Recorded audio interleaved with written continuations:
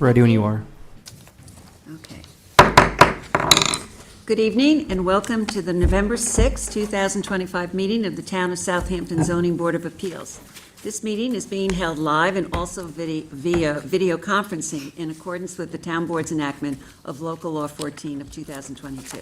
Our next meeting and those following will also be held here in person at Town Hall and will continue to allow for remote participation.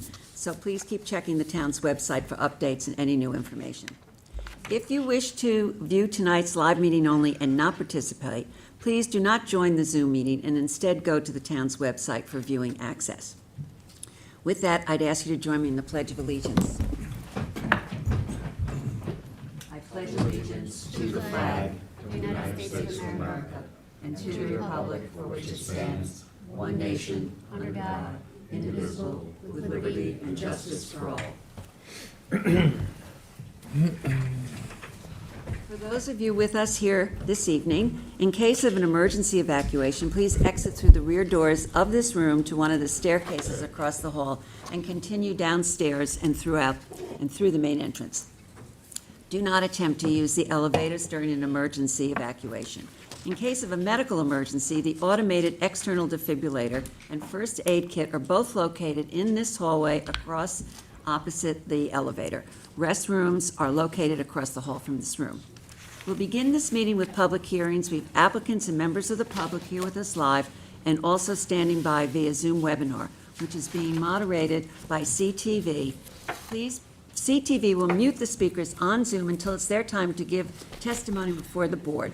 Please be patient. If you find you're having difficulties accessing the hearing, visit the town clerk's meeting portal and click on the instructions link. Also, for those of you in this boardroom, please silence your cell phones and refrain from speaking to each other as it interferes with the recording of our proceedings. Tonight, Board Member Helen Burgess is participating via Zoom, and Board Member Bob Massioni is a bit late.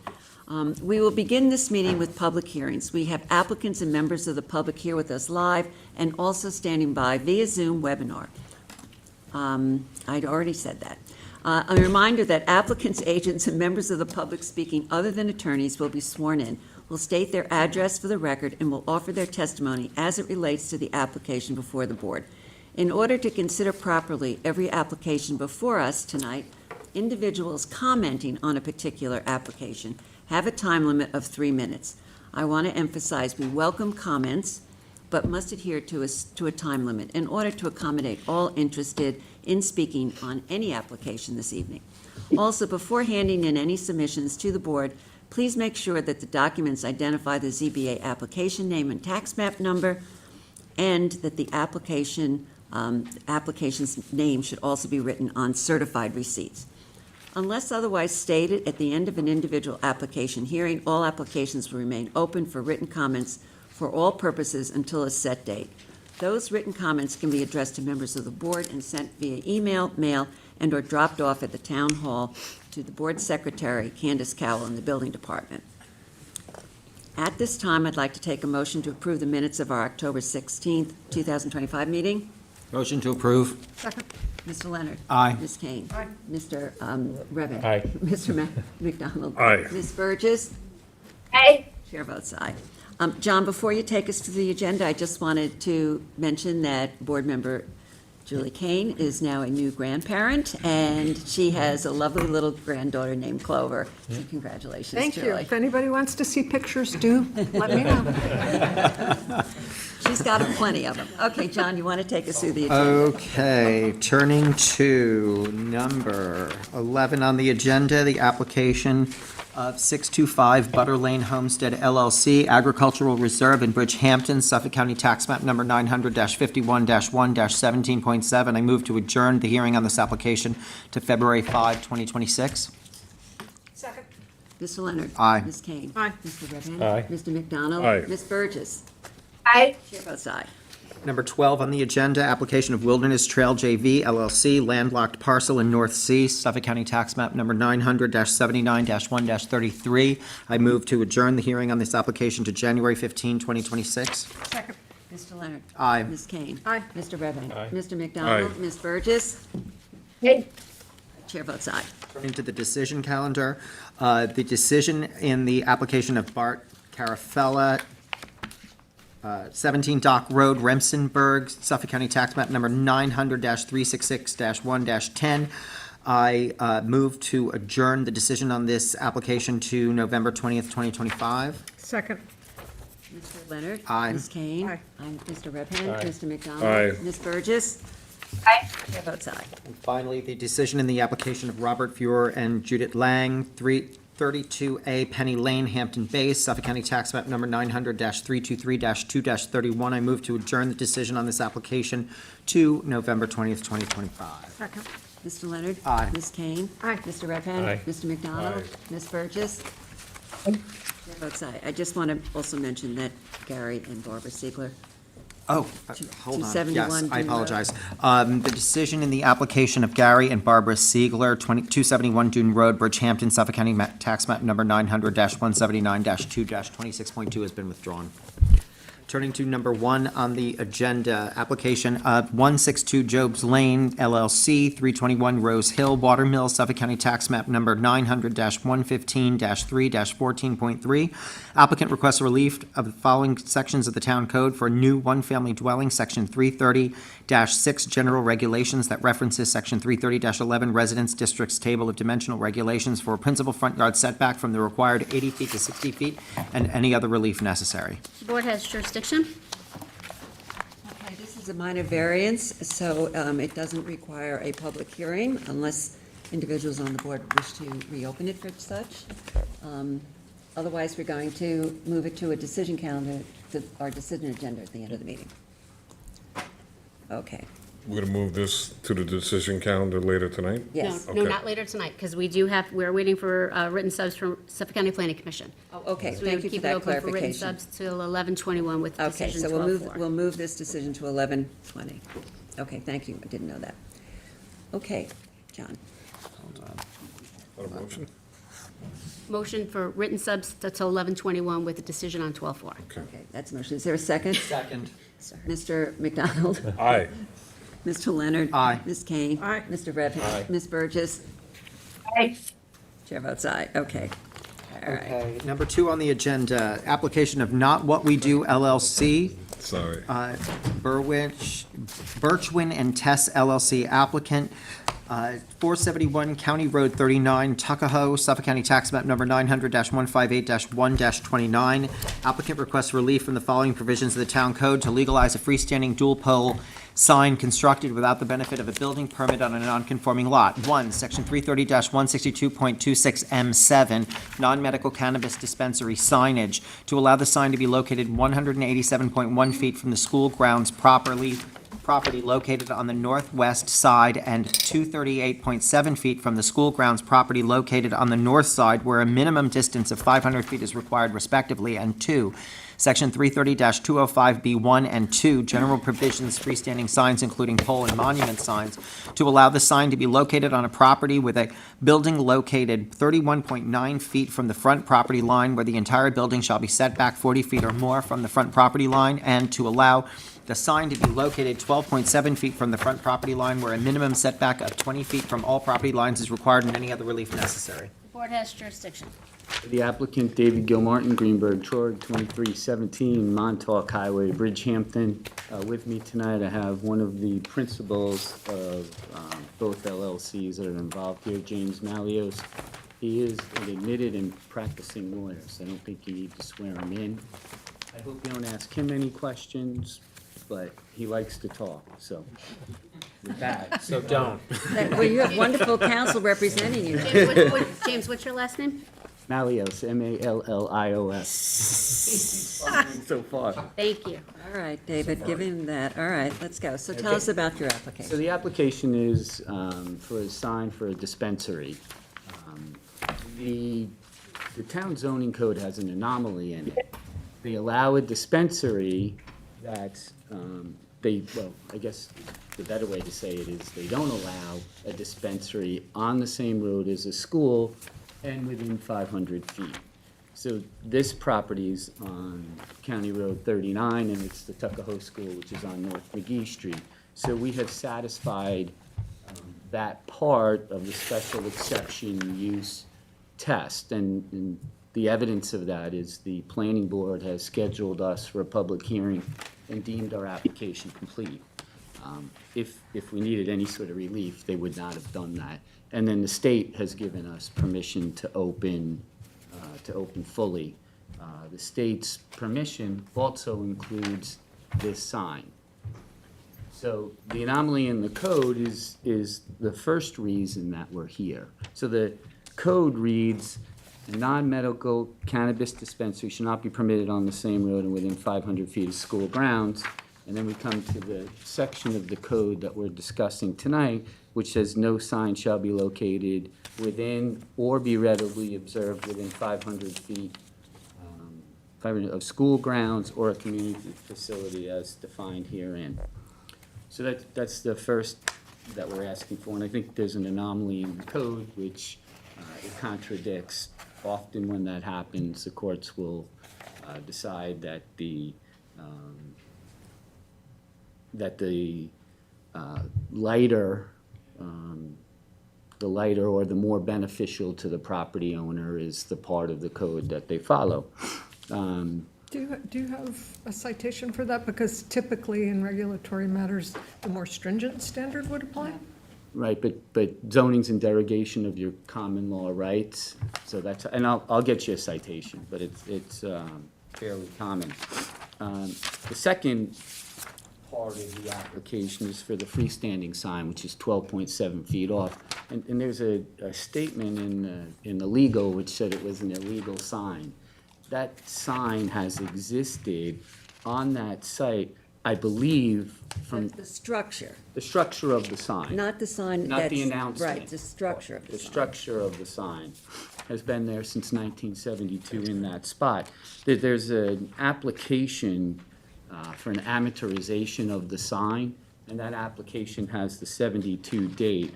I provided that to you. There is a zoning board of appeals application that was done on this property to add a use to it, but they did address the sign. That part of that application reads, and has permission to replace the existing signs in the same location of a conforming size with both business names on it. And then they say no more than 2 business uses shall be permitted on the subject property. So, And this sign is the exact same size as that sign. yeah, and that's the old sign. It's part of what I've given you.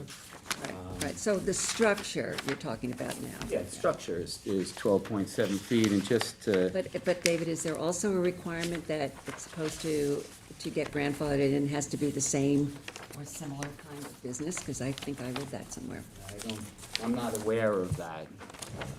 Okay. The, Signs prior to 1972, provided the business had not changed.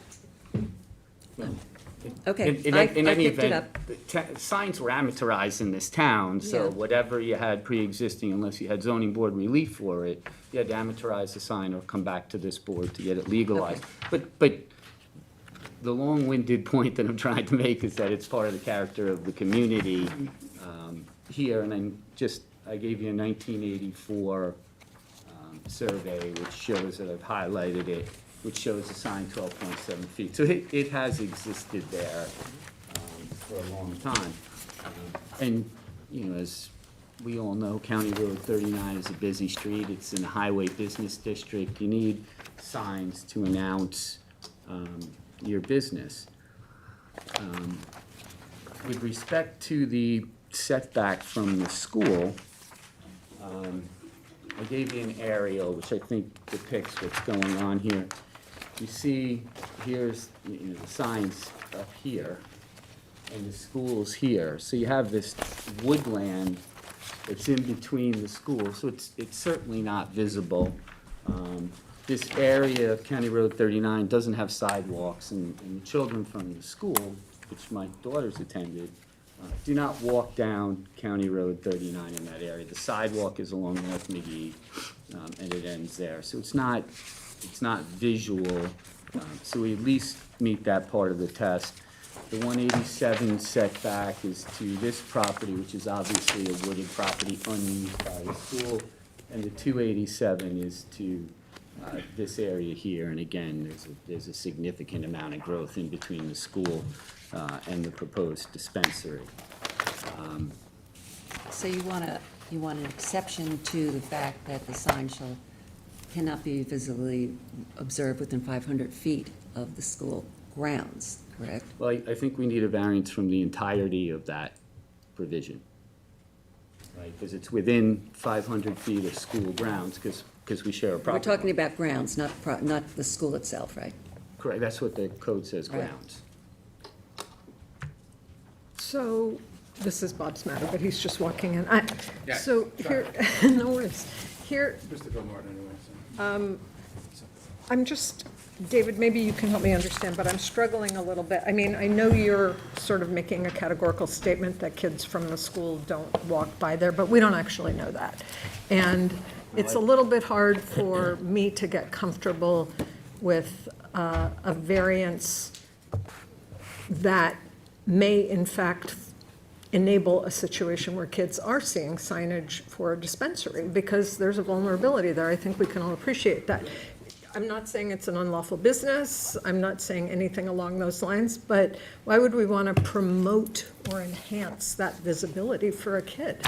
Because it's an accepted business within the town zoning code and on this lot, and you're entitled to have a sign. right? You You're can't have the entitled sign- to have a sign, but you're not entitled to have a sign that is inconsistent with the code. Right, but your code is inconsistent, which was my initial point. You allow a dispensary, but then you don't allow a sign for it? That, Well, first of all, It's irrational. has there been a determination that we're going to allow the dispensary? What is the timing? on Well- that? And I wanted to ask in terms of the application to the planning board, because one of my questions initially was, are we reviewing this prematurely? I mean, should we be going through a determination to see the fact that this business will exist? So the planning board reviewed the application, we have a formal application, they deemed it complete, indicating compliance with all relevant zoning and special exception standards, obviously with the exception of a sign, but that's what they're here for. And we will be doing a decision, we're having the hearing on the 13th, the decision will be done on the 20th. Okay, so in terms of the planning board, you feel the application is complete, which then says that they can proceed? Absolutely. Okay, I just wanted to clarify that, because, it's coming before us, before that determination had been made. No, understood. well, but the decision to deem it complete, which you wouldn't if variances were needed for the business, I think Yeah, is yeah, an right. indication, right? So the planning board deals inside the code, you deal with outside the code. So they would not go forward with anything unless it were permitted. Well, that's true, if you were asking for setbacks and everything. I'm not sure about signs, whether that would apply, but Well, yeah, all my right, but reference, okay. my reference is I to think the it's moot use. anyhow, because I think that you just said that it's going to be approved, so we can consider this application. That was really what my Yeah, concern no, was. absolutely. Okay, So the benefit to the applicant is it will allow the business to advertise, as that property has been advertised since 72 or 84 are the two dates that I was able to trace it back to. It also, and I think Anthony knows a little bit about this, but I've worked with a lot of traffic engineers, and they say that signs provide a safe stopping sight distance for people looking to pull up to the property. And the safe stopping sight distance is the ability to stop and then pull in. So I think there's some sort of safety aspect to it. So there's a benefit to the community to have this, and it makes for a safer situation there. And again, the character of the neighborhood is County Road 39, and there are this signs. is a all- highway business neighborhood. Highway yeah. business zone, yeah, right, and surrounded by highway business zones. We cannot achieve the benefit except through this process, right? Because we don't have the space on the lot. The lot isn't 500 feet wide, so it has that issue, and that's why we're here. What would you do if you couldn't get the variance in terms of signage? If you reject it, I think we would probably bring in Article 78. Right, but, yes, of course, you may, but, or could you be creative and find another place for the sign? Not that, if we go closer, it makes it a bigger variance, right? So I don't know what we can do. Closer but consistent with the 500-foot rule? There's no Or not? 500 feet.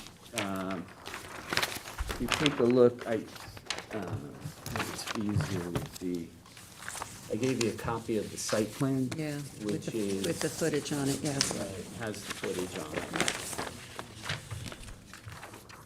So the 187 runs to there, and then the 200 number runs to here. So this is the Tuckahoe School District, and that's the Tuckahoe School District. This is a separate lot that they own. So we can't achieve the 500, because it's only the length of the lot is 258 Right. feet, so we can't. And then if we were to move it closer, then it gets closer to the school. The law goes property line to property line, not building to building, correct? Sorry? The way that they measure the 500 feet is property line to property line? Ed? No, front Not- of the not building, construction, front of the construction. building, I think, to property. Well, I'm talking about the school, within the Yeah. school. There's two different, you're conflating two different ideas, right? So the OCM, the Office of Cannabis Management, says 500 feet door to door, right, to have the dispensary, right, and on the same road. We're not on the same road. OCM has said that the dispensary can exist there, and by virtue of the fact that they deemed it complete, so did the planning board. So it's going there either way. Yeah, there's gonna be a dispensary there. The, what we're dealing with is, again, an anomaly in the code which allows for the use to be there, but has a different requirement for the sign. So that's what we're looking for the variance. And didn't mean to get away from your question, but, you know, I think, you know, the first thing we do is I go sit and talk to the town board and say, hey, you've got this anomaly in the code, and you can't have these businesses, they can't. They're suing OCM, so, Sorry? well, they're suing OCM, so that's probably not gonna happen. Well, I don't think that's true. I think if they see the anomaly in the code, that's something that they'd change. And I think it's it's an irrational thing to have a business, but then preclude a sign to announce the business when every other business in the town can have a sign. David, can I just ask, on the question of, I mean, I'm following everything you're saying, and I just wondered, does a building facade sign work or suffice for the site, in your view? I don't, because of that safety issue. Right? You want people to be able to see it, and it has to be out, it has to be out in front. I think if you look to the lot to the east, it's kind of overgrown, so you need that. And like, this is one of the lots, which you can see is quite a mess, right? And the front of that's like it, so I think, you have the sign to announce it, so people that are going there will stop in time and not create issues. So we've heard other people, and I recall the parish application a while ago, making arguments about signage as well. It has to be where we want it near the road, and that requires a variance because we want people to slow down and come into the parish, and we weren't buying it. I mean, I just remember that, and that got withdrawn. So I'm not sure it's a perfect parallel at all, but I'm struggling, I gotta tell you. Let me make one observation that I was struck by. As signs go, and as a sign for this enterprise could be, it could have been cartoonish with a big weed, right? And instead, it's Not just, allowed to have it. but I am just saying, it just says Charlie Fox, and then what it is in faint lettering up, underneath, which I didn't think was quite so pushy, but that doesn't obviate any of the comments previously made. But I note that. That's fair. I mean, I'm not saying it's not tasteful. That's not my issue. My issue is why, I cannot get myself comfortable, I'll just say it, granting a variance that allows a business to advertise a cannabis dispensary closer to a school than the code permits. That's just where I am. I mean, I'm also a little uncomfortable, and I know that you guys are closer to this, but this notion of the contradiction and the conflict between what OCM is saying and what they delegated to the towns to then have in their zoning code, which is now also has its own inherent conflict.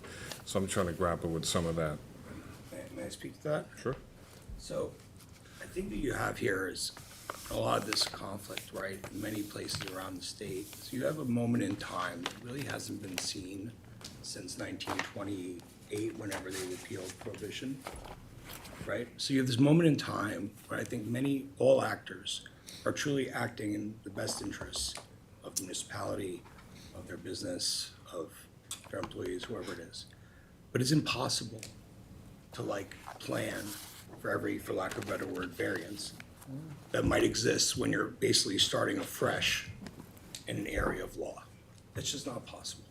People are gonna get things, I wouldn't even say wrong, I would say unable to foresee the future with the ball, right, to every permutation.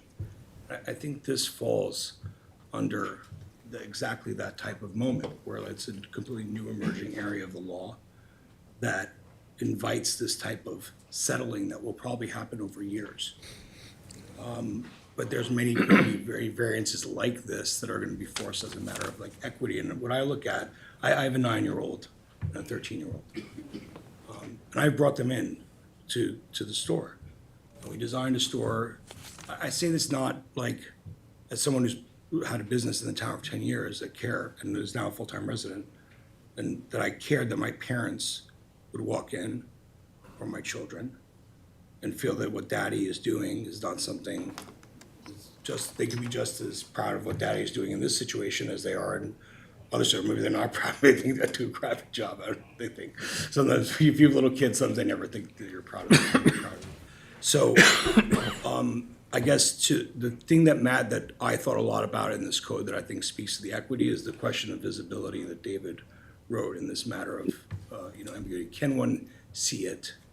Is the nature of this designed to attract or be easily viewed by a child? And we thought a lot about this on this property when we picked it. So we're this is a barbed wire fence, another fence, woodland. It's 1,000. I walked it. I think it's 800 feet by the time I get to the front door around the corner. So I'm sensitive very much in this, to your point as a father. Of course, I have the sensitivity of being in a business position, right? So I'm not going to come to you with unbiased hands. But the equity of that principle that you brought up was very much in our minds this entire time, and I appreciate the acknowledgement of there is ambiguity with people have pushed. I'm sure you've seen stores that what I would say push the boundaries of the marketing guidelines, in my opinion, or stores that I would not be proud to be associated with. In the same way, I wouldn't be proud of a liquor store that maybe in the same way. So I'd like to think as you look at this, hopefully, I hope that you look at the equity of the real, I think, guts of it is this something that is being appropriately safe and appropriately not targeting a certain segment? And I hope to think that this sign is. How is the sign angled? It's not angled so that it's flush with it's Right, so sideways? you see it coming, it's Yeah, parallel. so it's sideways, so it's not parallel flush, so if the counter. kids were on the school property and looking, it would, They- wouldn't they be could- they as could nev- visible. They could never see it through No, the through the forest, woodlands, yeah. and then the building, it's in front of the Yes, building, so right. they couldn't see it through the building, and I think if you take a look at that aerial, it is pretty, it is very narrow there, and kids are not gonna walk there, I mean, I think that's a Well, fair, that's a fair I'm going to be comment. honest with you. I have a problem with that argument that this is somehow going to entice children to go to this dispensary. not Because, allowed in. well, first of all, they're not allowed in. 21 or over. 21 and over. You're not going to have, and this is an elementary school. So I don't believe, if the cannabis dispensary is already allowed by the code, to have that use be situated there. I don't see the connection to, by adding a sign, suddenly you're going to change the nexus by which children are going to be enticed to try and illegally obtain drugs. So that makes no sense to me, and I think that's, I don't want to say it's a specious argument, but I think it's an emotional I argument. think you said it more eloquently than I tried to do. That's one. Second, I think this is completely different from what we saw at the Parish Art Museum, because the Parish Art Museum, there wasn't a pre-existing sign. There was an enormous amount of land in the front of the building that could have been used. There was really no reason for them to put it as close to the roadway as they wanted to. I think that their suggestion that, or their argument that they needed that sign in order for people to know where to stop, I think that was an argument that fell on deaf ears to this board. I do see the safety argument here. Also, since this sign has been there since the 70s, people going to that location, for whatever reason that may be, are expecting that sign there. And I think also, given the fact that County Road 39, we all know that we have a speeding problem on that road. And it does, the size of that sign, I pass that sign very often. The sign that is there right now it's a landmark for me. And it does give you the ability to prepare to slow down, where people are going easily in a 35-mile-an-hour zone, 55, 65 miles an hour. So I see the safety argument as well. And I see the anomaly in the code, and it makes no sense to me. That the signage, to me, the signage code section should mirror the section with regard to use. So John, I just feel compelled. You know I respect you and think the world of you. I don't appreciate that you called my view of it emotional. I'm not saying it's your view. I think I didn't direct it at you. What I'm saying is that I think that people innately want to protect children. And I Definitely. think that there is an emotional aspect to that, but I think it's also unreasonable to think that by virtue of adding just a sign, suddenly 6-year-olds are going to go to a cannabis dispensary around the corner on County Road 39 and obtain marijuana. Okay, I mean, I don't but think the we can two disagree. connect. I mean, We can just disagree about without that, saying we're being absolutely. emotional, So, So the other point I make is that a significant population of this school drives past the Shinnecock Reservation, where the signs are all over the place, so, and large. So, again, this was thought out, believed on. we don't have jurisdiction over that, though. I know, We just but don't. I know, but if you're gonna talk about the impact to children, right, I think it's fair to make that comment. But there is no elementary school right there. Agreed, so- but buses pass by. To be fair, but there is buses no pass by school to right get there. to the school. Yeah. Can I just ask a question? I don't know what the use of that wooded area is for the school district. Are there plans to, does anybody know if there are plans to, take down the trees, put in fields or something else? I mean, nothing that we're aware of, correct? And I assume that, I know it's a separate lot, and I assume that if in fact they were to do something like that and use that we could require that there be significant vegetation put up on your site so that the visibility would not, are you agreeable to that? Yes, but But you know what I'm saying? I know exactly what you're saying, and I have a good answer. The planning board is requiring us to put up a 6-foot opaque fence so that nobody could see through as part of the site plan process. And Okay. that's proposed, it actually And is that exists. going to be maintained and kept? The opaque? fence, yeah. Oh, yeah, the it has, fence. it would be a condition of Okay, the approval. okay. And any landscaping that we accommodate Okay, in there. all would right, be fine. okay. It's an entirely fair issue that you I raised, think, right? yeah, I mean, we don't know what the plans are, and, the concern is the visibility, and yes, they're elementary kids, and yes, they're not gonna get in the door, but that, that still is a point to be made, that we wanna protect our children, and there's a reason why they put these things in the code, to protect the children. So, I'm trying to come up with a compromise situation where we can all be happy. I wanted to echo that sentiment, because if you, hopefully one day, if you choose, or people, choose to come to the store, you'll notice that on the fence, and I will confess, I do not think it is the most aesthetically pleasing element. We put up essentially like a greenery, like a faux greenery along the fence line, because we were sensitive to this concept. Does that make sense? So, because I know I know that there's 2 fences and a ton of woodland and tall trees, but I said, you know what? Let's do everything we can to show everyone that we really are sensitive to this matter as a So parent. the So, like, opaque I'm with fence you. surrounds the I'm with entire you. property, or just that side, or Three. three-sided? Yeah. Yeah, we did that before, like anything, Okay. but like the summer Okay. we did it. And it's a fence that had existed with prior use. It actually has barbed wire on it, which we're required to take off. I would hope so. Yeah, the planning board has. Planning board loves And barbed gunning wire. turrets. I just wanted to ask about the dimensions, because we didn't get that in the original packet. I think you submitted that.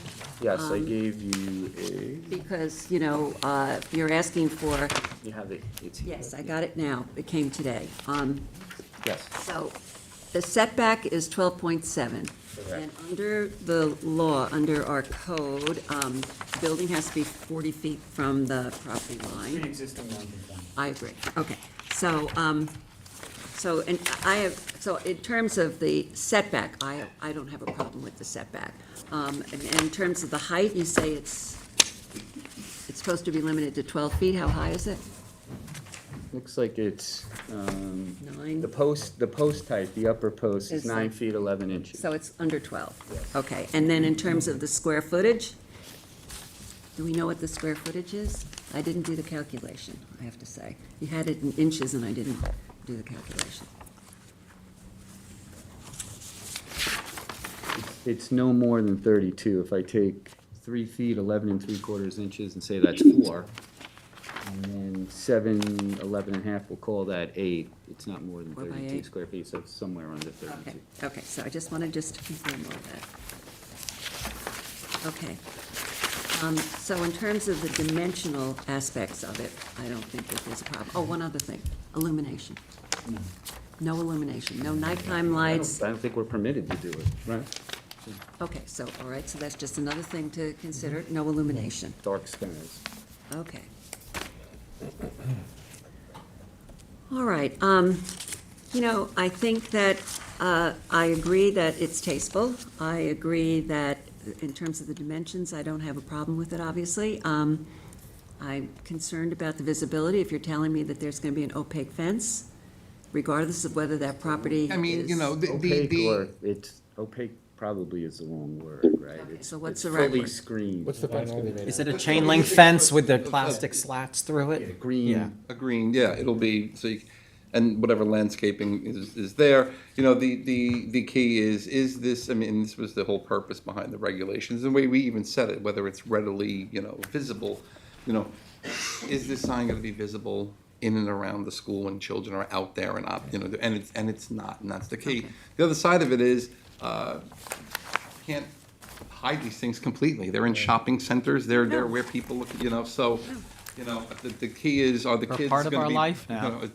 Are they gonna see this when they're out there playing in the playground in the back, and they're not? Okay, That's planning board's concern, and okay. So Okay. are we considering putting some condition that I don't think that we can we? Planning has already placed these conditions, so why would we? This is gonna be part of our site plan. I mean, Right. this is a special exception, so we're gonna deal with the fencing in our language. So we shouldn't be dealing with the fencing No, ourselves, no, no. should we? It's a screen, as screened as required by the planning board. Yes, right. That's good, yeah. Right. That they meet all conditions of the planning board But, approval. but I think you can Yeah. use the word screening, because they are asking for setbacks, so. Okay, And we're happy. We want to screen. yeah.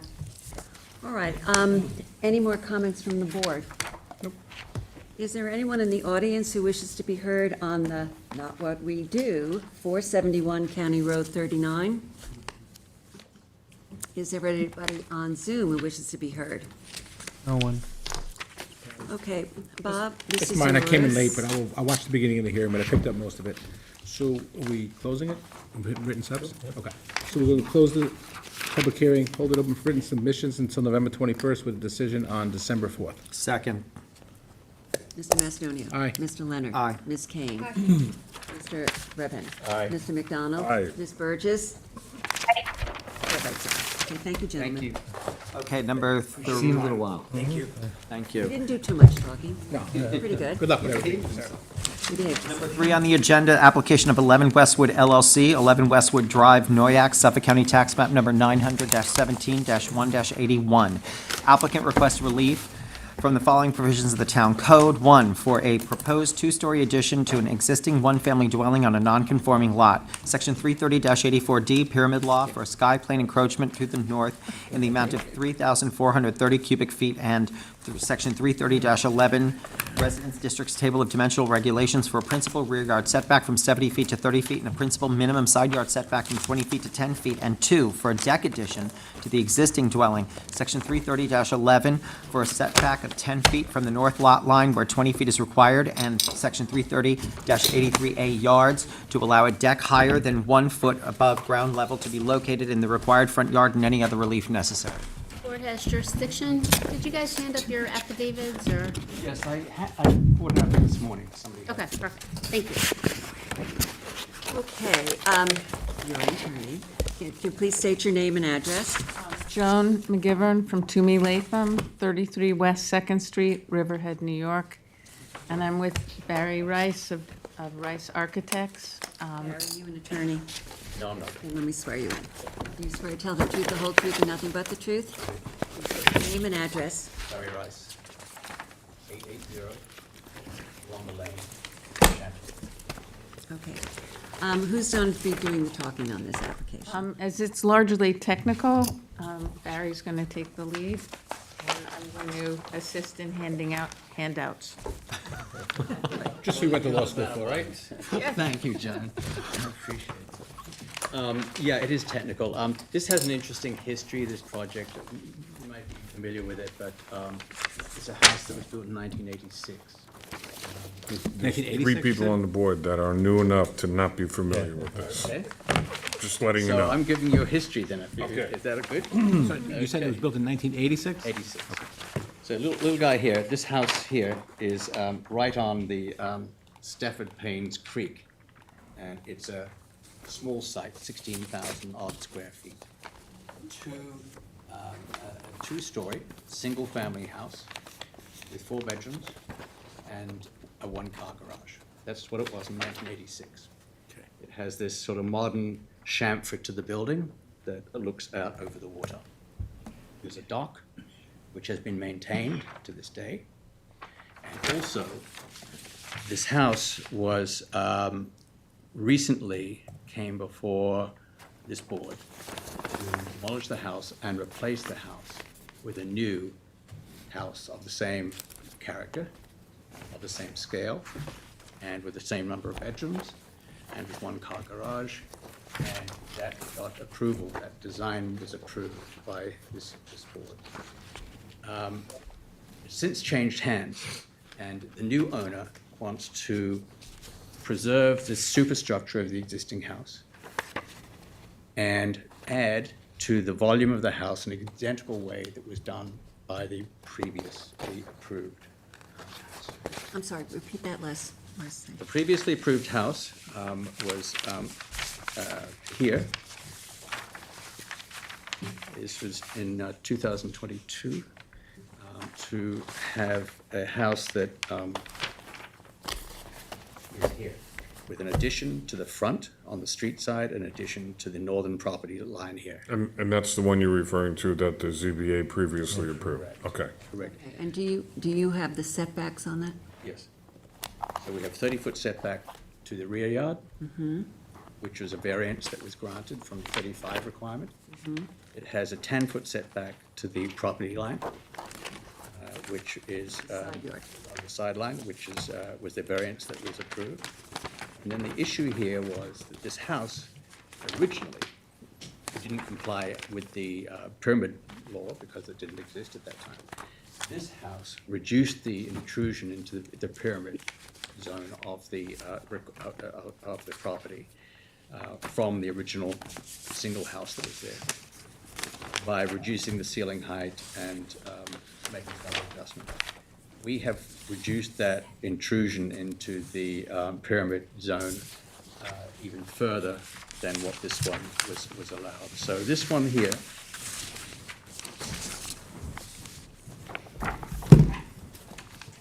this is what we're proposing today. And it's 100 and, sorry, maybe my numbers here. It's 143 cubic feet less intrusive into the pyramid zone than the previously approved house. So we're shrinking it, we cut the ceiling a bit more, we did things to reduce the bulk. And so we're trying to adopt, grandfather in, if you like, the previously approved pyramid analysis for this house, for what we're proposing here. Except that it's on the north as opposed to the south. Well, it was. Was originally. The first proposal was for, in addition to the front part of the house, which faces the road, part of that, and then also along the side. Correct. And this one is not in the front, but just all along the side. No, it's both, it's the front and the It side. is the front, okay. So what I've done here, and I hope this doesn't confuse everyone, this is new information for you. I've overlaid the previously approved plan of the house in this heavy blue line here. And the plan of the house that was being proposed is a black line that shows what we're retaining of the existing house. So the house is approved in 2023, was never built, was never. It was 22, yeah. Well, 22, Oh, the decision was 23, we got it. 23 was when the ZBA decision was issued. Okay. So that's the sort of the archaeology of the whole thing and how we're getting to Could you it. pass that, please? Yes, of course. I've got one for everybody, actually. Good.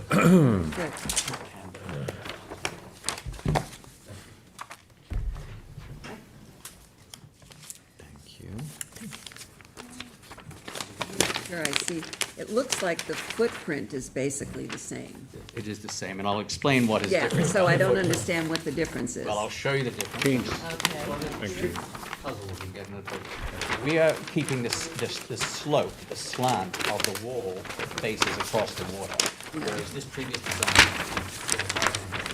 there's a triangle here and a triangle here. Okay, but how does it reduce 143 cubic feet? That's all to do with the bulk of the house. It's to do with the ridge line of the, so I'll show you on this drawing here. Yeah, This is the piece in red that is intrudes into the ridge line. right, right. And the height of the ceiling previously, in the previous scheme, was limited to 26 feet.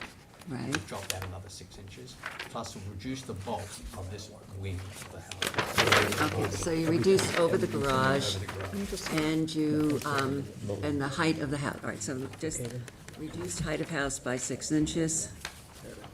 And the pyramid relief now is on the north side of the house, and it was. As it was, as it always was. Oh, okay, same side, okay, Both sides of the house and then on the street side, which is. got it, okay.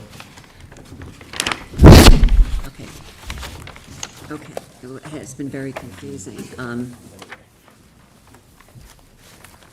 So I hope this information helped. Would you like to keep these original plans here? But you know, what happens is that after we do a decision, we get rid of our, mostly, we don't keep these files forever. So it would be, I don't know, maybe we should keep it for the record. Do you have What, the side by the side? original survey, the original plans? Oh, I'm sure it's in the prior ZBA file. So Yep. it's in the It came ZBA, through. but it's not necessarily in ours. That's what I'm saying. We don't necessarily keep all, but Okay. I don't think we need it. Okay, you don't need it, that's fine. Okay, so that's the variance we're seeking, or the relief we're seeking for the pyramid law. Any other questions on that? No. No. The next one I think is a little bit more straightforward. The rear yard, which is the street side of the building, with the previously approved scheme, had a 30-foot setback, and we want to stick with that. The required setback is 35 feet from the street.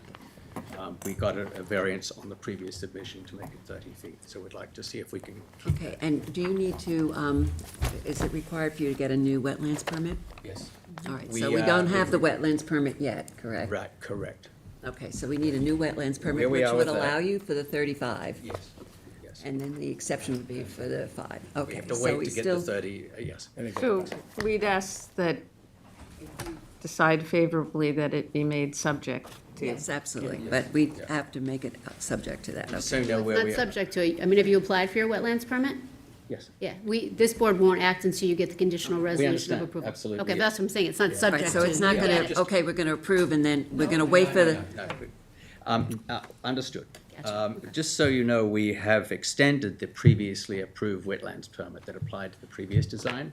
So it's now still current, and that will continue to be current until it's gone through the wetlands analysis, okay? So everything's sort of kosher in that sense. okay, All right. good. So that's the rear yard and the wetlands conversation. And then the last thing to discuss is the deck that's on the water side of the house. The deck, as I mentioned initially, way back in 1986, existed and was in the permit for the existing house. So there's a wood deck. We're keeping that, and we are reconditioning it, rebuilding it. Is the deck there now? There's a deck there now today, yeah. It's the old, The old deck, yes. CO'd, it's Yes. fine. Yes, it is. And as we are keeping all the superstructure of the original house too, we have a permit now and we're acting on a permit to do interior removal of materials so we can ascertain what's there structurally. and Same so- height, generally? Same height, except the second floor is lower because we've reduced the total height of the 6 building. inches. Yes. So that deck there is grandfathered in. Now, what we'd like to do is, as with the previous submission, add along the north property line 10 feet, to go within 10 feet of that property line, as was allowed on the previous submission, this wall along here. And we did hit a question I had with Arthur, who was analyzing the required setbacks from that side for an accessory structure, which is the deck. We wanted to move that deck to align with the house along the 10-foot from the property line. And so that's a question that needs to be addressed, and whether we can seek that variance. That variance was requested and granted with the previous submission. So, But you're changing it now to add an additional deck, which would require a setback of 10 feet on the side yard, right? correct. A 10-foot setback is what we're looking for. Right, right. So originally, there was a deck out here, and it was set back 10 feet. We want to see if we can repeat that and have it continue along the property line, 10 Okay. feet from the property line. All right. We are also going to, one time, let me see. There we go. Thank you. This, you have this in your packet. You can Yeah, see okay. here, this is the 10-foot from the side property line along here. Here's the existing deck, which we're keeping and refurbishing. And this is where we're adding to up to the property line along here, but we're also adding a piece of deck out the front here. And that piece of deck obviously was subject to wetlands approval and all that sort of stuff, but it's an area of some 350 square feet. I think I've got the number here somewhere. 452 square feet is the existing deck. 330 square feet is the additional area of the deck that we are, is shown on a dotted. How much is it, 300 and what? 336 square feet. Okay. And you've not been before the Conservation Board on the new deck portion? No, they have the package, but it's still getting on their calendar. Yes. Yeah, I don't, I think 30 feet's a little close to the water's edge or the bulkhead, but, We'll respond accordingly. I'm sorry? We'll respond accordingly. Right, This if is just an they- ask, you and know. we'll Right, and deal if with they, that. obviously, we're not gonna, We're not fighting anybody on that. superseding them, We'll so do yeah. what's appropriate for that, yes. There is one final issue, and that is that the deck, outdoor decks have to be within 1 foot of the finished grade level. Right. And we're building on a sloped site. So I've had this conversation with buildings, and right now, the deck, as it stands on the old building, the deck is 2.5 feet above grade where it connects with the building. And then grade falls away, and it becomes 4 feet above grade the further you get away. So, That's a function as you get closer to the water, that same problem will continue. exactly, Right. that's right. So that's an issue that's out there that you will opine on probably, and also probably, wetlands will opine on that. We could step the deck, we could lower the deck, we could do things to conform, but it's still on a sloping site, so it's a tricky one to It figure is sort out. of stepped, isn't it? I mean, I think it's like leveled and Right now, it's just level. There are steps to get access, which doesn't count as structure, but it's just a level otherwise. But there's no need for the whole deck to be at that high level. It could be level as you step out onto it from the house, and then it could step down, so it keeps tighter with the ground. I think about what that looks like to somebody who's either in a kayak on Paynes Creek or, doing stand-up paddleboarding or anything like that, I worry about not only what it looks like from the street, but what it looks like from any other public vantage point, in this case, the water, right? So as you go closer out to the water, the variance between, if you want to keep it flat with the deck as it comes out the house, and then, of course, somebody always wants to dress the wall, right? And then it looks like, what is that? I think I'm that, completely on your side with this. I think that from the inside of the house, you're also blocking your view by having a deck that extends straight out. Much better to have it stepped well, up. I think we could even make a requirement that it be stepped. I think that would be a fair modification of your request, to have it stepped, levels like this. Which I went to the site and I honestly thought that that's what it did, but okay, maybe I didn't go back far enough.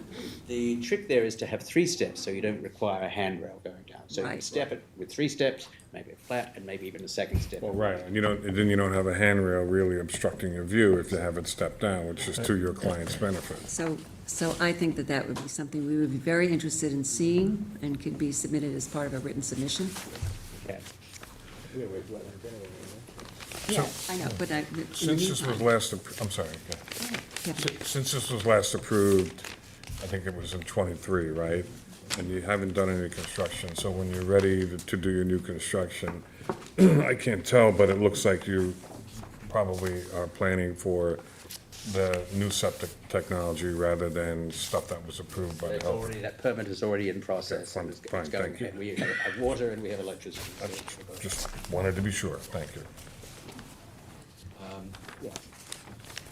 So we can provide that information showing the step. I did bring a package that shows where we are with the design of it in 3 dimensions. I'm not sure that's your purview here, but we will show you a 3-dimensional drawing of what that step and the deck would look like. I would appreciate that. Because these things, this is a complicated site for obvious reasons. And I So if think you had graphic- if you had to sum this up, the perimeter relief is, on this application is smaller. The coverage and the house size is close to the same. Yes. There's a bit more deck and a bit closer to the water. What else am I missing? That's it.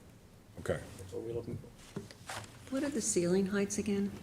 9 feet ceiling height was what was agreed with the last permitted. So, I'm going to say this, and I'm sure the Conservation Board will say this, but I'll defer to them on this. I would feel better if the proposed deck wasn't 31 feet from the edge of the water. 31 feet is probably from here to Anthony, and, that's a bit close, but, you guys work that out. Yeah, I regardless of think, what we agreed to do, we would always do a mock-up for this, so everybody can go by before we go committing to everything. Obviously, we'd have to get it through you first, but then a mock-up would always be something. Sure. As a matter of course. okay. Anybody else on the board who wishes to? Is there anyone in the audience who wishes to be heard on 11 Westwood LLC? Anybody on Zoom who wishes to be heard? No one. Okay, this is mine. So, is there anything else you want to add before we? Yeah, there's a little bit of information. When I had Arthur Gerhauser work with me on the issue of the deck and its relationship to the grounds, we did a bit of mining into various codes.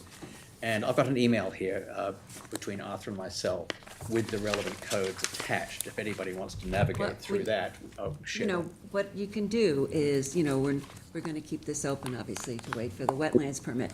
You can submit this stuff. You can provide us with a written submission. Yes. So, you know, you can just, you're going to do that with the mock-up of what the decking would look like, stepping it down. So anything else you want to submit, you're perfectly welcome to do so. Okay, so this is mine. So we are going to close the public hearing, hold it open for written comments until, You're holding it open. Oh, we're gonna hold on conservation. I mean, you can, if you want to, I wouldn't close it, because I don't know that the Conservation Board is going to approve what they've Exactly. proposed. okay, so then we will keep this open. Yeah, I mean, I think you guys should pick another date. Do you know when you're going to be heard by the Conservation Board? Anthony, how long do you think? No. Oh, he doesn't know. Oh, conservation. No, You yeah, haven't- he's not Candace. evident. I mean, like 2 months? I mean, No one's I'd have to- She would know. She would. I asked them about 2 or 3 weeks ago, and they said, "Oh, don't worry, you're not even on the calendar yet." Still in the all previous, right, so still in the then previous we should application. adjourn this for, December, and then adjourn if they're not here. Maybe we could get a control date of 3 months? okay. All right, so why don't we do February then? February 5 or? February 5th. All right, so I move, instead of closing it, to adjourn to 2/5/26. Second. Second. Mr. Mastonia? Aye. Ms. Kane? Aye. Mr. Leonard? Aye. Mr. Redhand? Aye. Mr. McDonald? Aye. Ms. Burgess? Chair votes aye. Okay, thank you very much. Yeah, thank you. And much. please submit. you know, Okay, so- calling number 4 on the agenda, application of Susan Rogers Grun Legacy Trust et al., 455 Middle Line Highway, Noyak, Suffolk County Tax Map Number 900-22-1-16. Applicant requests the following relief from Town Code Section 330-6, General Regulations, that references Section 330-11, Residence Districts Table of Dimensional Regulations, a principal front yard setback from 100 feet to 50 feet for proposed one-family dwelling, and an accessory distance from front lot line setback from 110 feet to 57.1 feet for proposed pool on a non-conforming lot, and any other relief necessary. Board has jurisdiction. Wayne, do I have your affidavits, your I originals? gave you the affidavit Earlier? of mailings just earlier. Okay, thank you. The affidavit of, So wait, would you that's please, the posting, and the mailing was submitted earlier Alrighty, to thank your you. office. would you please just state your name and Yes, address, please? absolutely. Wayne Bruin, O'Shea, Marcinsick, and Bruin, Southampton, New York, on behalf of the applicant. The applicant is Terra Arch LLC. They are contract vendee of a parcel owned by the Rogers family members. And this gentleman here, are you an attorney? No. Okay, let me swear you in. Do you swear to tell the truth, the whole truth, and nothing but the truth? Yes. Please state your name and address. Joshua Seidner, 245 Mary's Lane in Southampton, New York. Joshua, spell your last name, please. Seidner. Josh is also the architect. Okay, of good. record. I'm guilty. Okay, good. Okay, so Wayne, why don't you tell us about this application? Okay, the location of the property is the northerly side of Middle Line Highway, approximately 261 feet east of the intersection of Middle Line with Noyak Path in Noyak. The parcel is a 35,600 square foot, or 8/10 of an acre. It's located in the CR 200 zoning district, the Aquifer Protection Overlay District. And the property, the dimensions of the property, as you can see, it's much wider, 240 feet frontage on Middle Line Highway, and its depth is only 149.33 feet. So we have a shallow lot. It is a vacant lot. It's been held in single and separate ownership since 1953.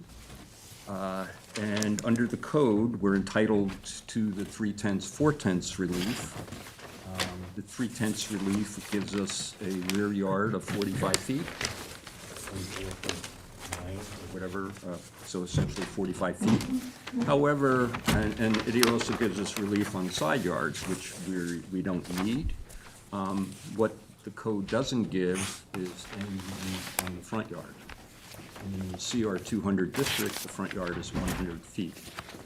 So In our papers, we indicated that in this case, the building envelope for the principal dwelling under those setbacks of 100 feet for the front yard and 45 feet for the rear yard gives you a little less than a 5-foot wide building envelope for the principal dwelling.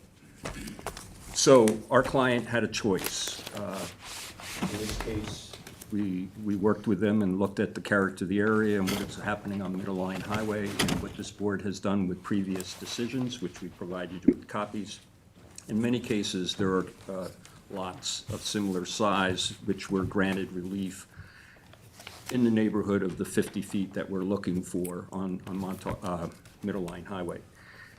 The choice we had is do we ask you for rear yard relief? Well, in this case, if you looked at our aerial photograph and the character of the area, the nearest residence is directly to our north and the improvements to the north. So what we chose is to ask for relief from the front yard to keep the required setback that we're allowed to have on the rear yard. So in that relief, and we have a modest 2-story, 5-bedroom house, which is consistent with the character of the area. And so we're asking for 50 feet on the front yard off the Middle Line Highway. The parcel immediately to the south was part of a subdivision. They have an access driveway, common driveway that goes to the south, but they also were allowed a driveway out to Middle Line Highway. They were also required to keep a 100-foot scenic easement along Middle Line Highway. So essentially, moving closer in that direction, we don't believe will create any detrimental impacts. The property to the east is in control of our client. He has no concerns. The dwelling there is much further, 300-plus feet to the northeast. So that is the premise for the relief for the front yard. In addition, we are seeking to do a swimming pool. And the question there, the code for this size parcel gives relief for the side and rear yards for accessory structures to 10 feet. What it doesn't do is give you any relief in the setback, which in this case is 110 feet for the CR 200 zone. So again, what we did is looked at this, and instead of placing a pool 10 feet from the property line to the rear here, we moved it, and we're asking for the relief from the front yard. And instead of 110, we're asking for 57, and they're the two variances. We've provided a number of other decisions, one particular where this board granted similar setback variances for a corner lot right on the corner of Noyak Road. We provided aerial photographs and other information. If you have any questions, I'd be happy to answer. Julie, this is yours, so do you want to start us? Yeah, I mean, it's a challenging spot.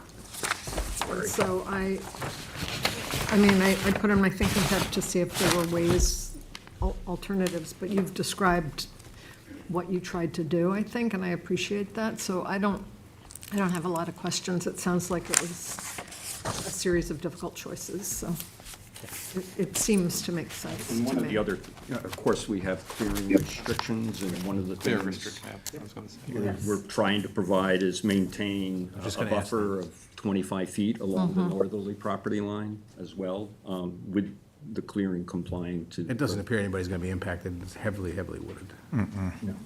Well, but Other than- the most impacted is the one north, which is Yes. why you move Yes. forward, Right. Move Yes. which forward makes a lot of and sense, yes. create Yes. A buffer there. Well, I appreciate that you all got together at the initial stages of this to determine how to plot out the development of this land. That really shows a lot of I'll initiative. show you the first plan he gave me. Not happy with Or it looks, Well, then that's a testament to your Yes, value exactly. here in the equation. I mean, this Middle Line Highway, I'm very familiar with you, you know, everything is sort of tucked away. Nobody's adhering to any specific setbacks. And you can also see all the blue here, this is where the planning board did their job getting easements. All the yellow, green you see here is automatically permanently preserved land, so I think. It's well wooded, Reasonable. well Yeah. secluded. I mean, I think you do a lot with privacy there. I mean, to me, it seems like you took what was, as Julie said, a difficult piece of property. It's squished and wide, and I think you came up with a good plan. personally. Anybody else on the board wishes to comment? The only comment is I appreciate Anthony bringing these up because it is very helpful when he brings these maps up. Yes, thank you, Anthony. Yeah, thank you. But you're not taking Candace's place, No. so don't even think about it. Trust me. They come as a team. Yeah, they come as a team. Is there anybody in the audience who wishes to be heard on 455 Middle Line Highway? Is there anybody on Zoom? No one. Okay, Julie, this is yours. Yes, okay, sorry.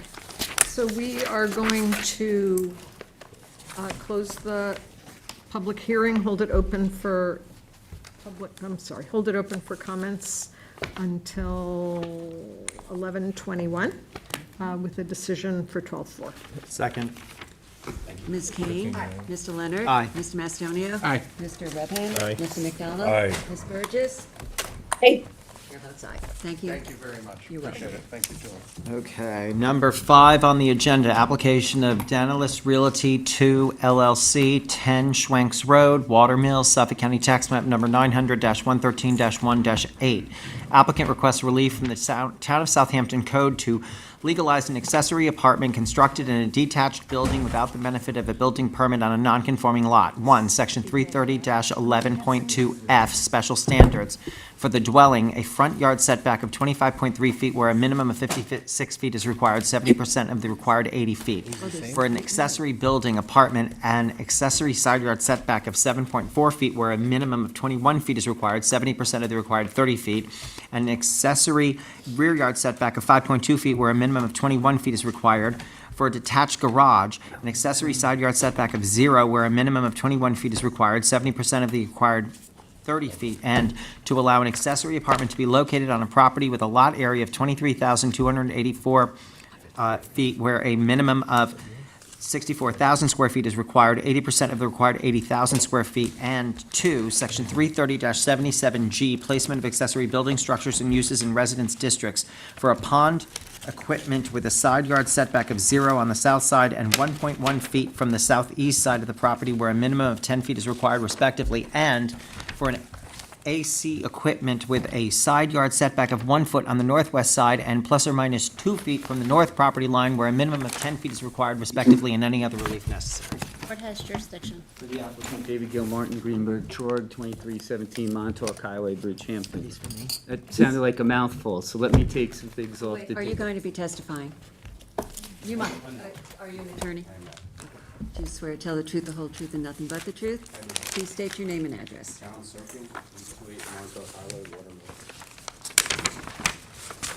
So the last two requests for the pool and the AC equipment, you can take those off. I just handed you a survey that showed that the AC unit was moved on the other side Good. of the That's dwelling. one of my questions.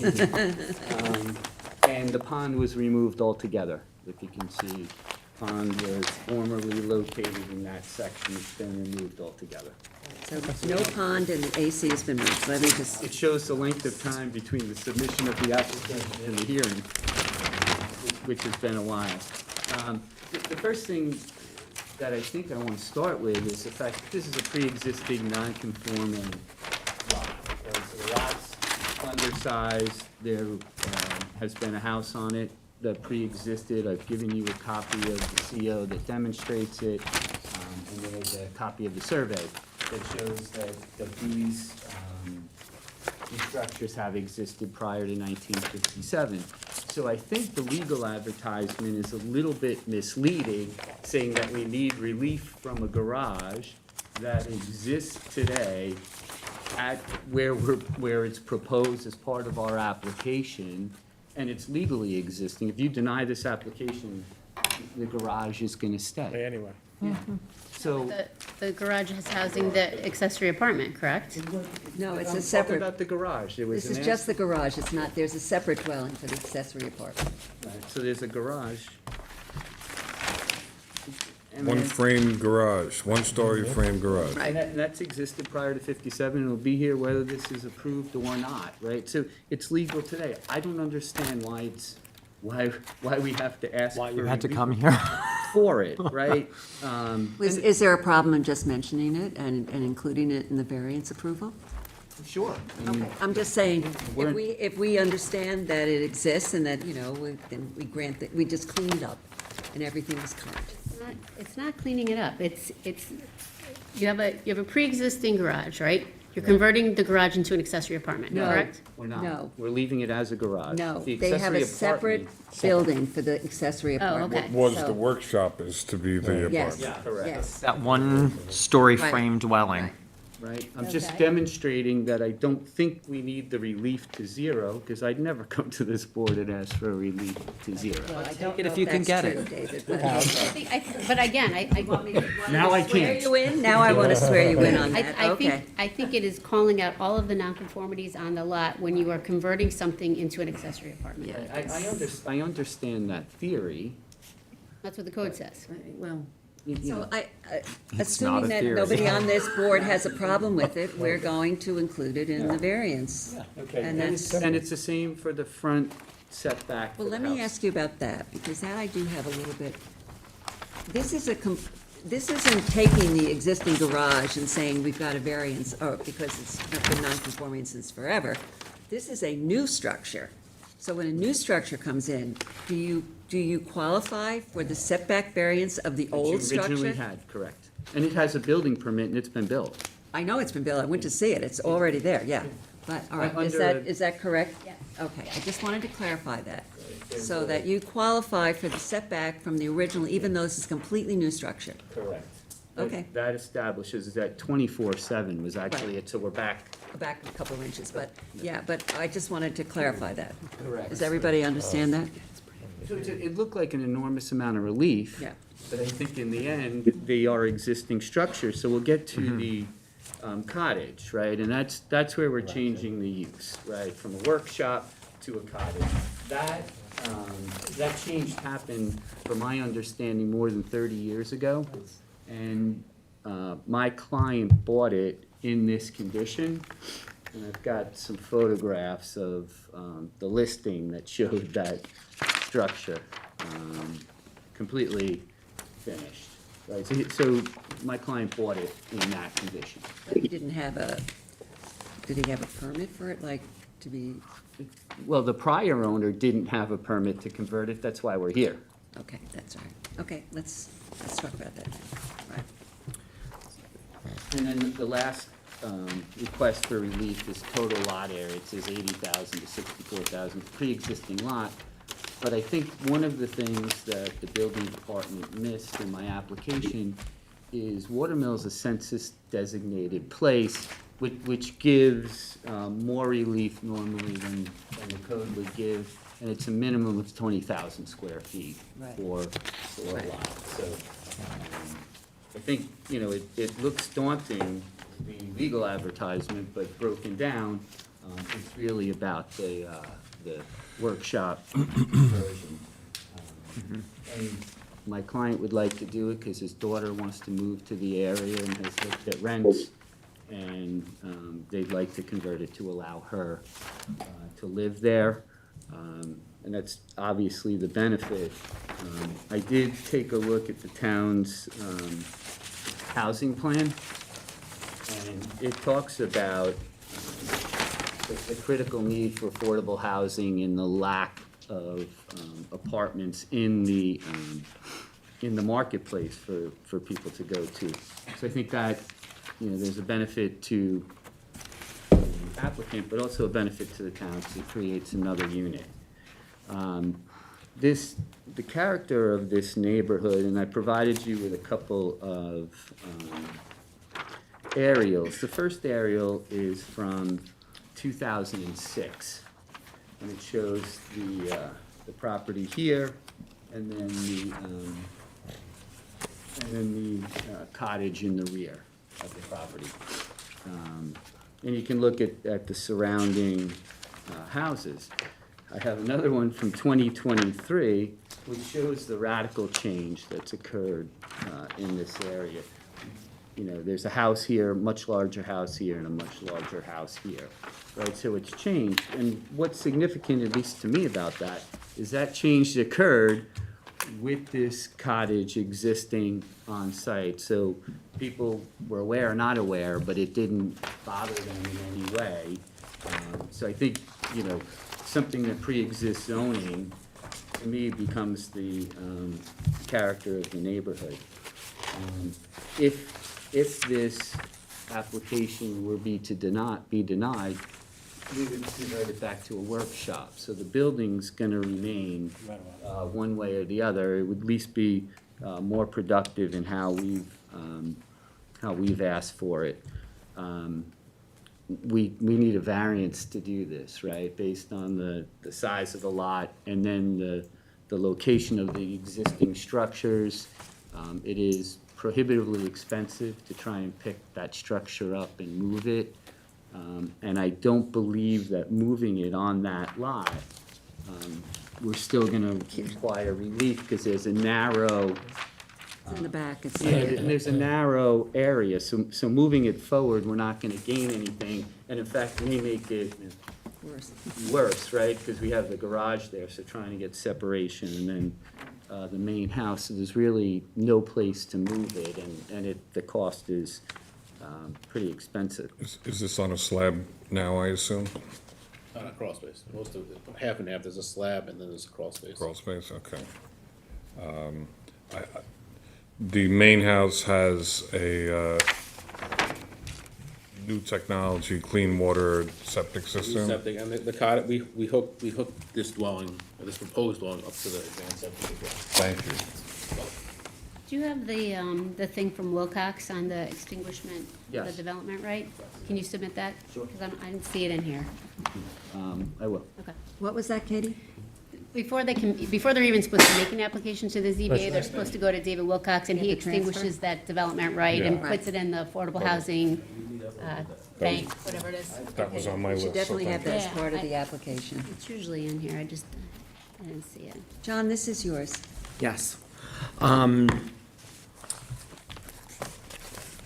I don't have any additional comments beyond what you've all described. I think this is a very reasonable application, given the fact especially that all of these structures were pre-existing. And I have no problem with the setback relief, so that's my take on it. Well, I went to the property. It's actually a lovely, construction. I mean, it's really quite nice. He's a builder. Yes, well, you did a good job. But what impressed me when they're asking for these setback reliefs and everything else, it's a very wide open space. The neighbors are really not impacted, as far as I can tell. I mean, in the back, it's way back. I mean, it's like really a far distance. On the sides, the same. So I know it's a small lot, probably the smallest lot on the street. This lot's smaller. Yeah, but that's like an old barn that's right on the corner, yeah. Pool. I think it's a house. Yeah. It might be, but it's a barn structure. It looks like a barn. Yeah, It's how would- probably been there forever. But honestly, I think, I'm with John. I don't really have any issues on this one. I think it's. How would you good design. characterize the screening on the two most close corners of the property? I'd say fully screened. right? It's heavily You vegetated. have that, you Okay. have It's this. already I existing. wasn't sure I was looking in the right spot, but, Right. and I don't know how it translates from the air. I mean, I understand what you're showing me. I'm just on the ground. Is it well screened and you don't have floodlights going out and that sort of thing, dark sky compliant, blah, blah, blah? It's bamboo, right? Isn't it mostly bamboo that's back there on the side and looks like bamboo? Yeah, I think it's bamboo as well. This, they have. Yeah. And it's an unusually shaped lot in that it comes back like that, and it's this house that owns it, their pool's here, so that's sort of, I don't say dead space for. But, I think you make a good point, though. I mean, I think it would be helpful to know whose shrubbery that is. In other words. I was just because- curious, Yeah, no, right? if it's not your shrubbery, we should probably put something in to the effect that, I don't think the owner would object to. okay, because I think that we should put in something particularly in that corner, just because if they decide to cut it down for whatever reason, at least, you know, we should have some shrubbery protection there. Do you agree, Kevin? Kevin, yeah. Not much you can do with the No, one-story the frame one-story- garage. Yeah, but the rest of it, I think. A question of impossible math, so. So screen where? I'm sorry? In Screen terms where? of The screening, screen in the back by the one-story over here, on these, corner, on the co-corner, On the- yeah. And there's comments from the Fucking building here. department on there too. This corner, just because, I know there's stuff here, but to put it on your property, just so that in case they ever take down that bamboo for whatever reason. Yeah, I think so. but I too, you know, with some of that accommodation, feel okay about this. It's the, north side. yeah, it's this side, here, David. Right here. This corner, where the, Yeah. this corner, just to protect, nothing you can do with the garage, because there's no space, but Right, by the at least put in concrete slab, some shrubbery here, just to be on the safe side of, okay. Anybody else on the board? There's two comments from the building department about removing wood. The fence, the wood fence, I think, Yeah. had already been removed, because when I went to look, it wasn't there. Okay. And it's also revising the survey to label it as an accessory building and not a dwelling. Did you get these comments? We have, this has been back and forth, I don't think I have She those says comments. accessory building. I probably, it could say proposed accessory apartment, but it certainly shouldn't say dwelling or cottage or whatever. Okay, easy enough. Are you gonna keep that? Okay. Yes, you can. Lawyers take paper. All right, so, is there anybody in the audience who wishes to be heard on 10 Schwanks Road? Is there anybody on Zoom who wishes to be heard? No one. Okay, John, this is yours. Okay, I move to close the hearing on this application, hold it open for written submissions to 11/21 with a decision on 12/4. Second. Mr. Leonard? Aye. Ms. Kane? Aye. Mr. Mastonia? Aye. Mr. Redhand? Aye. Mr. McDonald? Aye. Ms. Burgess? Aye. Chair votes aye. Okay, thank you, gentlemen. Is that it, Dave? Number 6 on the agenda, application of Jason Flom, 15 Bay Street, North Sea, Suffolk County Tax Map Number 900-57-1-21. Applicant requests relief from Town Code Section 330-167B, specific types of variances to add 672 square feet of finished basement space in a dwelling situated on a lot with a second dwelling, and any other relief necessary. Board has jurisdiction. That's where you win. You swear to tell the truth, the whole truth, and nothing but the truth? Please state your name and address. Lisa Zaloga, 1375 North Sea Road, Southampton, New York. Lisa, so tell us about this application. So this is kind of an odd application, something I've never kind of come across before. We have an existing two-story residence and an existing one-story cottage, both on the same piece of property. It's about 20,294 square foot lot. So it's a pre-existing non-conforming use because there are two actual dwellings. They're both landmark historic structures. Back in 1986, there was a variance granted that granted them the ability to increase, and it's, you know, this is 1986, I was still in high school. Don't brag about that. I was gonna say. I mean, come on, don't brag So about it. it wasn't me.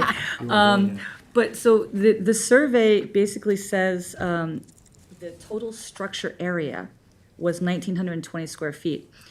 And so Art and I went round and round trying to figure out exactly how that was calculated and what that meant, which of course back then, structure area and floor area and all that kind of stuff that you guys kind of calculated now as was different. Finally, I went to, so Art's assumption was that it was actually the square footage of the house and the square footage of the cottage Added together. added together. The entire footprint, you know, the entire exterior wall. I went actually to Squires and Holden and had them pull up all of their records. And what it turns out is that's not actually the case.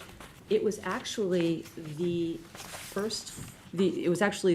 existing main dwelling, not the cottage, and the deck area that was existing. So it was actually the structure area that they calculated was just the one house, and it was the deck and the house. And they gave them 50% of that structure area.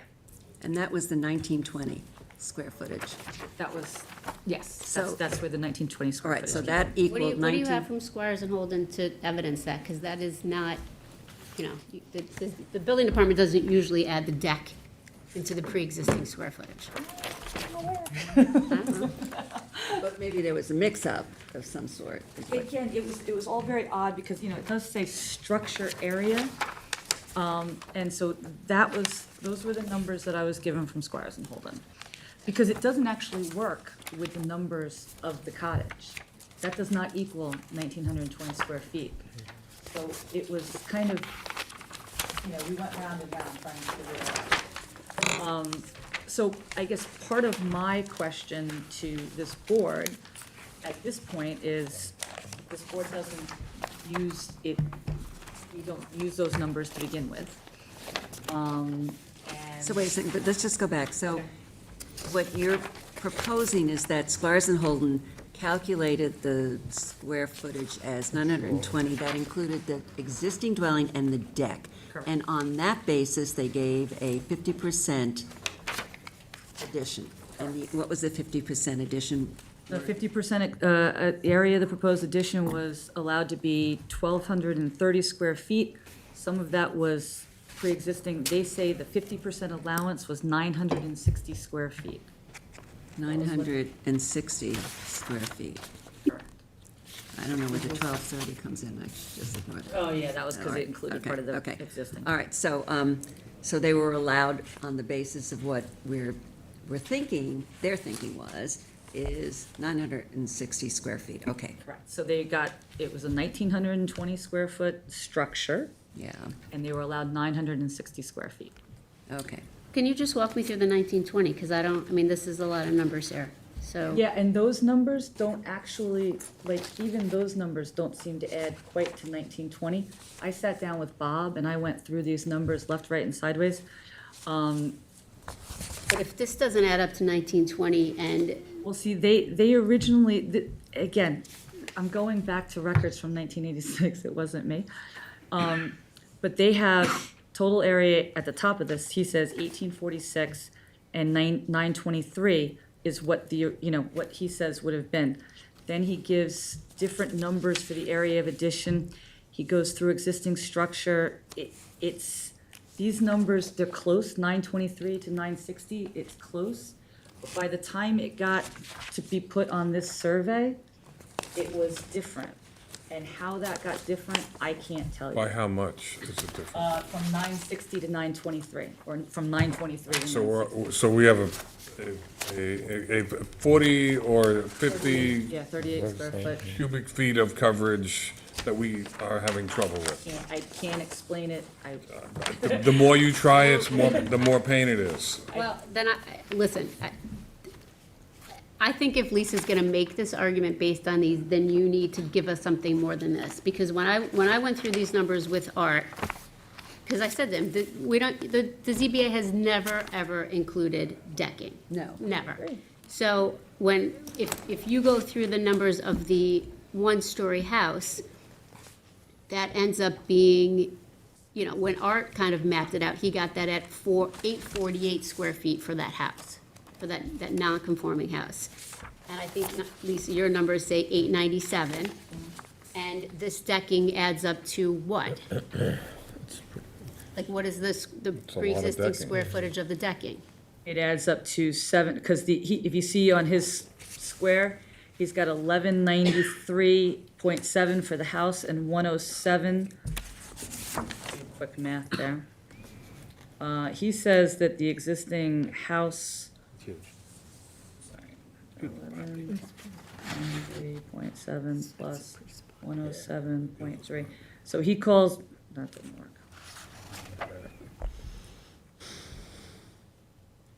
Plus 107. He says the existing house is 1,301 square feet. Who's he? Squires and Holt. So he said, what, the existing house was what? 1,301 square feet. That's with that 107 and the 119? Yeah, the 1,193 square feet. 1119, yeah, okay. And then the rest of it was deck. Which is how much? How much is the deck?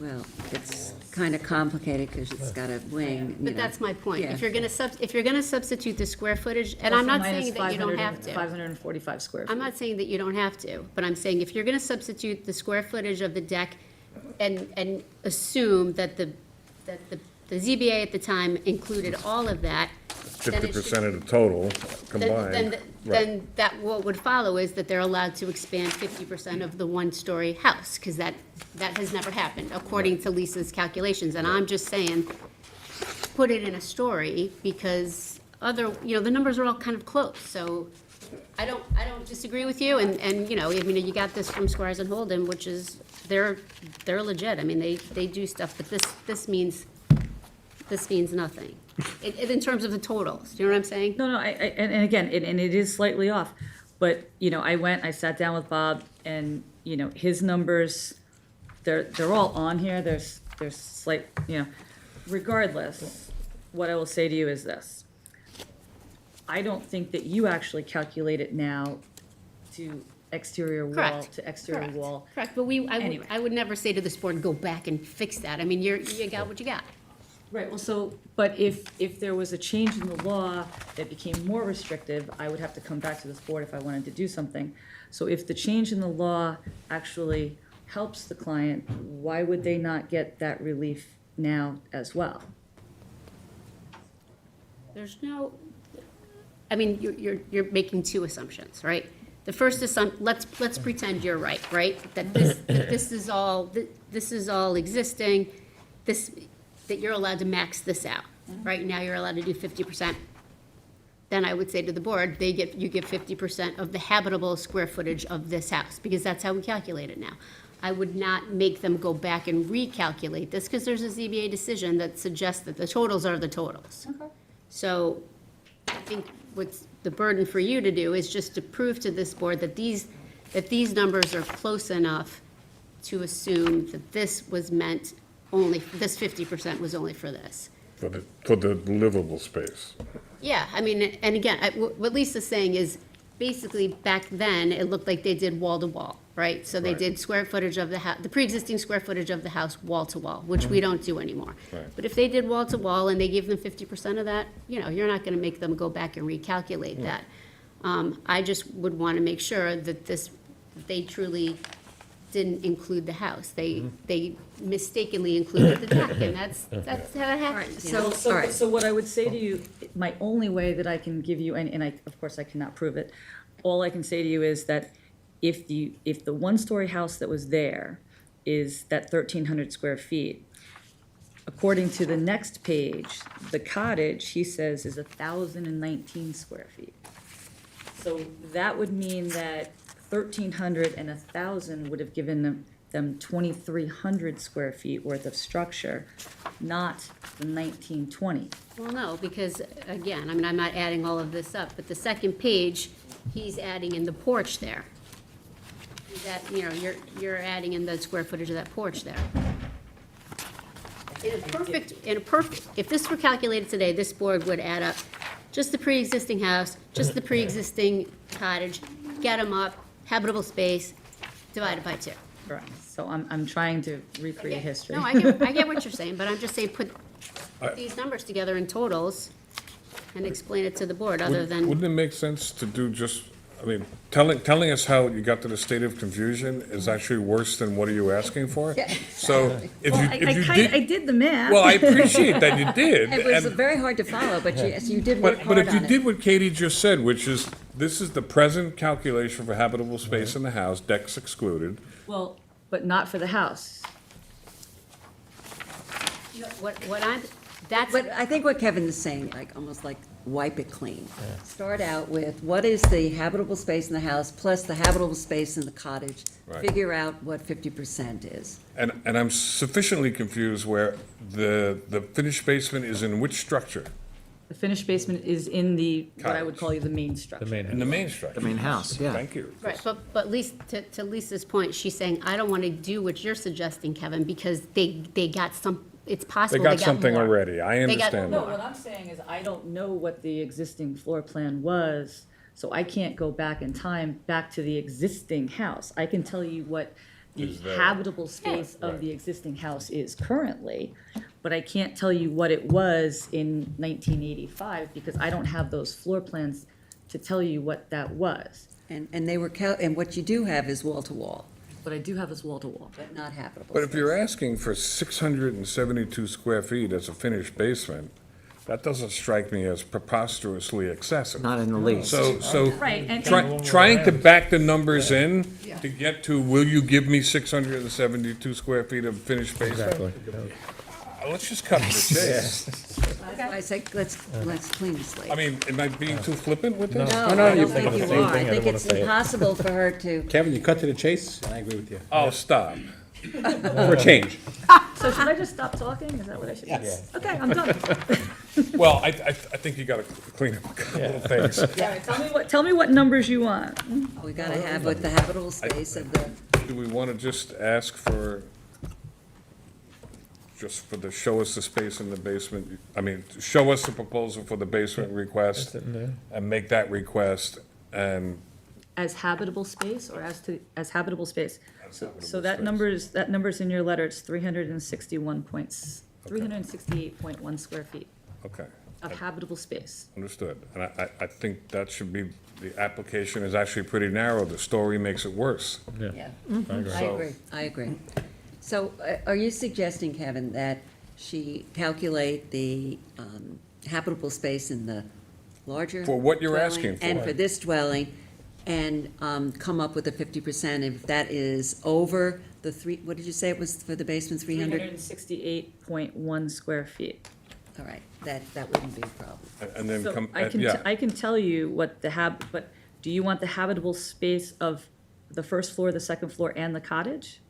Whatever is required under the code. yeah. Do you understand? Are we making it difficult for you, Katie? I mean, I think it's gonna be He's looking really very hard to go perplexed. back and try to reconstruct all of this. Where you're looking perplexed. Yeah. I guess I'm just not sure as it relates to what, there's already been an expansion of these properties. There's already been an expansion. So wait a second, so what you're saying, what was the expansion was of the cottage? The expansion was what I call the main house. Oh, The okay. cottage is at the street. Okay, so you already expanded, so you kind of used up. There's actually like Okay. 216 square feet left that was not used. All right, how much not used, 215 And square you're feet? asking for 150-ish more. I'm asking for 368.1. Minus, but that's in addition to the 200 that you said was left, or? No, it's, you would subtract the 200 something from, So it's about 150. yeah. It's minimum. I don't want to spend a whole lot of time talking about 150 square feet of space in a basement. Yeah, I agree, absolutely. Anybody want to spend more time on? No. 150 square feet in a basement? I understand what you're saying, but you have to remember, any expansion beyond 50% is a use variance. So it matters. Okay. I mean, I know it's little and it doesn't feel like it matters and it's not fair, and that's why I'm asking Lisa to try to figure out. That's the reason that I'm saying if the cottage was not included, 50% of the cottage would get me. Correct. Hence the reason I'm saying, put these numbers together so the math makes more sense, because this is just, that's what I'm talking about. I agree with you. It's so small, it doesn't matter. It's, But I'm sorry to be so flippant on something that constitutes a use variance, which I don't feel too good about, so thank you. How dare you, Can I Kevin? ask another question? So, and that goes to my other part of it is that, the definition of floor area and habitable space doesn't seem to include basements. So is that, like, the basement structure itself was built and constructed at the time in 1986. Me putting up walls inside of it, especially if under your code it says it has to be 7'6", if it's 7'4" ceiling height, is it's not even considered habitable It's space. finished, I mean, that's semantics. If it's finished, we all know what finished space is in a basement. If you're finishing it, if you're closing up the walls, then that's habitable space. Are people hanging out down there, or is it just like, Well, I mean, non-finished space? therein lies, the laundry's been down there, since 1986. Did it have a wall around it? No, but that's where the question, that was where my other part of the question came from, is it even really considered an expansion of the use? But I Any mean- addition of habitable space is considered an expansion. Okay. So And that take meets- the wall but does down, that- I mean- But doesn't the definition of habitable space say it has to be 7'6" high? I have no idea what it says about habitable space. I just know that if it's finished space, it's habitable space. Okay. But again, if it's just taking down the wall, then if you're beyond the 50%, take down the wall. Okay. But I think, based on what you've submitted, if you can make the case that this never included the house, then you get 50% of this, and then there's more habitable space left. Okay, and use the current floor area calculation, not exterior wall to exterior wall. For this, once you can show that this was not included in this. And I can still take the existing space that they did not use for the first one? Yeah, that little bit Yes. that's identified on here, yeah, and that's, again, that's why it matters, because you have many times sent people out of here beyond 50%. Yep. And again, it was like, 2 square feet, I don't think we'd be here, but it's enough that the building department triggered it. So I will try to give you more interesting numbers than, All right, so as I understand it now, if I can, that you need to show that the cottage was not included in the original calculation. right. That would be the most helpful. Yeah. Yes, and I don't think we need any more testimony on this, because you can hear the board is willing to make this analysis. So just make it as close as you can, based on the extrapolation of these numbers. Okay. Because your numbers, Artie's numbers weren't perfect, these numbers aren't perfect. The most close and persuasive. Yeah, right, Right? okay, so, all right, so that makes a lot of sense. So you're gonna, on a written submission, you're going to give us your best evidence to show that the cottage was not included in the original, and had it been included in the original, the 50% would have been larger, Okay. okay? Sure. Am I saying it right? Yes, yes, So, yes, yes. straightforward than it sounded. Okay, okay. Yeah, whatever. John, this is yours. Wait, before we do that, is there anybody else on the board who wishes to be heard? Is there anybody in the audience who wishes to be heard on this incredible calculation at 15 Bay Street? Is there anybody on Zoom who wishes to be heard? No one. John, it's yours. So we're gonna close this for written submissions? Yeah. For 11/21, for a decision on 12/4. Second. Mr. Redhand? Aye. Mr. Leonard? Aye. Ms. Kane? Aye. Mr. Mastonio? Mr. McDonald? Ms. Burgess? Chair votes aye. Thank you, guys. Have a good night. Thank you.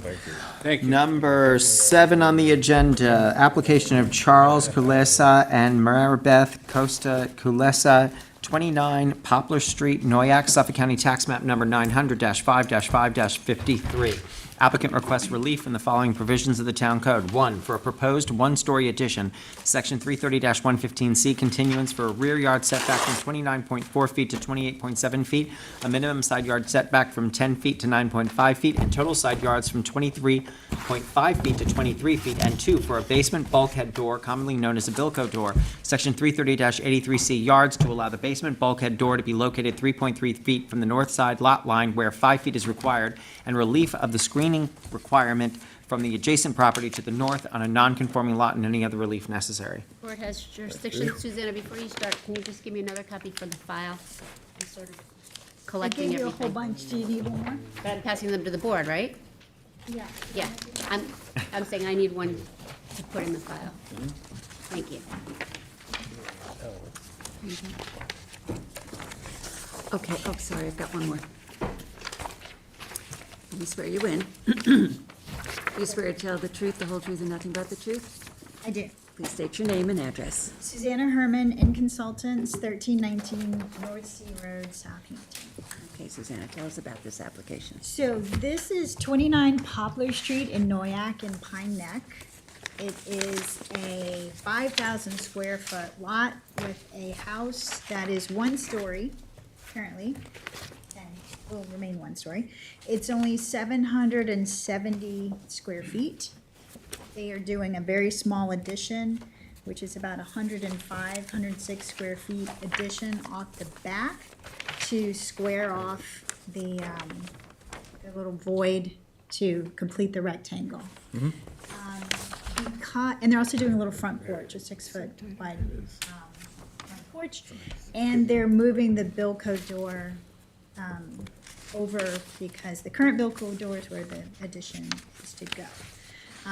So it's a pre-existing house, pre-1957. Because the existing house is not exactly parallel with the property lines, we need to get just a tiny bit closer than the existing setback, the existing pre-existing setback, to the side yard and to the rear yard.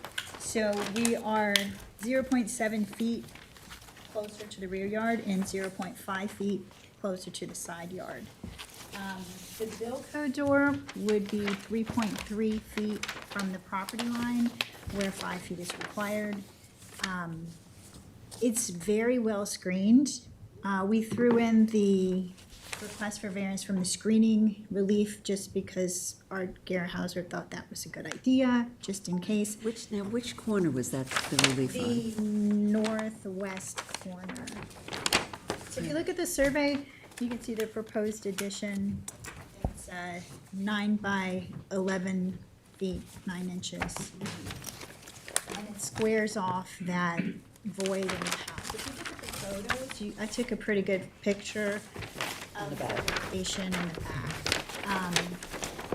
It's very well screened with a hedge on this property and also a very substantial line of evergreen trees on the adjacent property.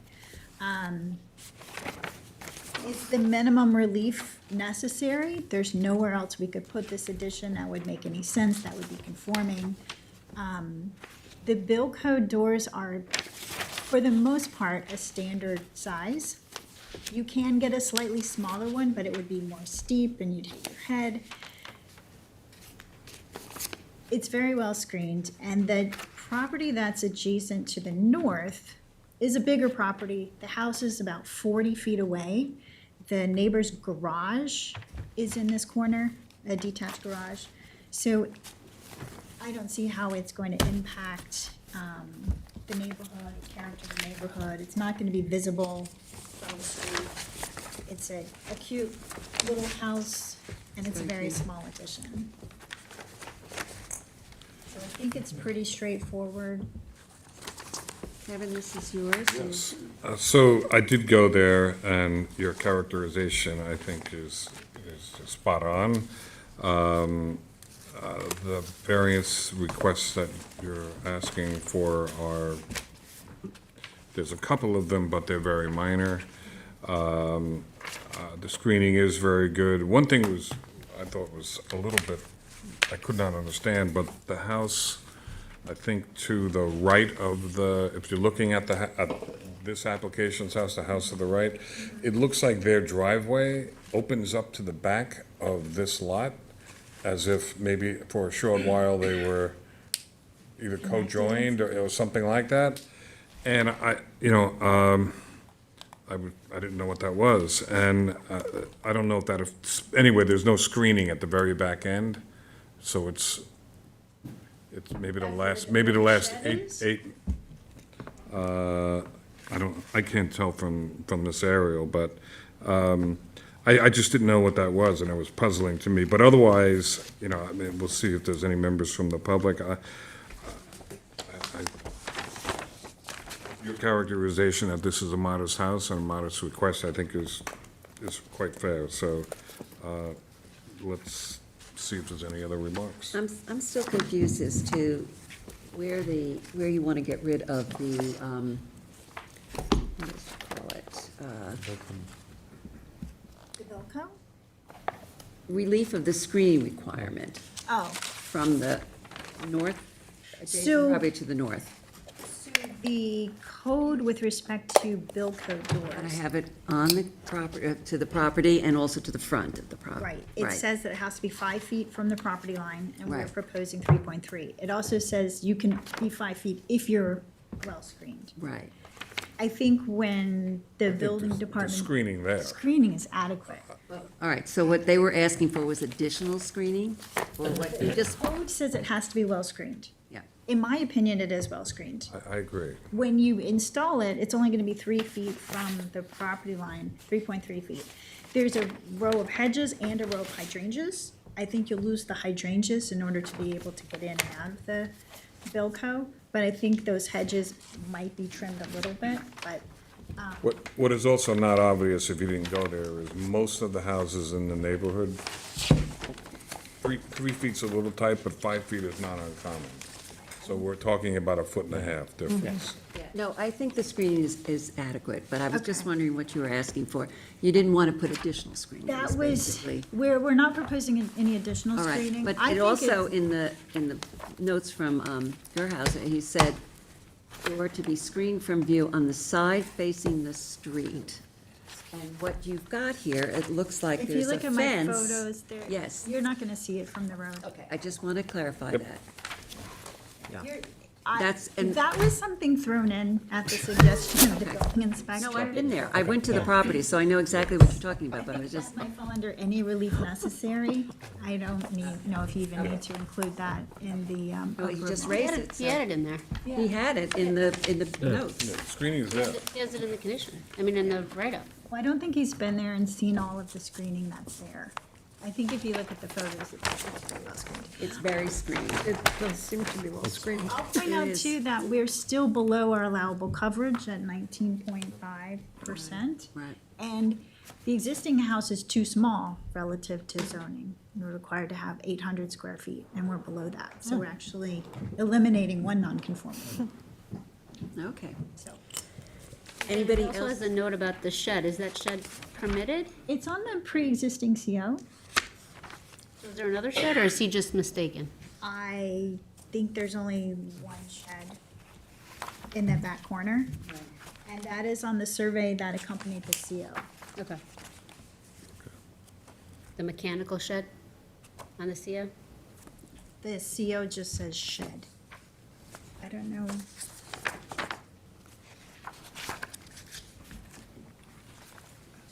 I don't know what other shed he might be talking about. There's no other shed on the survey. You submitted a CO that says, pre-existing CO that says partial basement for mechanical shed? That's something different? Well, that's not an unusual request from the building department to move the shed. Is there no place to put it? No, she's saying it has a CO. Well, I know. She's saying it has a All right. CO. It's on the I don't survey see the that CO. accompanies the CO that was issued for the pre-existing CO in 2019. All right, well, you want to, do we have it? Do you want to submit it? I don't know if I We have don't, that. the We CO don't that- have it. You have the CO, but not the survey that goes with it. We have a 2019 survey, a 2019 CO. Right. It says partial basement for mechanical shed. Why am I not finding that? What that is? Does anybody have it in their packet? No. I don't have it in my packet. I don't have the CO We just have the in my- 2019 that Katie just referred to. This is the survey that goes with that CO. That shows the shed. All right. I didn't see exactly what Artie said in his comments. Yeah, I mean, that's where it is. But that's what I'm saying, this goes with Because the it needs to be 2019? relocated. Yeah, at least according to GIS. When you pull up the CO, that's what goes with it. You want to pass that down and then pass it to me? It just shows the shed in that little corner. Rear corner You liability. feel it's been CO'd? I think so, I mean, that's where it shows where it is now. But again, but Any the other CO shed. just has that weird mechanical shed language in it. You want to see the, All right, so just go and clarify it with him. Yeah. It's not that big of a I mean, deal. the only thing is if Just we. a shed. It is just a shed, it's 7.8 feet by 8.1. It's not 10 feet from the property line, no, it's right on the property line. but I think it's pre-existing. Yeah, well, Anthony's right, clear it up with Artie, otherwise it's gotta be conditioned to remove it. Does this go back? It would have to be moved 10 feet from the property. Right. Yeah, that's mine. You can Oh, have no, no, that. this is That was page- Susanna's. Do you want it back? Oh, my gosh. Okay. Okay. The file? I'll take it for the file, but show it to Artie, just so, Okay. so we don't, we make you take something away that you have a pre-existing CO for. Okay, and how are you going to get back to us on that? Just a written sub. What's that? Just a written sub. Yeah. I would love it if you would close the hearing or leave it open Okay. for written submissions. Get a clarification on.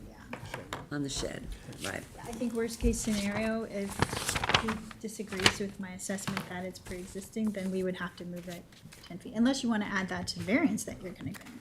Well, that's a possibility. I have no problem. Well, let's talk about. Well, if you're willing to do that, then we can, Close it. yeah, clarify it with Artie, give us a written submission with regard to that, and then, based on what you tell us, we And can. if you in fact can't go come one way or to another. a satisfactory conclusion, you will agree to move the shed to a conforming location. Okay. Perfect. Is there anybody else on the board? Is there anybody in the audience who wishes to be heard on 29 Poplar Street? Okay, is there anybody on Zoom who wishes to be heard on 29 Poplar? No one. Okay, Kevin? Okay, so I'm going to make a motion to close the hearing for written submissions up until 11/21 with a decision on 12/4. Second. Mr. McDonald? Aye. Mr. Leonard? Aye. Ms. Kane? Aye. Mr. Estonio? Aye. Mr. Redhand? Aye. Ms. Burgess? Aye. That's aye. Okay, thank you. Thank you, Suzanne. Thank you. Number 8 on the agenda, application of LKE South Beach LLC, 352 St. Andrews Road West, Shinnecock Hills, Suffolk County Tax Map Number 900-177-4-20. Applicant requests relief from Town Code Section 330-82, lot width for a road frontage from 40 feet to 0 feet for a proposed one-family dwelling on a non-conforming lot, and any other relief necessary. Court has jurisdiction. May I ask first a procedural thing? Application number 9 is a companion application. Want to and do them the- together? I'll call them both. Do them together. Yes. Okay, calling number 9 on the agenda, application of TPD South Beach LLC, 350 St. Andrews Road, Shinnecock Hills, Suffolk County Tax Map Number 900-177-4-21. Applicant requests relief from Town Code Section 330-82, lot width for a road frontage from 40 feet to 0 feet for a proposed one-family dwelling on a non-conforming lot, and any other relief necessary. Court has jurisdiction. So for the record, Wayne Bruin, O'Shea, Marcinsick and Bruin, Southampton, New York, for the applicants on these two, there are two LLCs. The principal of the two LLCs, LKE and TPD, shortened them. Tom Davis is with us tonight. Tom, are you an attorney? Let me swear you in. Do you swear to tell the truth, the whole truth, and nothing but the truth? Please state your name and address. Thomas Davis, 20 Brittany Court Bridge, New York, 11961. Okay, thank you.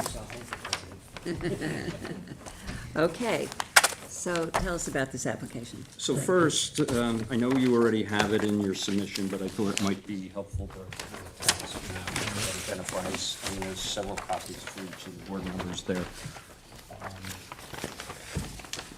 See the board, a couple board members have the survey, and also place the two surveys. Subject properties are rectangular shaped lots that have been in single and separate ownership since prior to the 1957 zoning. They were part of property also to the north along County Road 39, was also acquired by our client in 2014. The three lots, the two lots that we're talking about, which have the address of 350 and 352 St. Andrews Road West, are located in the R40 zone. Tax lot 21 has 32,000 square feet, and tax lot 20 was also identical in size, 32,300 square feet. The lots also have a lot width of approximately 9 feet. The lots gain access by virtue of recorded easements that go in 2 directions. To the County Road 39, there was originally a 10-foot easement that ran along the boundary, the westerly boundary of the property. It was stated originally primarily for utilities, and that's why the width of that. When our client purchased, the then sellers of the property added an additional 10 feet so that in the event the properties needed a wider access or otherwise, so that right-of-way was expanded to 20 feet. The lots, however, enjoy a right-of-way that extends to St. Andrews Road west, and that is a 25-foot right-of-way that goes over 2 adjacent properties to the east. One is the property, as you see on the survey, the Supnick property, and if you have the tax map. It's up here. See it. I was gonna say, if I could just have one of those tax maps. Oh, yeah. Back, I didn't so realize can that. make sure I reference the tax map number. So the Supnick property is identified as tax lot 15. That's immediately to the east, and the right-of-way extends 25 feet along the southerly boundary in an easterly direction to St. Andrews Road. And then the balance of that 25-foot right-of-way extends across tax lot 14.4 for a short stretch out to St. Andrews Road. We provided a number of documents referencing this right-of-way, but among the documents we gave you a copy of, and I also give you a copy of this. This is a minor subdivision of property, adjacent property. This is a minor subdivision approved by the planning board for the property of Emerson Marjorie Ridgeway. This was approved in 1978, and you can see highlighted on there is the 25-foot right-of-way. We provided other documents as well. I'll also give you a copy of Mr. Supnick's latest survey that was issued for permits. We have provided copies of this already in the record, but I blew it up just so you can see. So this is the property immediately to the east, and you can see where that right-of-way, and there's actually a utility line that follows along that 25-foot right-of-way. In addition to the access right-of-way, there has also been other utility easements granted over this through time, including telephone and So, we're here today because our client, after he purchased in 2014, and he purchased these for the purpose of building a home for himself and for his children. He started looking at the development of tax lot 19, fronting on County Road 39, which is in the highway business zone. And if you're familiar with the topography of this area, many of those lots in that area along County Road 39 immediately have a steep slope, and this extends to a hill. On that lot, there was a pre-existing dwelling, still there, abandoned, that sits on top of the hill, and it's all in the highway business zone. Thereafter, Mr. Davis sought to develop the property, went to the building department, and determined that he's entitled to, the lots are single and separate, the 3/10, 4/10 clause, gives him certain side yard setbacks, which is important here. The length of the lots don't require any front yard, rear yard relief. And he thereafter had an architect develop plans. He then went to the health department, got health department approval on both lots for a single-family dwelling on both lots, and then went to the building department. And this has been ongoing for 5 years. The building department said, take your application back because you're on a private right-of-way, you need relief from this board. Interestingly, the building department characterizes this, and this board has consistently through time characterized this as a frontage variance. But it's not truly a frontage variance. We're not creating the lots Normally, you would need a frontage variance if you were creating the lots, but historically, the issue is more so under 280A that you're seeking improvement or developing a house on a lot that doesn't have access via a established road, which is either a mapped road in a subdivision and/or a street otherwise defined by the code. So what you'll see, and I provided this board with a lot of guidance, where this board previously has granted many forms of relief through time, and it has sort of ebbed and flowed through time as to how that's described. A lot of times in the past, it was just this board, the request was for permission to build on a private road. And thus, that was what the board granted. More recently, this board is characterizing, or has taken the building department's lead and characterized it as a frontage variance. So our request is to recognize these two single and separate lots as buildable lots for the purpose of building on the right-of-ways that were established way before zoning. And that's the relief we're asking for. There are a couple cases, one case in particular, my partner had before this board and the neighbors challenged. And you'll see a copy of the court decision which recognized that such single and separate lots are entitled to be buildable lots when they have an established right-of-way. So the issue normally for the right-of-way is it of sufficient width? The state law normally looks for 20 feet, 15 feet.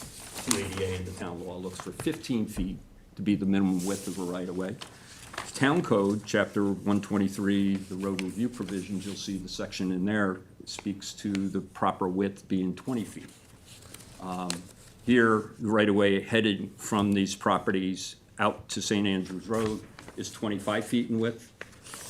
And the next step after this board would be to make applications to the Road Review Committee, who will determine what are the improvements that are necessary. The Road Review Committee has historically, many of the houses along St. Andrews Road West. In fact, I can tell you historically, many, many years ago, when I was in the town working, that St. Andrews Road was a dirt road, and only because of certain subdivisions and/or new houses being built did that road get paved. And so the Road Review Committee will continue to give guidance. There's potholes in certain sections, there's work that may need to be done, and that's something my client fully expects will be necessary. So as far as the construction on the house, you'll look at the houses, everything with respect to the proposed house and the dimensions and everything else fully conforms to zoning. We do not need any relief. The 3/10, 4/10 provides the proper setbacks. We meet the pyramid law. We meet all other aspects of zoning, so the only request today is for permission to build on the private road. It's not a private road, right-of-way, right? And you're representing to us, just to be clear, that whatever the right-of-ways are and however they are located, you have undisputed access legally to those lots through that? Absolutely. Right, okay. I just wanted to be real clear about that. We provided copies, we have title insurance to that effect. Okay. Sorry. Can I ask a question? Yes, go ahead. Wayne, just so I understand, I don't have any issues with this. We're talking about the right-of-way from St. Andrews, right? It comes to, are you accessing both properties from that right-of-way? Correct. And then there is So you're not utilizing this, there's a right-of-way for that encumbers all three lots that head out to County Road 39, and I'm glad you raised this question, because the question is, as an alternative, you have to consider, why wouldn't we go out to County Road 39? Number one, if you're familiar, and I described in the topography there, number one is, and also you're asking for access to then go through a commercial zone along a commercial property. In addition, our client reached out to DPW, and we have an email, recent email, but he had reached out earlier. They don't want another access point there. And here's a copy of that email.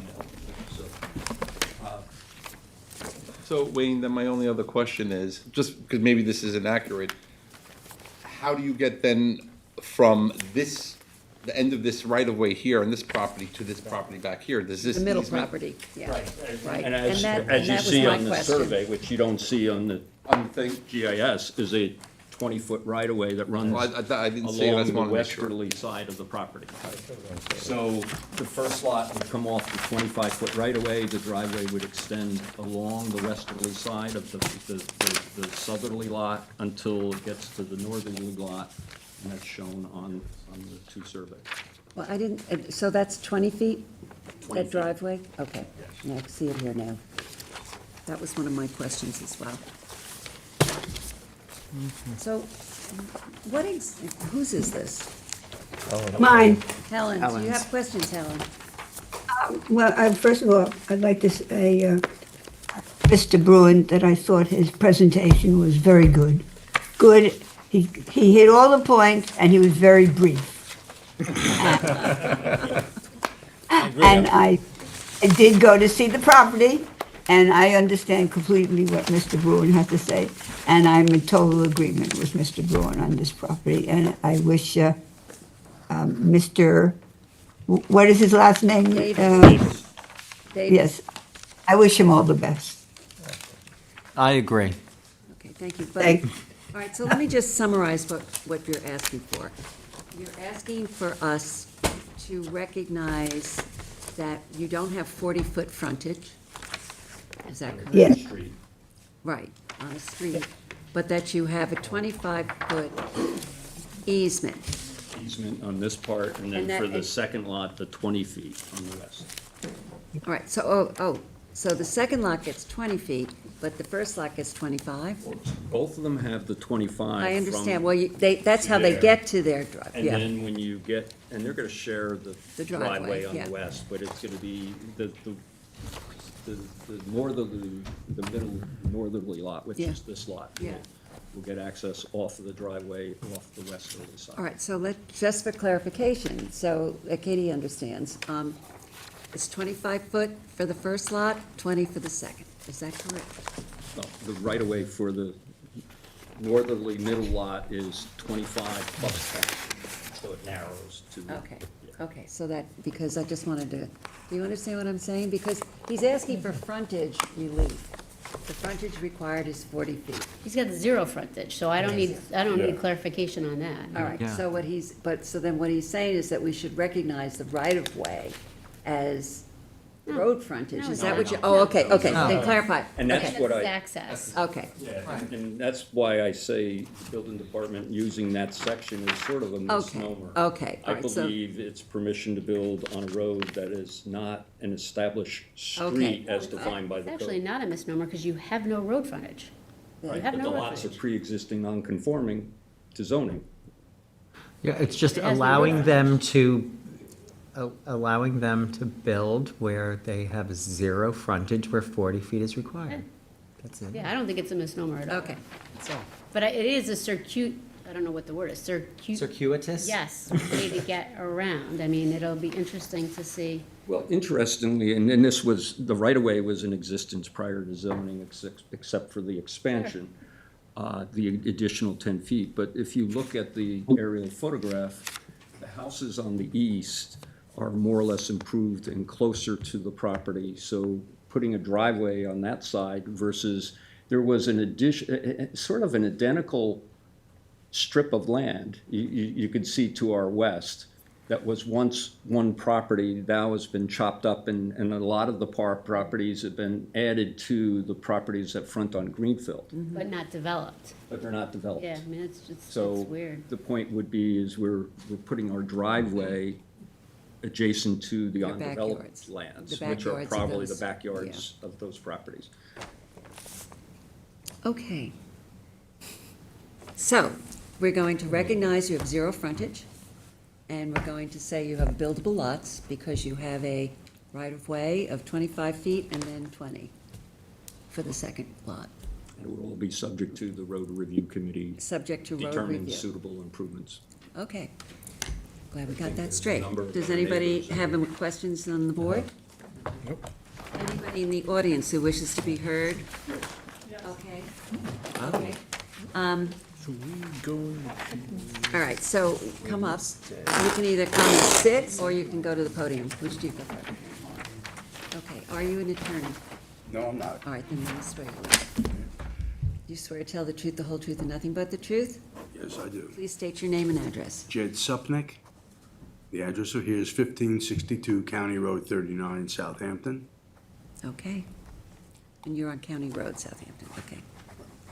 Can you Okay. spell your last name for me? S is in Sam, U, P is in Peter, N is in Nancy, I-C-K, Jed? Right. Okay, thanks. like the clan. Gotcha. Okay, thank you, Jay. So what would you like to say? So just so that you know, we're gonna try to keep everything tight in terms of No problem. comments. Okay. So, this right-of-way that they're talking about, I mean, he comes off of our driveway, as soon as you enter, that's that circular driveway, and then it bounces off west to go around through a really narrow space, and again, it sort of cuts in, and where the house is going to be that they're projecting is right next to part of my property and to Mark Westerhoff's property, who's a little bit further south to us. So the non-buildable lot type of a situation, again, is there houses a little bit further to the west? All the space is open there, it's a lot of noise. There's the aquifer that's there, that a number of houses are moving onto.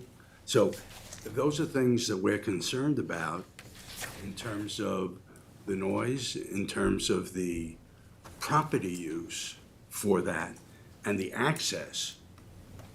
Now, I would be more up to where if he cuts straight across from St. Andrews Road west and to go straight down to access his property, rather than coming through as soon as he gets off St. Andrews Road, go down our driveway and clears this space that goes along our property to then go down to his. So in my mind, it would seem easier to just be able to go further north, gets off of St. Andrews Road West, and as he's coming from Greenfield, then he just cuts that space open and to go straight down to his property, rather than cut and clear part of that. I'm very right-of-way. confused on what you're suggesting. So, Well, he has it right away. Yeah, so, Here's a survey, maybe you can. I know, but the one that was on here that I couldn't see on the back of this letter that I got, it was so, But I don't think his property fronts on St. Andrews, right? They need to get Yeah, they need over to- something. Already got a right of way cut in there. Easement goes over Mr. Supnick's Right. property. Gotcha. right. Okay, right, but that's That that- was the survey that I gave you. Yep. Right, so That that's, shows where the easement is, but I think if you can use one of these surveys to point out what you're suggesting to the board. okay, so, This is your property right here, and this is the right-of-way on the southerly part of your property. And this is the first lot, and the second lot is the other. So the driveway is proposed to go this way and extend along the west side, not the east side. right, it goes on the other side, not your side. right, but where St. Andrews Road West is Right here. right here. So he would come here and then go down here rather than cutting, if his property is here. The property begins here. Right. And there's a Property parcel begins- in between. That they don't have, they don't have an easement. Andrews Have an easement over there, so that he still has to go through. Yeah, yeah, Your easement. property. The only place we have an easement is over your property. And the driveway will be on the Bought the other property? side. What was that? How long have you had that property? Did you know there was an easement on there when you bought it? No, I have that, we bought that property in 1993. All right, so there was a pre-existing easement that had So to be I'm saying there. is, 1993 is when we bought that. The easement was already there, so you just can't take the easement away, you know what I'm saying? It was already on there. Again, so it's one of those, they called it a right-of-way. Right of And way. there's an easement, I know with Westerhoff, that we have that goes through, and that was called an easement. Easement, the terms easement, right-of-way are Right, exactly, interchangeable. right away. Okay, but that, Oh, so So- Westerhoff goes over you too to get down to St. Andrews? Excuse me? Westerhoff goes over your property to get over to St. Andrews as well? He can come from, both of us, there's a flag lot. So from 39, he Oh, I comes see. straight up, I see. right, comes straight up 39. Yeah, I see that. And his house is right before mine. Then there's a circular driveway where my house is, and then it goes up, we have a separate driveway that goes up from our house that connects to St. Andrews Road West. You can go to both, St. Andrews or up the flag. So I can make both of them. That's the driveway that we originally cleared and prepped to access our house. And over the years, people have been continually using that to go from, Okay. The problem is that the easement exists. Right. And he has a right to use it. And the driveways that he's talking about are not on your side they're on the other side. You can show him, Wayne, where the driveways will So be. clearly, in this, by the way, this is the survey that you submitted to get a permit within the last couple of years to yeah, the this town. is, right, yeah, this is when we Okay. did a But build, this, right. this came Okay. off the town GIS for the Right. permit that you just, and it shows the right-of-way. Right. So that's the same right-of-way here, which is, this is your property, so the plan is, the only option we have is to use that 25-foot right-of-way to put a driveway. Instead, it gets to our property, and by the way, the right-of-way extends, and the owner to the west had the same access as well, although originally, this property was merged with the property off of Greenfield, but, so instead, the driveway will extend here to our property, but instead of immediately going up the east side, our client recognized that immediately, number one. Number two is to get access to the second lot, the right-of-way that exists is on the west side. Right. So the point is, the driveway would go this way, and the driveway would be on the westerly side of the property. And here's your property. The house that's proposed on that front lot, this happens to be, this is the survey for that lot. So we do realize that your house is here, but this house complies to all zoning requirements. Right. In other words, There's no variances being sought. there's nothing to stop them from building what they, The required setback is 20 feet, so we're complying to that. You know, I asked my client, you know, when he was designing this, whether this could be shifted one way or another. And really, you know, there's a little bit of room, but in the end, that house still is in the proximity of where your house is, because there's setbacks from this direction and that direction that have to be. it's a long, narrow lot. And because it has single and separate ownership for many years, it's allowed to have, relief of some of the required setbacks. And they're taking advantage of those reliefs. They don't require a variance for anything that they're proposing to build. Right, this is something that an individual is going to build this and move into that house, rather than have a builder do it and have it as a spec No, house. the owner was here tonight. We can't make But that based upon doesn't- decisions upon yeah, that. right. And it doesn't matter I'm saying, for, but there are so many spec Yes, houses no, we that have been understand. built over But the owner course of- represented to us tonight. He was here, you met him, Mr. Davis, so. And you could discuss with them any kind of screening or anything that may want to put up that'll help alleviate some of your concerns. Well, I encouraged my client, I think he met with some neighbors, but I also encouraged any of those parties to come to the meeting and express their concerns, so to discuss things like that. Come to an agreement what, The narrow width makes it Really, difficult. really a problem. But I would But it's a also buildable suggest- lot, and people have a right to build on it.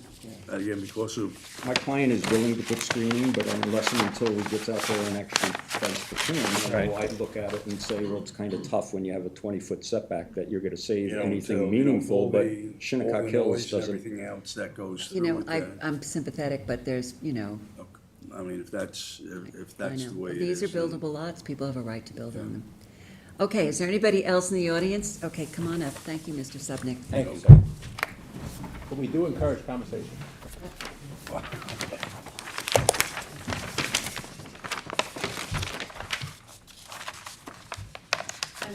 Hi. Are you an attorney? I'm not. Okay, so let me swear you in. Please swear to tell the truth, the whole truth, and nothing but the truth. I do. Please state your name and address. Dorothea Ettman, Ettman, 332 St. Andrews Road West, Southampton. Okay. Dorothea, tell us your comments. And again, I would just want to stress, we're trying to keep comments Yes. as concise as we can. Certainly. Fairly concise notes. I guess my first question is why is this a re-advertised application? We were never noticed on this matter. If you look at the tax map, I'm 14A, so where the little road comes out on St. Andrews Road West. That's Are you my- contiguous to this property? Do you Well, I'm board contiguous to the easement. to the easement? That's interesting. So, Okay. and I'm, It's not our property, though. It's an easement, so the code's not clear on that, but Yeah. nonetheless, she's here. Yeah, okay, so let's hear your Because- comments. She saw the sign, right? no, because my sister is in lot There 22. you go. Oh, okay. My neighbors, we have several. The neighborhood is here. Oh, hi neighborhood. Under couple of things about the application. Under number 6, it talks about the area of the variance. So the lot is 32,000 square feet. It's an R40, so I believe that's a 40,000 square foot. So he's at 3/4 of an acre. He hasn't addressed that. I don't know, I don't know what I'm doing here, but it seems It's to me we considered a should be- non-conforming lot, Yeah. and it's nothing that he can do anything about. It's just So you have considered. to decide whether an area of the town that's traditionally been acre zoning, whether we're gonna downsize that. Do you want to address I that? mean, it's, there's lots of properties in the town that don't conform to the underlying zoning. And if it's a single and separate legally pre-existing lot, even if it doesn't meet zoning, then you have the right to build on it. And the town code, in those circumstances, has calculations built in for reduced setbacks. So this board is not looking at the fact that the lot's 32,000 square feet. It's 32,000 square feet, and they could build on that 32,000 with Right. no In relief other from words, this you know, board. zoning changes. If and they were you- asked, yeah. And if you had a pre-existing owner, single and separate lot, then when the zoning changes, you aren't penalized and say, well, you've got to have 40,000 now. And you're given certain exemptions in terms of setbacks and stuff. So they recognize that there's upzoning, and it causes problem for people who've held the property for a long time. Okay. That lot existed before the 40,000 came into effect. Right. That's what basically, It existed actually before any zoning yes. of the So town you in can't 57. take their rights away. And actually, at one point, there was a C residential 15,000 square foot zoning on Yeah, that. so it was even smaller. So, I guess my other, because I don't know what I'm doing here. That's okay. Have you Doing listened to fine. Keep us? going. Do we You know don't- what we're doing? So, You're doing So- just fine. so when Diane Dew and Jack Dew, who are my neighbors, who I've known since I was a child, sold this property, Diane sold it in August of 2014 to the Davis family. They specifically sold it as 2 separate LLCs. In my estimation, in an attempt to circumvent the fact that now they're separate properties. And so they each are entitled to relief that they wouldn't have been entitled to if both properties were purchased by one. Is that not true? No, not there accurate. were always two separate existing lots, separate ownership, because each LLC is gonna have separate ownership. So there were always two existing separate lots. With separate tax maps and, so Dew they've family always, had them in separate names. yeah. It is a common practice to, Because it was always our understanding with Diane that those lots were not buildable. We have, I'm sure she sold them as buildable lots. in trying to get around, hell yeah, Yeah. the all right. regulation here. Okay.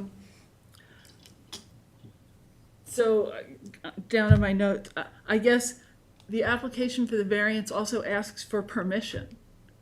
Under number 6(2), an application is hereby made for, it says 1 is an area variance. So that's where I thought we were talking about 3/4 of an acre as opposed to an acre. Yep. But you're telling me it doesn't matter, so I don't know why we're here for that. And then permission to build on a lot having access via a private right-of-way easement. why do we need permission? Why are we here at all if these are all things they can do anyway? Well, because there is a certain requirement of how many feet you need for frontage on a quote road, and he doesn't meet exactly what that footage is, so he has to come to us for a variance.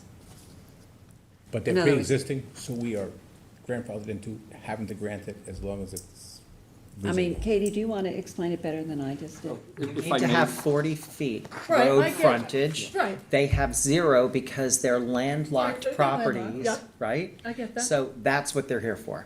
So that we say, you can build where 0 feet, where you have 0 feet, where 40 feet is required. That's what we're doing here. The variances are regularly granted so long as the applicant can show that they have access. Right. And not everybody can show that they have access, and they have access two different ways.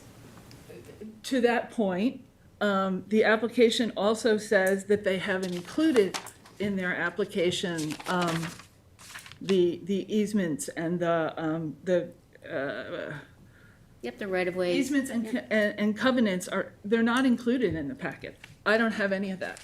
I would, but. Board has it. But are not the people in the neighborhood entitled to that? I mean, he says in his application he included it, but Not none of required these to people. mail. I mean, it's this much. It's in the file, there's a file downstairs in the ZBA's office. Any member of the public can ask to inspect the file. Okay. This is the map that he This- provided to all of the neighbors, But- which is completely illegible. Nobody can read this map. I think it's, on its face, it's insufficient. The neighbors have not been provided with what he's planning to do. I just think it's illegible. You mean in terms of the building? Yeah, in we're trying to terms figure of- out, I mean, can you read anything on that map? Well, I am a little blind. So the thing is But I that- understand what you're saying. Yeah. I think that we could get some clarification on that. It's in terms of Well, I with, think the point is one is the notice and what's the expectation on the Yeah. notice. The notice is there's a public hearing and your opportunity to come and hear what we but presented Mr. today. Bruin is very accommodating, and I'm sure he would be happy to could share have- with you. You could have called our office, we would have been willing to But she's share. new But to the more process. importantly, Yeah. is zoning board files are available to the public every business day. Yeah. And so this is the application. The code does not require us to send every document, Right. mail out everything, and also mail out a full-size survey, which is sitting in the zoning board's file either. And you'll have time, even if we close this hearing tonight, you'll have a window of a couple of weeks to go in to town and look. Frankly, unless, Katie, you tell me I can't, you can have mine. Yeah, you can share it. And you guys can share it with your Historic neighbors. documents, they're, We you would know. be happy to give There's two separate anybody lots, so who wants one a applies. copy. Well, but more importantly, Julie, I don't think you need to do that. Mr. Bruin is happy to, accommodate you in any way he can. You're like, I don't want to carry it I was gonna home. say, I was hoping to If she get doesn't rid want of to it. carry it home, you're welcome Let her to. have it, let her have it. Come on, make it easy. But, the point Sunday morning is that meeting. when you get a notice of the meeting, you don't necessarily get the entire packet that we get.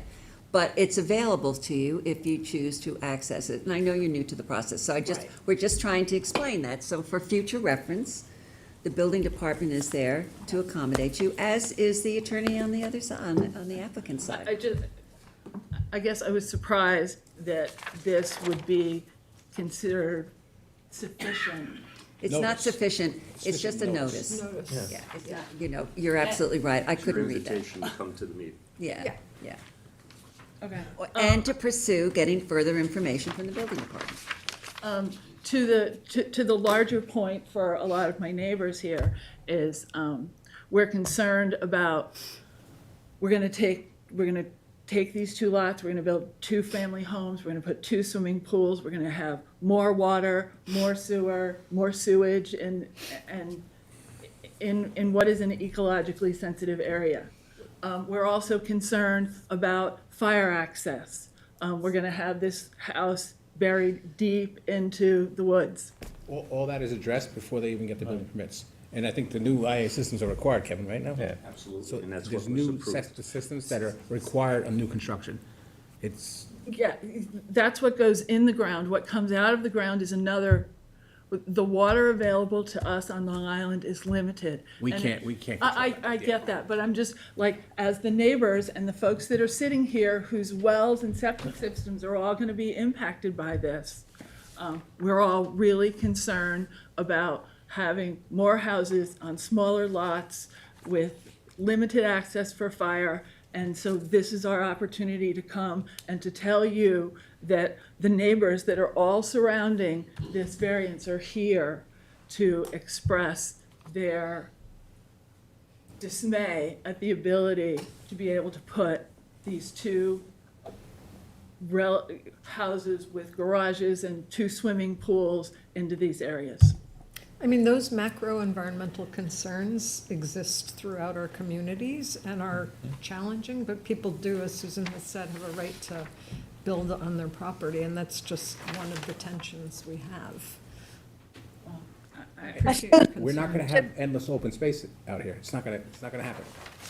Susan? So my house is built on 1 3/4 acres, right next to where this is gonna end up. I would tell you I don't have any fossil fuels in my house. The building department denied my application when we went to put our house up because I had too many solar panels and he thought I was building a power plant. So I have geothermal, heat and air. I have solar panels in order to reduce my impact as much as I can on the environment and to have more houses come in that are putting swimming pools and more toilets and more. I know, but you know, you are not alone in your concern, and there's just so much that this board can do with that. I mean, you know, we're limited in terms of what we can do, but you make a very good point, and it's a concern for all of us who live out here. The last point I need to make, and I'm sorry. Wait a second, Helen, did you want to interject at this point? Perhaps you or Katie can explain to these neighbors what our role is on this particular case in terms of only the frontage. All these other issues that have been mentioned have no relevance to us in our decision as to whether to grant the variance or not to grant the variance. If the neighbors can be upset about whatever the environmental issues, that is not of our decision-making interest. We are only interested in the frontage issue, not on its All right, well, impact. Helen, you don't need me to explain it, you did a very good job. Yeah, good job. All right, you have one more point you want to, And this is yours, Helen, too. This is Schedule A from the, what is this, David? Schedule A of the chain of title, which references this easement, and this listed at 20 feet. I guess in this packet, will the covenants and easements be included in here? Because this all says 25, this says 20. Yes, they're all in there, and that's what Susan was saying earlier, where she was like, it's 20, and then it's 10, and then it's, they're all in here. There's, Okay, this refers to the same 25. I think you're referring to the one that went to County Road 39. Correct. Which was originally 10 and then moved to 20. Right. This particular Schedule A actually refers to the one on St. Andrews Road, which is 20. So there seems to be some sort of discrepancy here. Can you identify what's Schedule A to what? Whose title? For when the Dew family sold it to the Davis family. on their deed? Yes. Their Yeah, deed of sorry, sale? I don't know the No, terminology. that's okay. We're just trying to clarify it. Okay. Wayne's We'll going to take a into look it, at it. But I would also submit to the record, this is a copy of your survey when you built, and which her survey shows the right-of-way, the extent of the right-of-way. Clearly, one of the issues that we expect the road review committee is to how this gets improved, because there is her driveway, and Mr. Sutnick's also has that right-of-way that all sort of comes to a point in that same location. So we're gonna have to look at that and address that. The other thing, just interestingly, back in July 1st, 1963, this is way before you purchased your lot. However, the house that was there, Marjorie Emerson My Ridgeway. parents, the house I was Right. born into, yes. Right. To build that house, they had to come to this board to get permission to build on a private road. So I'll just submit these two It things. was a dirt for- road at that time? Okay, Yeah. okay. It was the same relief. The same It's the relief. same relief. So, Everybody has a right to build in their lot. okay, anything else? Because we have to kind of move on at this point. Anything else, Dan? Anybody else wishes to speak? Another neighbor. But Wayne, to As her- long as you're to her raising point, something can you just- new. Can you just make a written Yeah. submission just confirming the width of the Just the right-of-way? 40 feet, we only have the one portion before us. Yeah. That's it. Please limit your comments to anything new that has not been already discussed. Hi, are you an attorney? No, I'm not. Let me swear you in. Do you swear to tell the truth, the whole truth, and nothing but the truth? I do. Please state your name and address.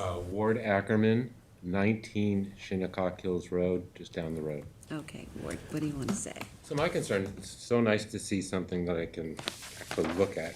So with this, first of all, St. Andrews Road, I don't know if any of you ever driven down it before. You have a landscape truck, you can't get by. Very narrow.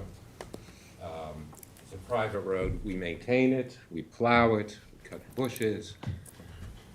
I only say that because I'm concerned that what this right-of-way onto St. Andrews is going to turn out to be is all of these lots here, these landlocked. So my feeling is, obviously this is going to happen, but then will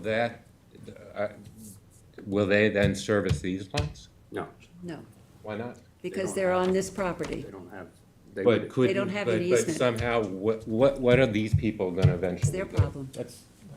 Well, it's their problem. What do you mean? It's, Do they have access? I would point out. I don't know is which property we're This talking about. lot already was acquired by this it doesn't say it here. and they rebuilt. If you look at the ownership, this is the survey, but you can look on the survey. I know, I the live right aerial behind that photograph. house, You yeah. see the aerial photograph, and they rebuilt their house further back, actually straddling that. Well, then we should have an up-to-date survey then to show that. The survey is only of our property. only- not Yeah, of the adjoining. that's not, not a that's site got nothing to Okay, do so with I us. could go and look at the Oh, survey yeah, and find, okay, absolutely. so then, will the road be, County Road 39 too? So are you doing the full length? No, the No. county gave an email saying that they do not want any additional access to County Road 39. They don't want these two house lots accessing up to County Road 30. Yeah, you just- They want them to go to the So- established so road, which what- means we so, have okay, to go. but, and you're right. So what happens when these get sold?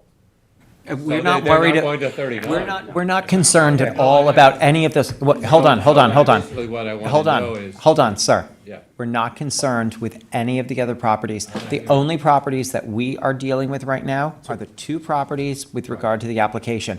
We're not worried about what's the future of those other properties. We don't know anything about those. So could there be a condition that this road not service those properties? It's not a road. Do that? They don't a have, driveway. they don't have an easement. It's So there would be, under no circumstance could that the driveway that that, driveway service these, what if he brought all these properties? But that's- Gentlemen. that's not before us. Okay, I'm just. They're going into hypotheticals that are irrelevant to this application. I understand, and it's, Because you're thinking of, to my point of this road, we've got a very narrow private road, you can barely get through. Now, it's gonna be servicing 1, 2, 3, 4, no, it's 5 not. properties. It's not. Okay, very good, thank you At very much. least we don't think so. Thank you. Just for two pieces of property. Is there anybody else who wishes to be heard? I guarantee this one is short. Okay, but We gotta don't get the say mic. anything until I swear you in, unless you're an I'm an attorney. attorney. Okay, good, but then you just have to state your name and My name is address. David K. Etman. I reside at 332 St. Andrews Road West. That was my wife who was here before. Okay. Or if it's appropriate to ask the chair of the board or perhaps the attorney for the applicant. I was unclear as to what the notice rules were, as to who they had to serve notice to. Well, Katie can explain it exactly, but it's, usually it's neighbors that abut the Correct. property. It's adjacent neighbors. property So owners. the easement, or whatever we're calling it, easement right of way, the fact that it runs over our property It's has not- no bearing on notice. not an It's just the properties that Abutting, are yeah, it's are using abutting. the easement, but the easement's already a done deal. Right, So, I understand that. I was just concerned since the further impact of it, yeah, and whether we should have received notice or not. no. But as Mr. Bruin said, it's gonna have to end up going to road review. So Oh, right. there will be another body that's gonna look at this and see whether everything is, can be, No, I thank you very much. I just wanted to clarify Yeah. that on the record. Road review will look into, as I believe was your wife, fire trucks, ambulance, access to make sure that there's no issues, right, Yeah, we went through, we had to go through ARB and road review and a couple and they other have to as things. well. yeah. And ours was easy. So, thank you. Thank you, Mr. Thank Ashby. Thank you. Okay, is there anybody else? Is there anybody on Zoom who wishes to be heard on 325 St. Andrews and 350 St. Andrews Road? No one. Okay, whose is this? Helen, this is yours. Okay, I'd like to close the public hearing, leave it open for written submissions to November 21st, with a decision on December 4th. Second. That's for 8 and 9, both, Helen, Yes, we correct? called both at the same time. Right. Ms. Burgess? Aye. Mr. Leonard? Aye. Ms. Kane? Aye. Mr. Mastonia? Aye. Mr. Redhand? Aye. Mr. McDonald? Aye. Chair votes aye. Okay, thank you Okay. very much. And you Thank do you. have I a, will address the issues in written. yes, and address the conflict between the right-of-way size, yeah. Okay. Good luck, everybody. Number 10 on the agenda, modification request in the application of Andrew Feeder, 165 Noyak Avenue, Noyak, Suffolk County Tax Map Number 900-5-3-21. On March 20, 2025, by decision number D025028, this board granted a sky plane encroachment of 2,335 cubic feet for a new one-family residence and a sky plane encroachment of 250 cubic feet for a proposed two-story detached garage. By letter dated September 12, 2025, Matt Ivins, agent for the owner, is requesting that said decision be modified to reflect an increase in the sky plane encroachment from the approved 2,335 cubic feet to 3,597 cubic feet in order to comply with the limit of moderate wave action requirements. Board has jurisdiction. All right, either of you attorney, I know you, I recognize you, you're not an attorney, right? I am not an attorney. Okay, so I'm gonna have to swear you both in. Do you swear to tell the truth, the whole truth, and nothing but the truth? I do. Okay, please state your name and address. Andrew Fedor, 165 Noyak Avenue, Sag Harbor, New York. Matt Ivins, 38 High Street, Sag Harbor, New York. Okay. All right, so tell us what's going on. Okay, so as was just said, we were here in March of 2025 for a 2,335 cubic feet of pyramid relief for the proposed dwelling on the property, as well as pyramid relief for a detached two-story garage. During the course of finalizing the building plans for the proposed dwelling, it was discovered by the engineer that the limit of moderate wave action was not taken into account through the design and the regulatory process. Who discovered it? The engineer, Katie Maresca. She brought that to our attention. And with LIMA, I'll just explain if any of the board don't understand. So with LIMA, instead of the first floor elevation being set at the minimum height needed in a flood zone, as it's done within an AE flood zone, the LIMWA sets the minimum height based on the bottom of the lowest horizontal member of the house. Consequently, in this case, we're required to elevate the house an additional 12 inches in order to comply with LIMWA. Going from a first floor elevation of 9 feet, which was approved by this board in March, to a new first floor elevation of 10 feet, again, an increase of 12 inches in height. We brought this to the attention of the Chief Building Inspector, Sean McDermott, in early September of this year, who instructed us to submit for this modification of our underlying variance to clarify this discrepancy, which we did on September 12th. Because of the narrowness of this lot, any increase in height will increase the volume of pyramid relief. Consequently, this change will result in an increase of 1,262 cubic feet to the previously approved relief. Understand again that this is not a self-created hardship. Understand that the size and scope of the proposed new dwelling remains identical to what was approved previously. Ceiling heights are the same, it's the identical house. All we're doing is literally we're raising it 12 inches up to comply with LIMWA. We still feel that this is a strong application and that it decreases the level of current nonconformities exhibited by the existing dwelling, specifically with respect to side yard setbacks and wetland setbacks, and the resulting dwelling will comply with all FEMA requirements. The development will also include for a new IA system, as well as establishment of a non-disturbance, non-fertilization buffer along the shoreline. And as discussed in our initial application and public hearing, we do not believe that this will create any precedents, and due to the neighborhood being a thorough mix of different size development, many exhibiting various nonconformities, some pre-existing, some obtained through variances from this board, we believe that the character of the neighborhood will be preserved.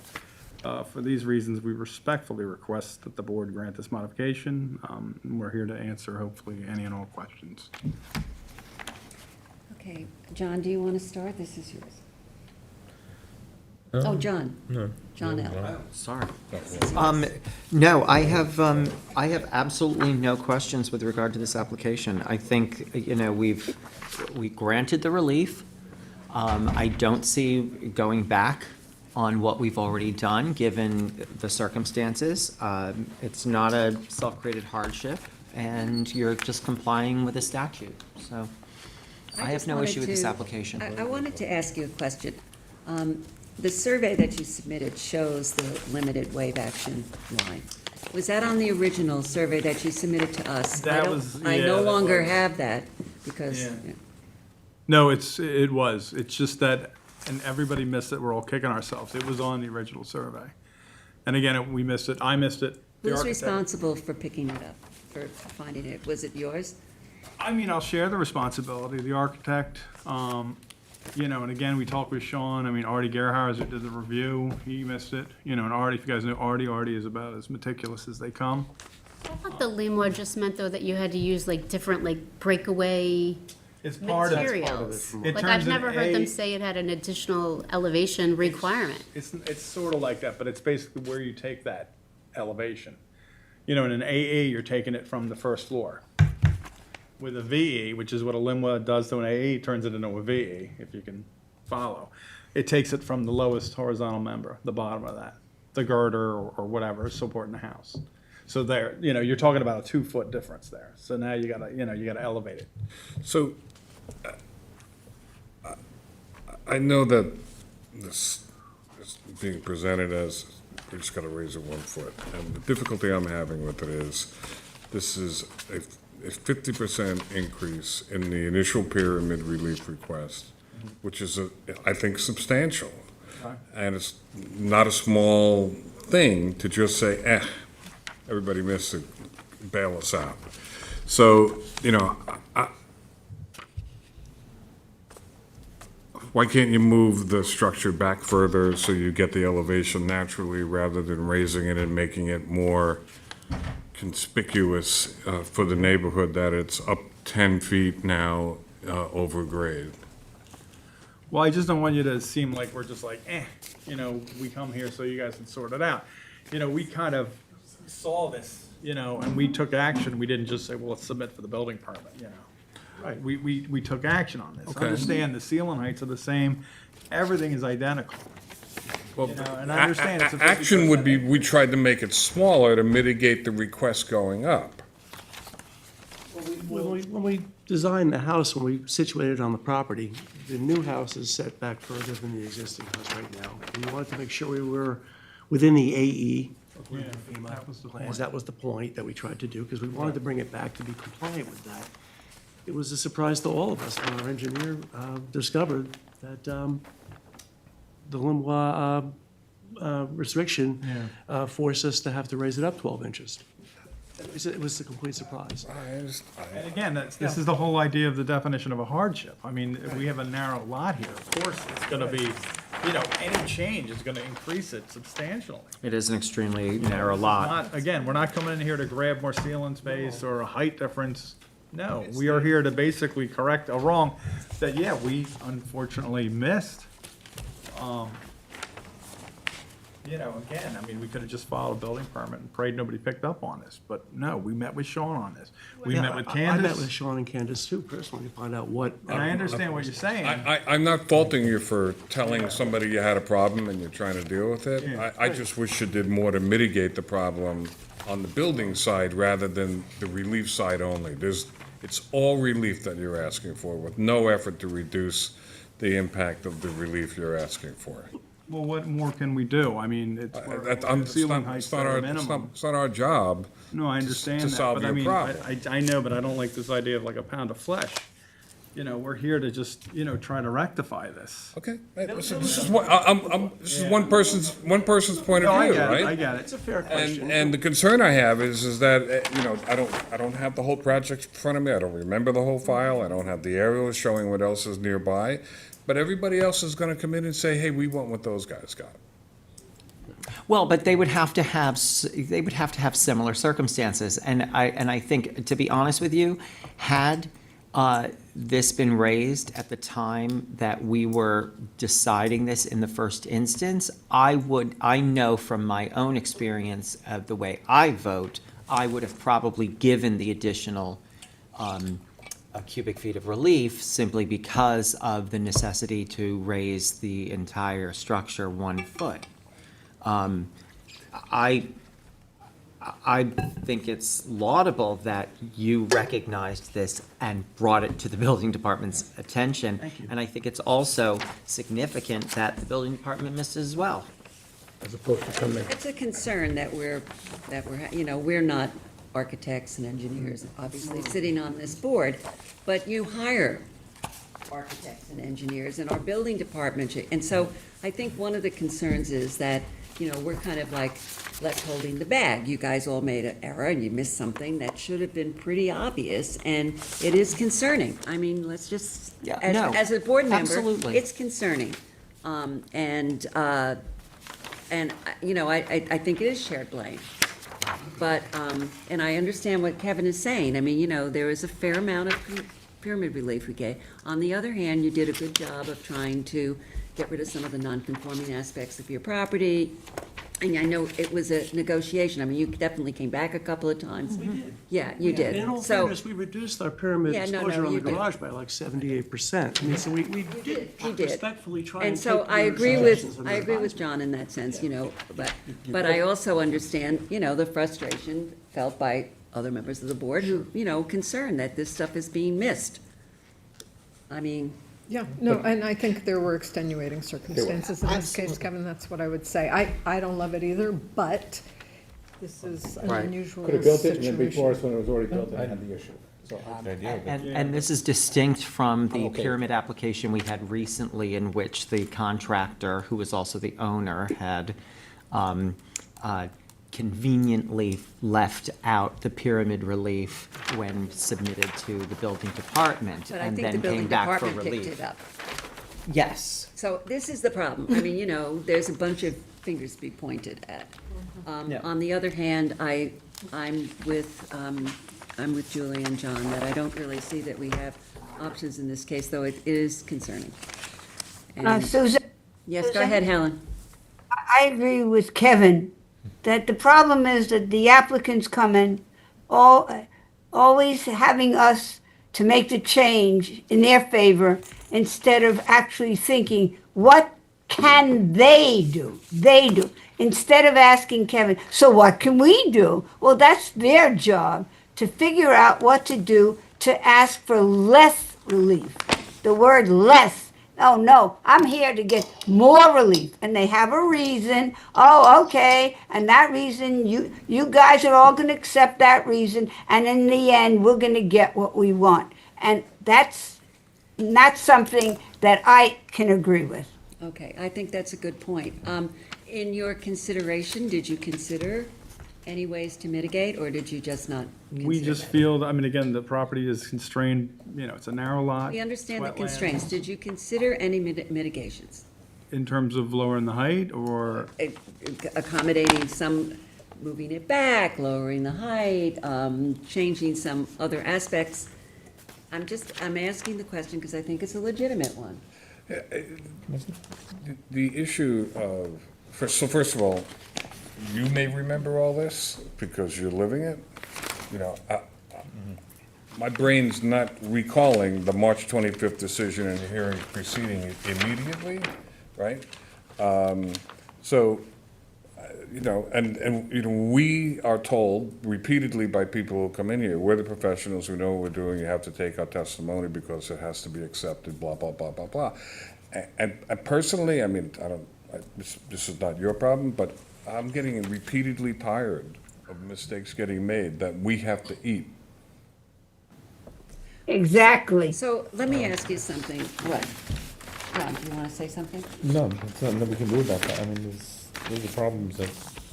Yeah, and just to clarify the record too, I respectfully wouldn't say that you're eating these mistakes. I mean, you're once again reevaluating the five-part test. I mean, that's what you have to do That's a every much time. nicer way of saying it. Well, it's a more accurate way of saying your obligation as a board member is to weigh this five-part test every time it comes back before you, regardless of what the applicant asked for, regardless of whether or not you think it's excessive, you do that five-part test. So But we do have a right to ask the question, did you Absolutely. ask for mitigate, did you consider any Right, mitigation? and I think he's answered that question. All right, I just want to say, so should not did you, be- it doesn't sound like you did, like, really go with a, It's not that we were, like, oh, we're not, this is what we want. yeah, That's okay. it. I mean, I've had clients like that, believe me, okay? In this case, I remember again, it was a lot of discussion There about was a trying lot to of get back and forth, to the and- point that we are at, yes. yeah, and I mean, again, I can beat it like a dead horse. It's an extremely narrow lot. It's wetlands involved. We're trying to do the right thing here. Which are all mitigation.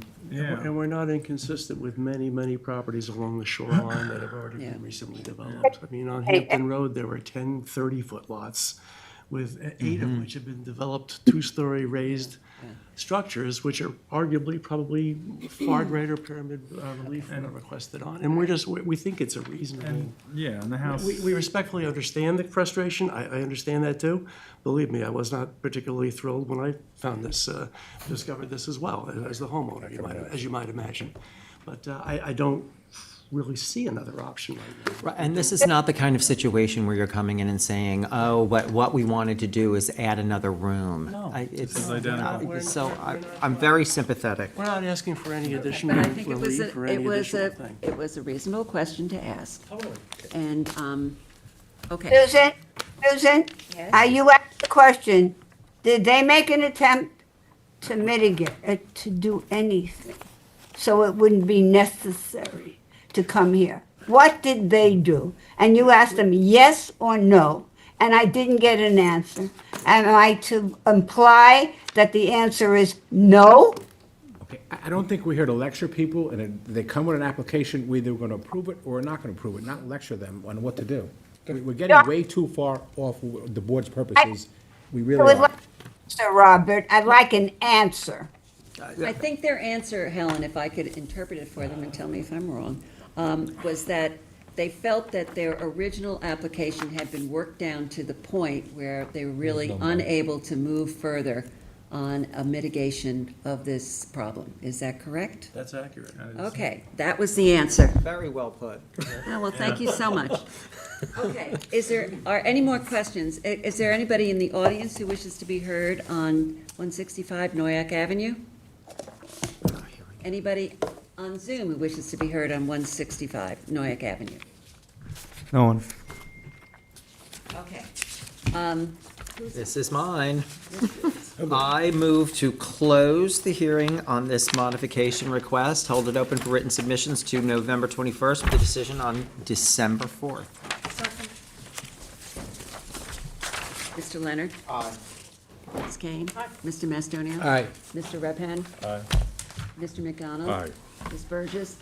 I would take the opportunity in written submissions to perhaps respond to the mitigation question. Thank you very much. Appreciate it. Thank you, gentlemen. Thank you so much. Thank you very much. Okay. Okay, number 13 on the agenda, Sandland Corporation, 585 Middle Line Highway, Noyak, Suffolk County Tax Map number 900-213-1-1. All right, don't start yet. Yes. Hold on. We all have to get ourselves organized for this. Oh, you can come up, Brian. I'll set the flow here. You do whatever you want. But I have to get my file out.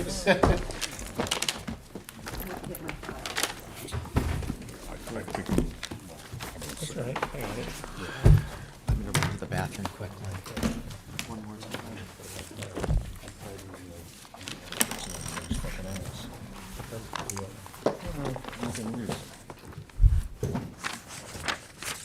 All right.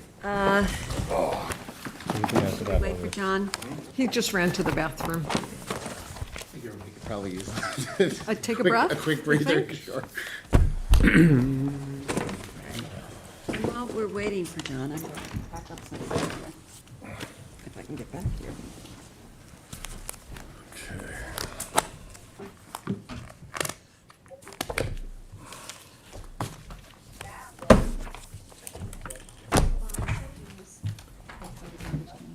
Where's that line?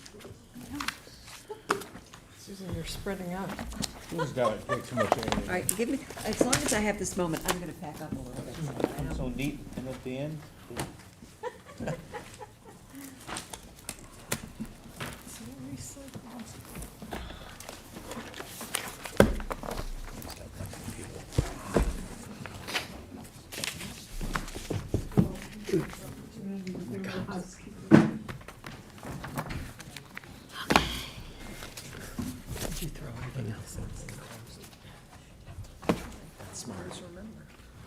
It's a big pile. and that's not even in it. That's it? That's not even in it. I know, I know. I had to spend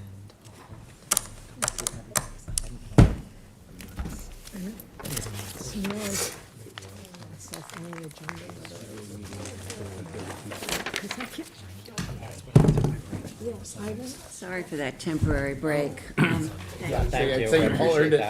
Okay, so please state your name and address for the file again. Brian Matthews, Curse, Cooley, and Choron, 241 Panago Road, East Hampton, New York. Here's the applicant, Sandland Corporation, and Wainscott Sand and Gravel. And with me this evening is John Tintle, the president and principal of both of those Is he going to corporations. testify at all? I don't believe so. Okay, because if he does, I have to swear him in. Understood. Okay, so before we start, this is the material that we read. Yes. I can tell you that I and other members on the board have been through it. We don't need to go page by page. We want you to very succinctly summarize what your points are as to evidence of the manifest intent to use the entire property laterally and what the depth is. So if you could do that, because otherwise we'll be here 1972, prior to 1972. Understood, yes, that's the controlling date, yes. please. Yes, right. So- So if you could do that, because then we're going to, we're going to look at your points, but try to be succinct of what the And points understand, are. it's a lot of material. It's years' worth of litigation that most of us who've been through it can speak about it very quickly. But it's a lot to digest, it's a lot to understand, and so I'm not unaware of that, and I certainly appreciate the board putting the time and effort into undertaking the review of this application. So I will do my best to address that as can. I just have, a presentation to go through that I think addresses Okay. what Madam Chair is looking for, and if to the extent that there's any questions, please feel free. I'm still getting used to wearing these, so bear with me for a sec. So, just as restated, at this juncture, there's been an enormous amount of information that the board's been provided with, from the applicant, from counsel for the objecting neighbors, and, potentially and possibly from, review of the board's files from the various actions that the board's been involved in. In order to offset the enormity of this information, I want to take a step back and make sure that there's a focus at this point of this continued hearing on the law governing the issue that we're here to ask this board to decide. So, as this board knows, this application seeks the determination as the scope of a pre-existing non-conforming use on the applicant's property. While the objecting parties, and the law is clear, correctly point out that non-conforming uses are generally viewed as undesirable and municipalities may gradually restrict them, courts have also long held that such restrictions must reasonably balance the owner's interest in not having an investment abruptly altered or terminated. And courts have also long recognized that non-conforming mining uses are treated differently under the law and are governed by what the Court of Appeals has called the diminishing asset doctrine. This diminishing asset doctrine, it's tough to say, recognized that mining is not a temporary use of a property. The use contemplates the excavation and sale of the corpus of land itself as a resource, and further recognizes that mining operators will not excavate the entire parcel of land at once, but will leave areas in reserve virtually untouched until they are actually needed. This premise has been established by the Court of Appeals dating back to at least 1980 in matter of Syracuse Aggregate, matter of Buffalo Crushed Stone, all of which have been repeated and cited in our briefs and parties' briefs. This concept was also reiterated by the Court of Appeals in the matter involving the town of Southampton and Sandland, the very matter that effectively brought us here today, stating that, quote, the question under New York state laws whether a mine owner has engaged in substantial quarrying activities on a distinct parcel of land over a long period of time, and thereby clearly manifests an intent to appropriate the entire parcel to the particular business of quarrying. So that's really the overlying issue here. You know, as we've set forth in our prior submissions at the prior hearing, and as we submit to you once again here, Sandland meets all of those governing criteria for the granting of this application, and respectfully submit that we are entitled to the granting of this application, finding that the historic depth of the property for mining purposes is 100 to 110 feet above mean sea level, which is roughly 120 feet below grade. So, turning to Madam Chair's question about the lateral scope and the vertical scope.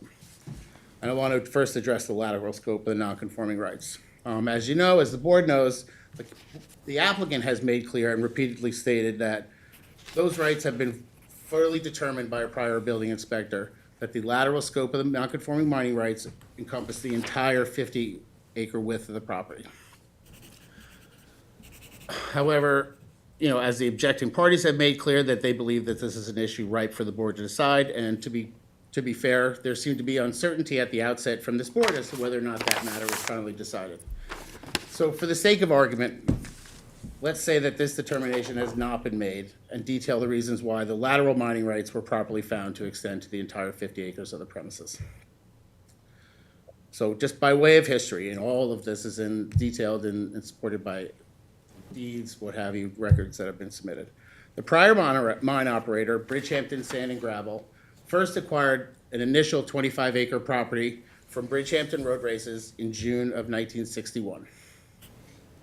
Bridgehampton Sand and Gravel then came before this board in October of 1961, at which point this board found that the use of that initial 25-acre property for mining was a permitted use.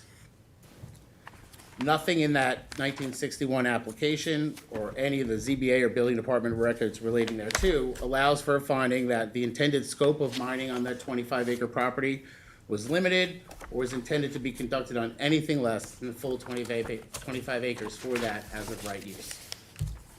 As we detailed in our reply brief, this specific acreage in 1961 was specifically mentioned by then Chairman Grossman during the proceedings that were before this board in 2011 and 2012.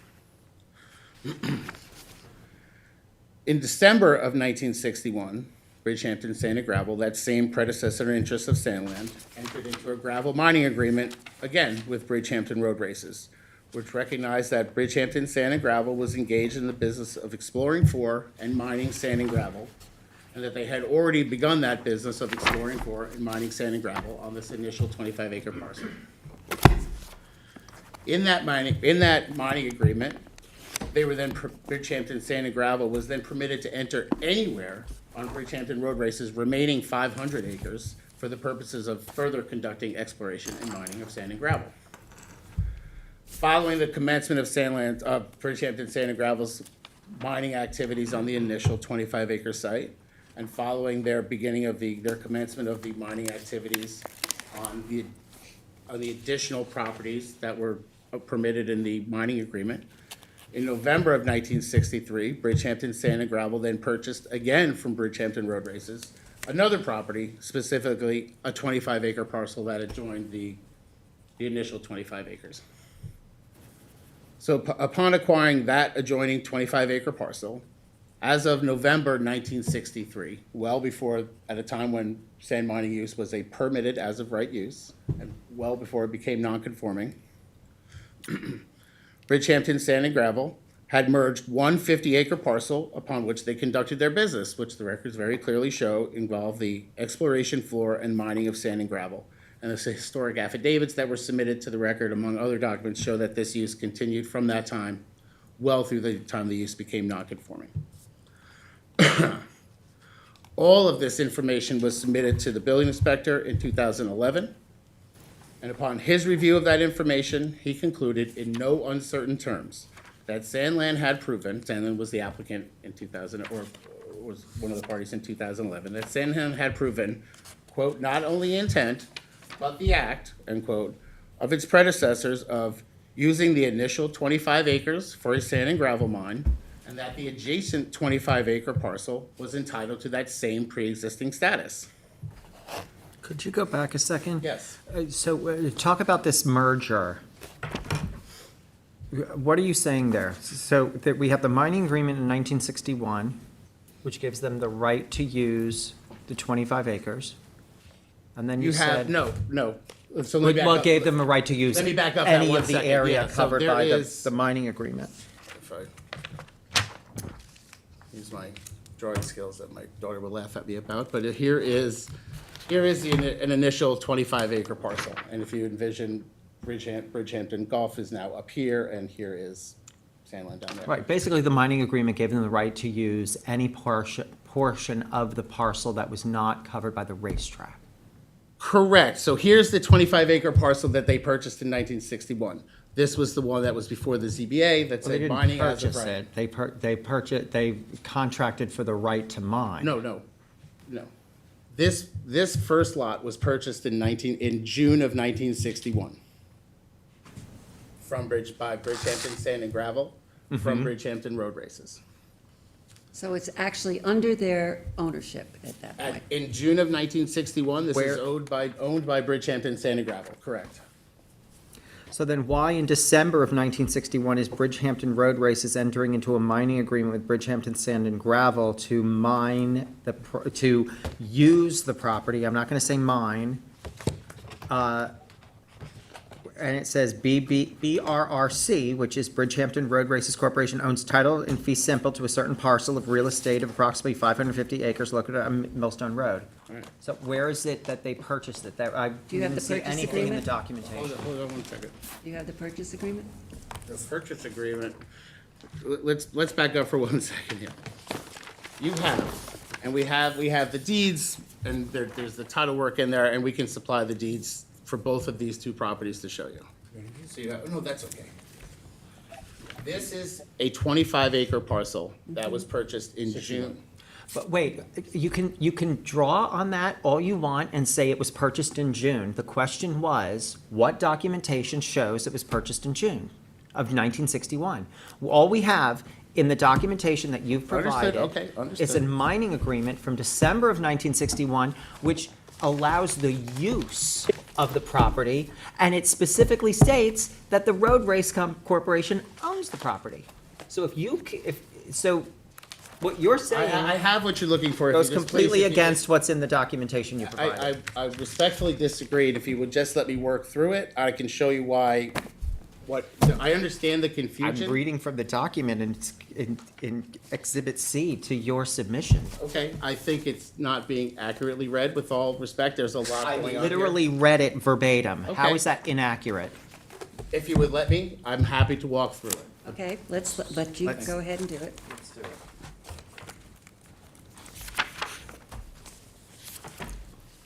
June 1st. Here's a deed, June 1st, June 6th, I can't tell, but June 1961. Bridgehampton Road Races Corporation, party of the first part. Bridgehampton Sand and Gravel, party of the second part.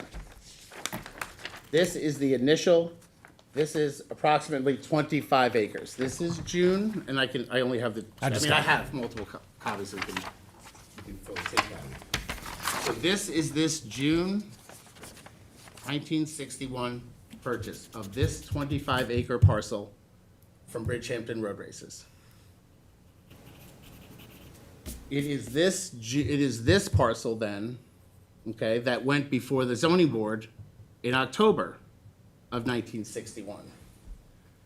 Now, it wasn't a variance or anything. What happened there, and we spelled it out, so to the extent there's no confusion, please forgive me for being a little bit repetitive, but following the purchase of this parcel, Bridgehampton Sand and Gravel made an application to the building inspector for a building permit to put up the screening plant and other machinery for use as that you need for the sand and gravel mine. That was denied based upon the building inspector's finding that the use wasn't allowed. That was appealed to this board. The board then found that the use of the property for sand and gravel mine was a permitted use, overturned the building inspector, found it was a permitted use, and the building permit was granted, and mining began on this parcel. So now we have June 1961 purchase, October You 1960. should put this into the record. Yeah. I mean, Certainly, Can I say it first? yeah. yeah. Thank you. Okay, so we Do you have a have, do you have a certified copy of that with the You'll submit a copy. tax map numbers and for that one? Just submit it later. we can Yeah. submit, Yeah, we'll I'll submit it we'll later. submit whatever is best. Yeah. So June 1961, October 1961, this 25 acres. Now, remember letter, turning to the gravel mining agreement. Now we're in December of 1961. And if you see, it says BRRC owns title and fee to a certain parcel of real estate approximately 550 acres. So massive parcel all to the north where the golf course and the bridge and where the racetrack was and what have you. And adjacent, I mean, all around there.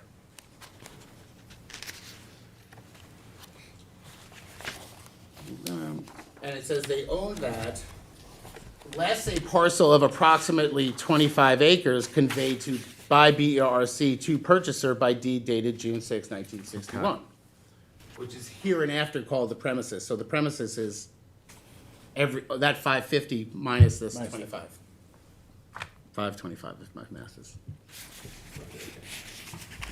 It is this gravel mining agreement that then allowed Bridgehampton Sand and Gravel to undertake their mining activities, subject to certain restrictions or prior notice of where the track was and anything else, to continue their business of exploration for and mining sand and gravel. So in other words, the agreement covers the fact that they would have to transverse the 500 acres, you know. There was an agreement that, yes, you can do that, but under certain restrictions with regard to the 500 Well, acres. right, you're like, Okay. anywhere, it's roughly, anywhere on that 500 acres, subject to not up here, and if you're gonna go here, you gotta let us know. Wait a second, are you saying that they gave permission to go anywhere on the 500 acres to mine? Subject to the terms and conditions of the terms in here, not where the racetrack was, or not where other certain areas were, sure. Okay, so in other words, all right. okay. Anywhere, just like any other document, you can do whatever you want, except X, Y, and Z. Yeah, it Which says spells it forth in here. on page, 413, they can conduct mining operations upon or utilize in any way any portion of the premises within 100 yards of the present track facilities, Okay. or any of the area enclosed within the racing circuit, except the purchaser may conduct mining operations inside the racing circuit and the blah, blah, blah, as follows. Okay. So then you're brought to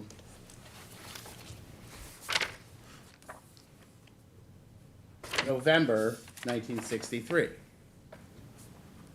when Bridgehampton Sand and Gravel, after commencing and conducting its mining operations on the initial 25-acre parcel, and undertaking its rights under the gravel mining agreement to explore and mine sand and gravel on other areas that were outside of this 25 acres owned by Bridgehampton Road Races. By deed dated November 1st, 1963, Bridgehampton Sand and Gravel purchased the adjacent 25 acres. And we can put that deed in as well. Okay. At this point in time, so when I say merger, like, it is now these two 25-acre parcels that Are they now both own. owned by the same Correct, so whether they company? merged or not is less the issue. It's more a merger and it's one consolidated mine site versus any impact of a legal merger, because that really doesn't matter, because it's one 50-acre parcel now. Okay. So as mentioned, all of this information was in front of the building inspector at the time of certain neighbors appealed when Sandland submitted its application for a pre-existing non-conforming certificate of occupancy, which was opposed. The stack of paper in support and opposition to that was much like it is now. And then again, it was included in the record before this board, or all of this documentation and information was included in the record for this board when the CO was issued, and certain neighbors appealed that. And which CO are we now talking about? 2011, Thank you. I just want to be clear about which is the that. 2011 CO and attendant building inspector's determination of July 18th and 19th. And based upon all that information, that's when the building inspector issued the CO and issued that written determination with respect to the sand mine, finding that not only did they demonstrate not only the intent but the act of using this initial 25 acres for the sand and gravel mine, that was before the zoning board, but the adjoining 25-acre parcel is entitled to that same pre-existing status for that acreage. That is the building inspector's determination that both this 25 and that 25 acres have a pre-existing non-conforming right to operate a sand and gravel mine throughout. So can you tell us what document says that both the 50, in fact, are? It's the, as luck would have it, right here. It is the July 18, 2011 building inspector's determination that was issued. It's Exhibit C in one of Brian's attachments. That was issued in connection with the 2011 CO. The CO was July 19, the building inspector's determination was July 18. Yeah, and as I read that, I think it references a 25-acre parcel, not 50. Well, it does, so if you look at the last section, the last paragraph there, there's three, right? With respect to the 25-acre parcel that it says 1962 decision, I think the decision was filed in 62, it's 61, 62, we're not talking about different decisions, it's all the same thing to the extent there was any confusion there. With respect to the 25-acre parcel that the 1962 ZBA decision does not address, right? So that would be the parcel bought in 1963. That is immediately adjacent, that now forms the whole 50 acres. I find that the affidavits and other supporting documents submitted in connection with the application, including the gravel mining agreement between Bridgehampton Road Races Corporation and Bridgehampton Sand and Gravel, Inc., dated 12/30/1961, and then in parens, notably 11 months prior to the ZBA determination,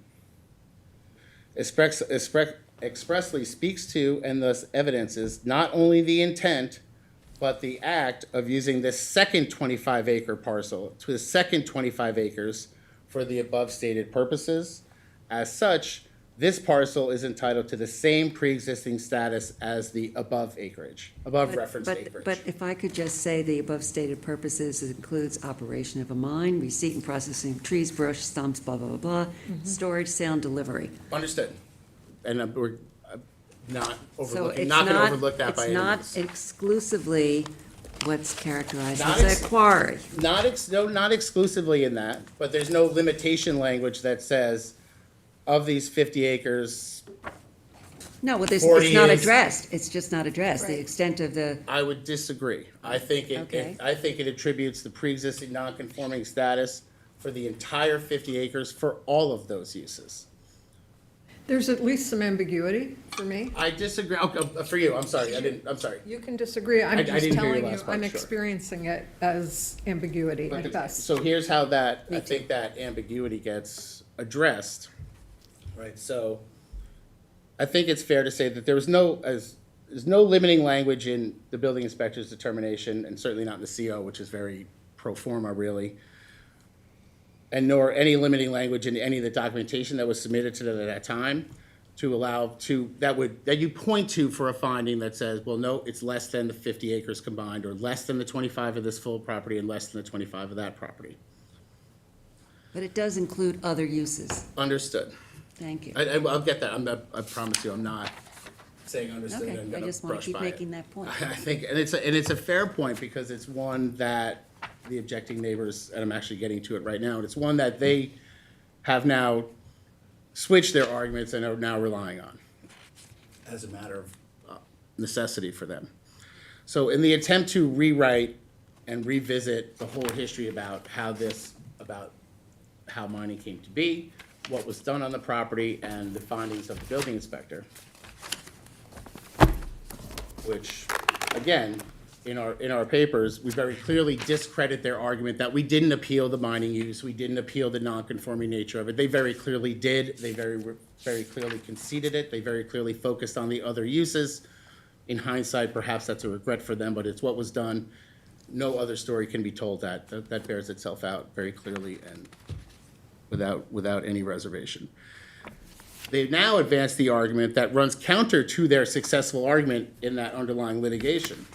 Now, in that underlying litigation about the CO, they successfully argued that aside from the receipt of brush and trees and what have you, they successfully argued that all of those other ancillary uses, the processing and sale and all the other uses that were listed by the building inspector in the CO, were not found to be ongoing in 1972.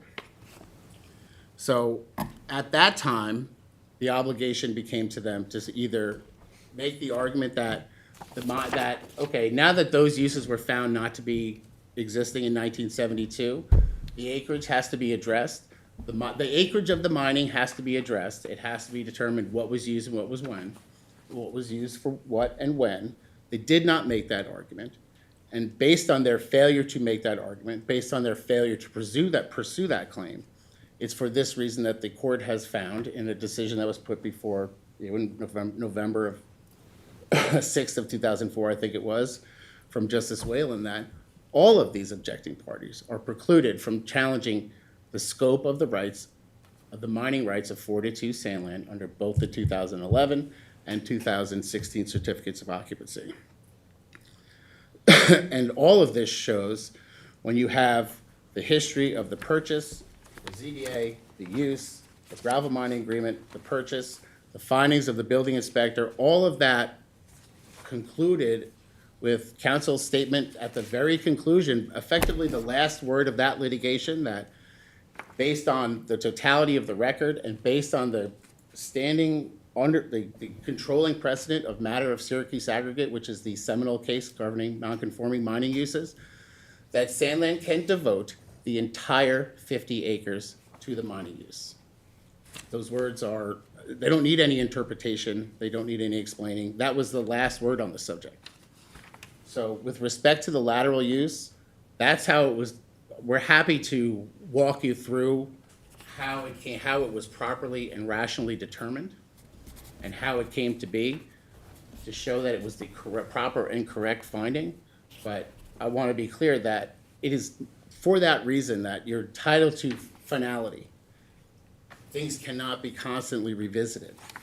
It's for that reason that this issue is not before this board to decide. This issue was decided in 2011, decided again in 2012, when the board issued its decision recognizing that they had abandoned their claims with respect to the sand mining use. Was decided again in 20. Where is that decision? I'm sorry. What exhibit? Where is that decision? Which decision you were talking to? They said, the one you just said. Oh, the November 2024 decision. It is attached to our briefs.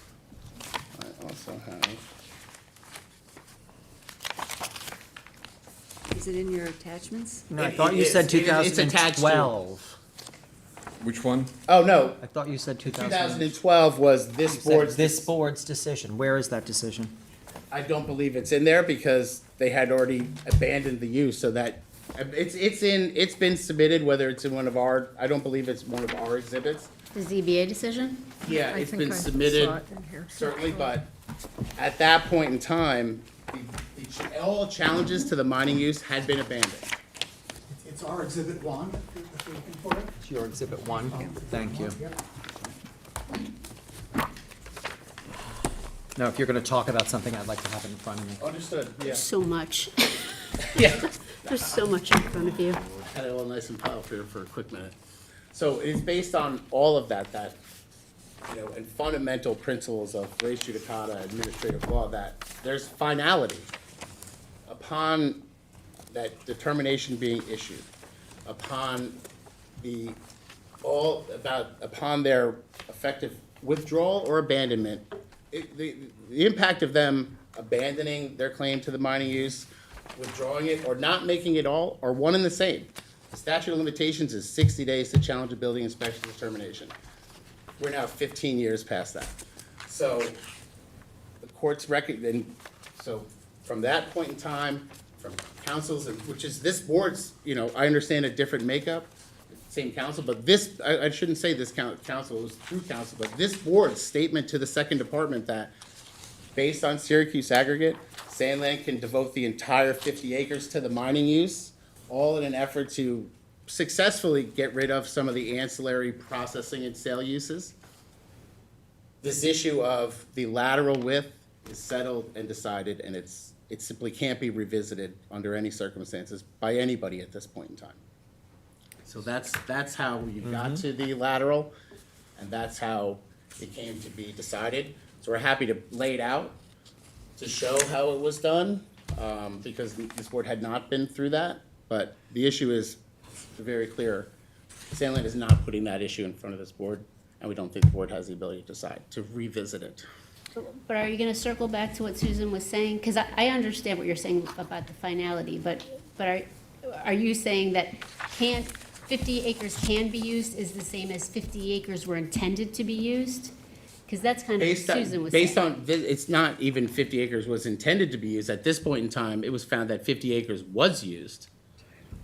It It's doesn't not say, only, it it doesn't says say. not only the intent, but the act. Yes, but it lists 3 different or more activities It that did. covered that area. So, I mean, how much of the area was covered by the other activities I and think how these much was were- mining? I think to the extent that, I don't think there was any effort to piecemeal that out because it was Well, found that's that right, they but were your all burden, encompassing. but your burden is to show that in That fact. all 50 that acres all- were to be used that for was a mining. manifest I disagree. intent.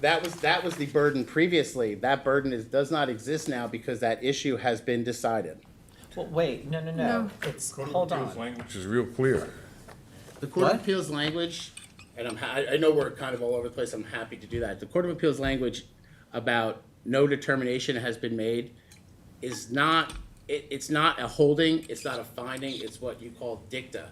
The issue in front of the Court of Appeals was a very narrow issue about a procedural requirement under section 2727033 of the ECL, the Mine Land Reclamation Law, about whether notice was required to be given to the town for Sandland's application to go deeper, wider and deeper, what have you, in a DEC permitted scope of mine under a new permit term. So back to. That was the sole issue before the board, before the court. Right, wider and deeper. You just said those 2 words. Yeah. Wider and deeper. Hold on. And the Court of Appeals decision was that no determination was made. And that's not, it's not a holding. It's not, so it's not their decision. It's a finding. It's not a finding. Yes, It's it not is a finding. It's not a controlling It is finding. absolutely a finding. I respectfully disagree. The remedy is the very issue, which is your job was to present to us clear evidence of a manifest intent prior to 1972 that you had a whole and complete business plan to mine that property. Right. All the stuff after 1972 is interesting, Agreed. but not as germane as what proof do you have prior to 1972? I think all And of I this- haven't heard much. I think all of this stuff after 1972 is interesting, except for specific findings that were made by the building department, by this board, and by the courts. Those post-72 decisions are relevant. Any other activities post-72 are irrelevant. So what we laid out here is exactly what was presented to the building inspector in 2011 to demonstrate what he found of not only the intent, but the act of using all 50 acres, of using 25 and 25, which by my math, when I say it in shorthand, to use all 50 acres, it's 2 ways of saying the exact same thing, for a sand and gravel mine.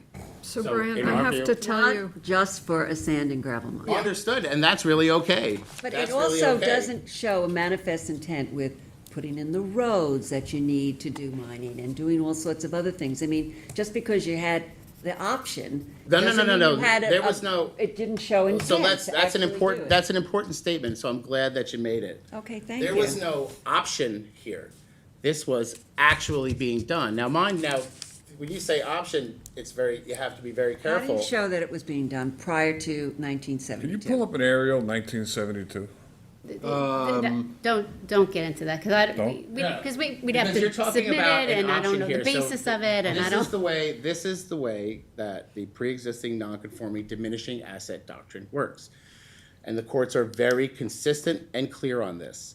You don't have to use all You of don't it. have to use it all. You may very only use a little bit until, at the time it becomes non-conforming, because the understanding is that you're only gonna use the remainder when Yes, you need and I it. appreciate that, but in the cases that you cited, particularly the Buffalo case, they said that they were dealing with a quarry, which was clearly being used as a quarry. Right. But it didn't have other uses, the stumps and the dumping and other kind of thing. So, it's one thing to say, you didn't ever represent that this was just a quarry prior to 1972, in my opinion. You have, Does anybody else agree with me? No, I agree, and I'm also getting hung up Okay. on this 2012 decision that Adam Grossman signed that supports what Susan is saying. It Yeah. doesn't say what I'm hearing you say, Brian. It talks about pre-existing use of storage, sale, and delivery of Because sand. the issue at that point in time was no longer the sand mining, because they appealed the findings with respect to the sand mining. This was the Fair and Gilman and Douglas. See, but the It was problem. their application Hold to the on. board. But Then the don't tell problem, us this guides. the problem that we have is I didn't that understand. Go ahead, Jim.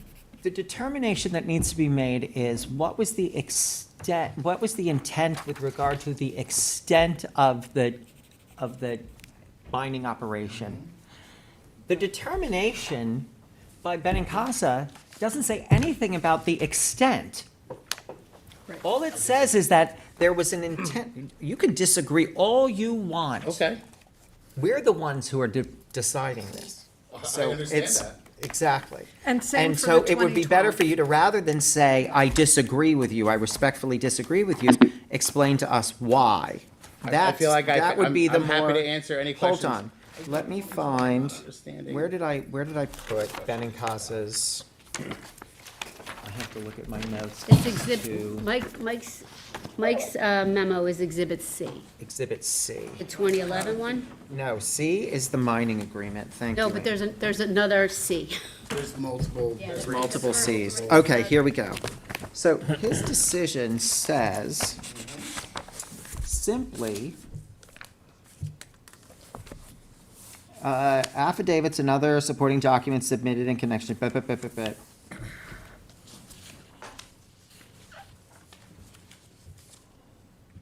evidence is not only the intent, but the act of using this second 25 acres for the above stated purposes. Right.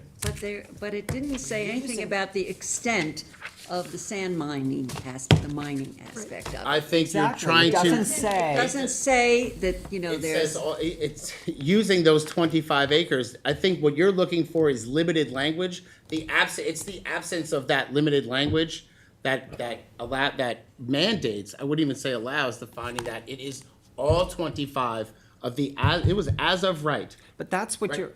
that's what the request is, for a determination that that Sandland had an express intent to use all 50 acres for the purpose of mining. That is your demand. No, it is not. No, That it is is your not. application. No, that is very clearly not our application.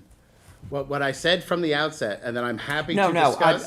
Hold on. Let me correct that. No, Yes. your application is with regard to the verticality. We're talking about the horizontal Right, nature. and I was happy to get into it. But when we're talking about a determination as to how far sand land can mine horizontally, the application would be, if it were made, that they had an express intent to mine the full 50 acres. And it's But not, Not use part of it for sand mining, part of it I don't for. disagree, but the problem that is running into with that analysis is that application was made, that application was decided in Sandland's favor, to the extent that upon the conclusion of that litigation and the successful arguments for the cessation of the ancillary uses, this board stood in front of the second department and said all 50 acres for the mining use. that respectfully, Where that do you, is. where's that? Show us that. That is in the zoning board brief that is attached to. So this zoning board brief? No, that is the zoning board decision. This is the zoning board's brief to the second department. The On zoning the board appeal. brief or the town? Town attorney brief on behalf Yeah. of. On behalf- is the- your- the zoning Exhibit board was the P. party. Show us where in Exhibit P. P? P. Where's Of the P? initial, I don't have the initial, I didn't bring that. Oh, I'm sorry, which one again, John? the initial, Submission. the initial application documents, I didn't bring those. which has the big A through T. Can you explain it? Tom will let you interpret it for us. Well, I want to find out where it is. Yeah. I don't have it with me. It's exhibit O to our opening brief. Okay, I didn't bring the opening brief. Oh, Don't seem to have that. that's the interveners. The decision on the intervention. I have P it. is Ms. Garvin's Okay, then apologies. brief. But I'd like to know exactly where. Find me a pin site. It Well, is, if there's no page numbers, that's great. Katie. There's page numbers. There's page numbers. What page number do you see what she read, what was written? it is. One second here. One second. It is quoted in our brief. It is cut and pasted, a screenshot of this out of our brief. It is, I don't have their brief in front of me. I can find it for you What- very easily. It is a page that starts, "This board agrees," at the very top on their brief. It's towards the back, I believe. Does it cite Syracuse aggregates? Yes, it So does. it could be page 22. This board agrees with the Supreme Court citing of Syracuse aggregates. This is this board's statement to the second department, the last statement on this litigation. Oh, and I highlighted it. This board agrees with the Supreme Court citing of Syracuse aggregate for the proposition that mining contemplates the use of land itself as a resource. And in fact, that holding was used by the chief building inspector when he determined that the entirety of the 50-acre premises could be devoted to the pre-existing non-conforming mining use, notwithstanding that the 1961-1962 ZBA decision pertains solely to a 25-acre parcel. That is the last word that was held in that litigation with respect to that matter. So I understand coming in saying, this is what the application would have been. That's what the application was. Now, the process was different. It went to the building inspector first and then came here on appeal, whereas now the process is new where it comes to this board. in That first doesn't instance. that doesn't resolve verticality. It does not. No, It does not. verticality, right. Definitely not. No, it does not, and that was not intended to. Even if that went unchallenged, it does not. Understood, so. What's the date of the Katie brief? Yeah. It was, It was probably would have been 2012. sometime in 2015. 2014. 2015. 2015, Because the okay. process of that was a 2011. It's a docketed 2014 appellate Okay. division Yeah, case. the process of that was the building inspector's determination in CO in 2011, this board's decision on that appeal, addressing all the other ancillary issues in 2012. I think the Supreme Court decision in 2014, then the briefing, and then the second department decision came out in 2016, I think it was like April 1st, 2016, or end of March 2016. So that is, I think, compelling. So that's, That we have taken that position, The town has, yes. that the town has taken that position. this board, even more we have, specifically. this board you- did. like, it's hard to say you, because I'm obviously not trying to That say. determination was you. made. Okay, that is compelling, and I'd like to hear from the opposition what they think of I that. agree. But I'm quite sure of what they think of okay. that, but I'll let them explain That it. deals with lateral. It deals with the lateral. Deals So with the that's where lateral. I was happy to walk through it, because I'm it gonna is a be, lot. and I'm gonna be very honest with you. Had I sat on this board, I can't believe that happened, because quite honestly, I have seen nothing in this documentation to suggest that Sandland had expressed any intent to mine all 50 acres I agree. I agree. at all.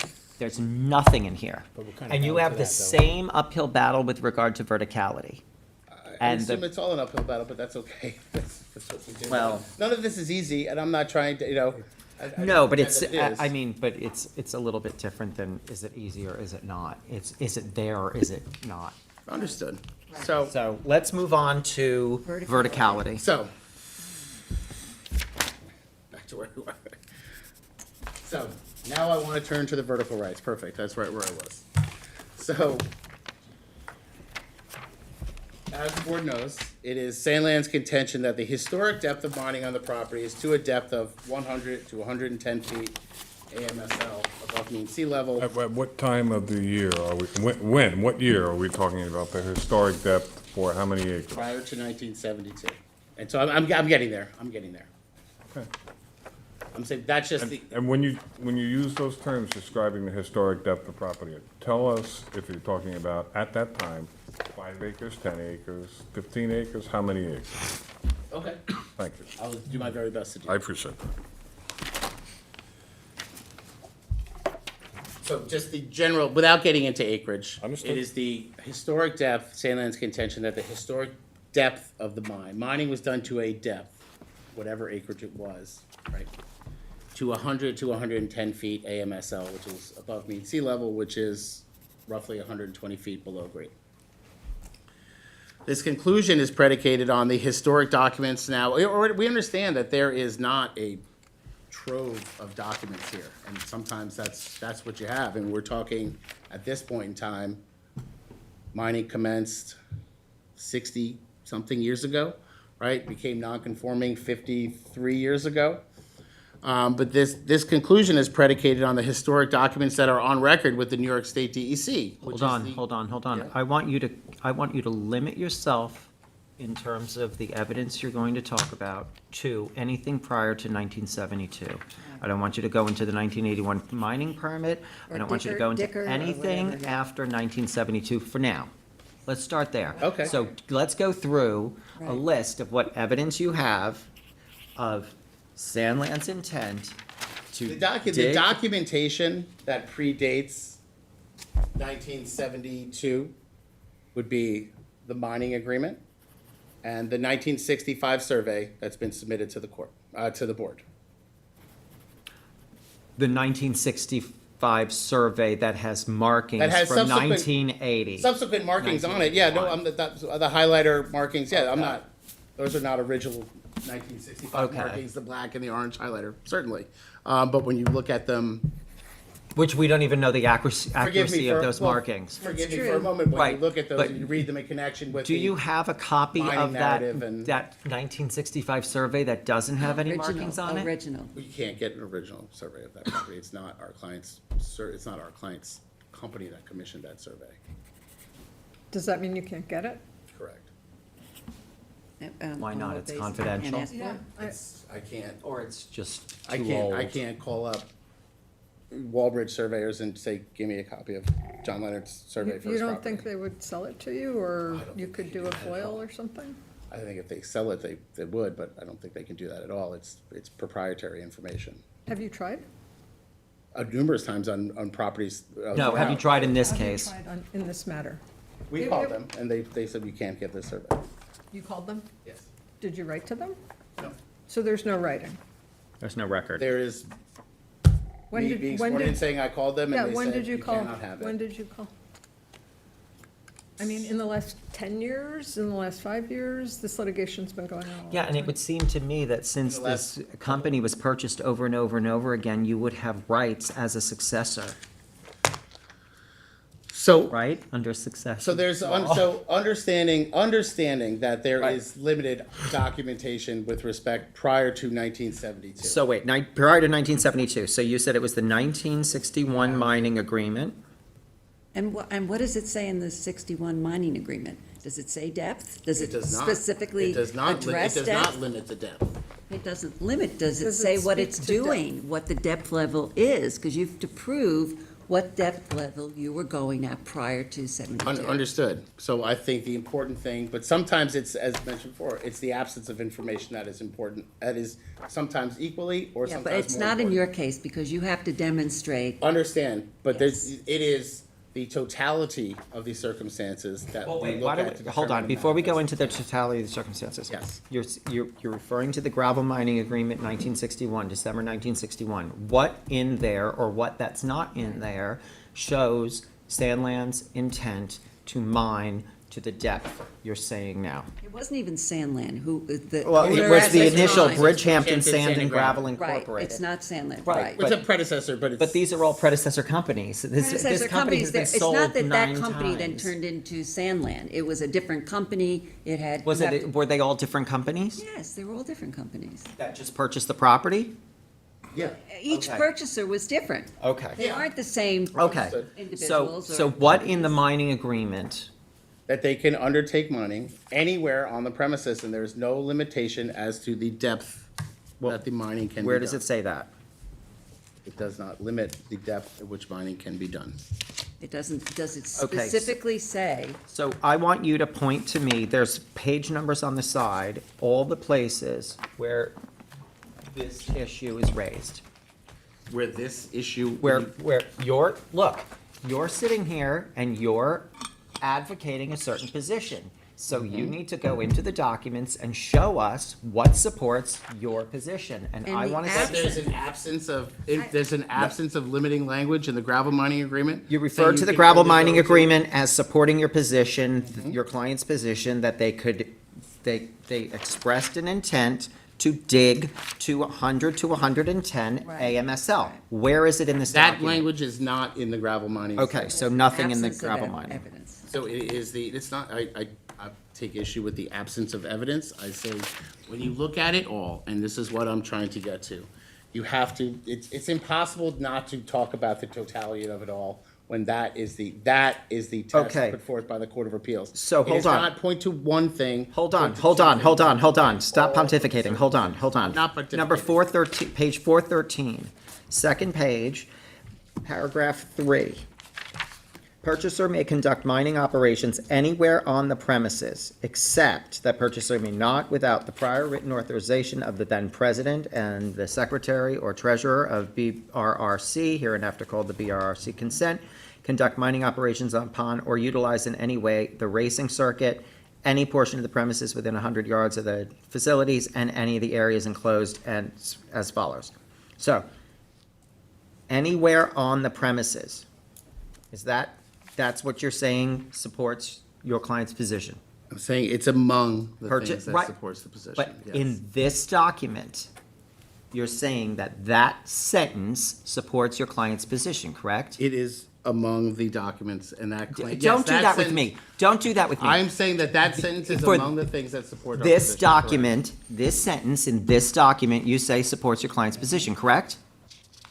So can I ask a question about that? Correct. Because anywhere Thank on you. the premises does not suggest depth to me in any way, At shape, or any form. way, correct? shape, or form. I'm not trying to suggest that it does. But you just said, in your totality What I'm saying is argument, there that is- supports what I'm it, saying and is that there's- doesn't support it. So let's. That was respectfully, that was, remember Leonard's language about asking if it does, and what I've been trying to say is that, and what I've said consistently, I think a number of times, is that there is no limiting language. There is no limiting language in that document. We need to hold on, we need to make a record, and we need to be very clear what your position is. I'm trying to get to So that. sitting here and telling me that, when I ask you, does this language support your position? And you go, among other things, the answer is yes or no. I don't know that that's necessarily accurate. You think that this, so then this document doesn't support I your don't client's think it's a position. simple yes or no question. Can I I, think- can I just ask one thing? You said that you were going to prove that the historic depth was 100 to 110. Yes. Yes, right. yes. Where, AMSL. where does that, if you're trying to specifically state. I'm happy to. Yes, I'm happy I to. understand, but just saying that you've got free reign doesn't prove. I'm not, that is by no means. Hold on. You know what No, I'm saying? I know. By no means, I want to be very clear, Well, because I agree. the By Court no of Appeals means is the ag- argument here agreed with you, that we Susan. had free reign, so let's assume it went down to that depth. Right, Under so no you have to circumstances show us. is that the argument that I'm Okay, trying to put okay. forward. But, so what I think Mr. Leonard is saying, what I certainly would like to hear is, I want evidence that you had dug to that depth. Having no limitation mentioned does not show me evidence I that you don't dug just, to. on, All right, on that all right. point. I'm just we trying are to get a in- laundry list on here. that point, we are in complete agreement. Oh, good. That I'm not trying to say that at all. Okay. We've kind of I know, gotten a but what I'm little saying sidetracked is, show on me, that issue. show me the evidence. And this is where I'm. So hold on, we have the 1961 mining agreement. Okay, next. So we've gone through it. So the only thing in the mining agreement that may support your client's position, amongst other things, is this anywhere on the premises language. There's no other language in this document that I affirmatively. think the document can It's the speak for absence- itself. the absence of a No, limitation. hold on, it's not about the documents, we're not asking you to interpret the document, we're asking you where, are there other instances in this document that support your client's position that they can dig to 100 feet? And if you tell me it's, among other things, we're gonna move on and say there's nothing else in this document. I just need to know I don't know, in this document. that's where I don't think we can move on to, You because don't that's know? not, I didn't say that. No, Okay. But respectfully, I think you have to let me try and answer the question. I'm trying to let you answer the question. I don't- What I'm else not in this document supports your client's position? Document itself, and the absence of any, the document itself that allows the gravel mining agreement to be done anywhere on the premises, and the absence of any, there's no limiting language in there that says you have to stop at 200 feet or 150 feet. So now, That was the let's very move limited on. point that I raised it to you for. Okay, perfect. And So now what's I the want next try- document? And What's the next next? document? Yeah, let's The what's next document, and you have to, I understand, and I'm gonna have to vary from what your request or directive was, if I may, to say, you can't talk about what this is without talking about the mining applications and the affidavits that were filed by the mining director with the court. It's just impossible. So I'm gonna do that. But we're doing respectfully. no, you're not. You're gonna my stick to. presentation of my application. No, we're gonna tell you what we want. And we're gonna direct and focus this conversation. So I'm right now, trying to like I focus the said to you, conversation. right now, we're doing pre-1972. We will get to after. I wanna know, what other not talking about documents, after. what other documents in this presentation? You have two sets of exhibits. What other documents other than 1961 mining agreement you claim supports your client's The position? 1965 survey that was submitted to the board, and that was included in multiple submissions and was included, has been utilized, adopted, and relied upon by the New York State DEC. Again, the sole mining operator for mining operation, the sole mining regulator for mining operations within New York State. Okay, and if we look at that exhibit, Where is that exhibit? hold on. Repeatedly, done a lot of it. Yeah, I know, I want to Yeah, get I'm to it. talking to myself. there. It's big in, one? it's in Exhibit H. Part of the mining application. Is this the one with the colors on it or not? Yes. Well, you've got the big one. Yeah, without any, We all have the big any one. other colors on it. It's in like a pocket, I think. It was in what packet? Pocket. I think, right? No, that's No. that's a This later. is, this is This is 2007. That's This a is later not there. survey, yeah. This is. Sorry. Not this. Oh, here, But it's- wait, here's the one with the markings.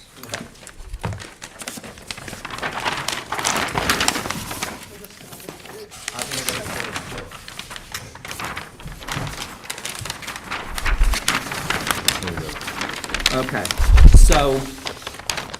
Does it have an elevation? So, this survey, without any of the markings. Okay. Now, when I look at this survey without any of the markings, all I see are elevations. It's a topographical map. Correct. That's sort of what you need, Okay. because you need the bottom. Right. So what in this shows an expressed intent to mine to the depth of 100 AMSL without the markings? Can I take that for a moment? Sure. Or another, I don't want to. And whose markings are those?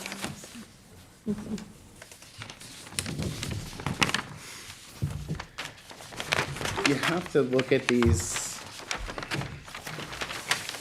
You have to look at these together, because these are both copies of this 1965 survey with different markings on them, obviously. Was there a marking with the elevation, the base elevation on that somewhere?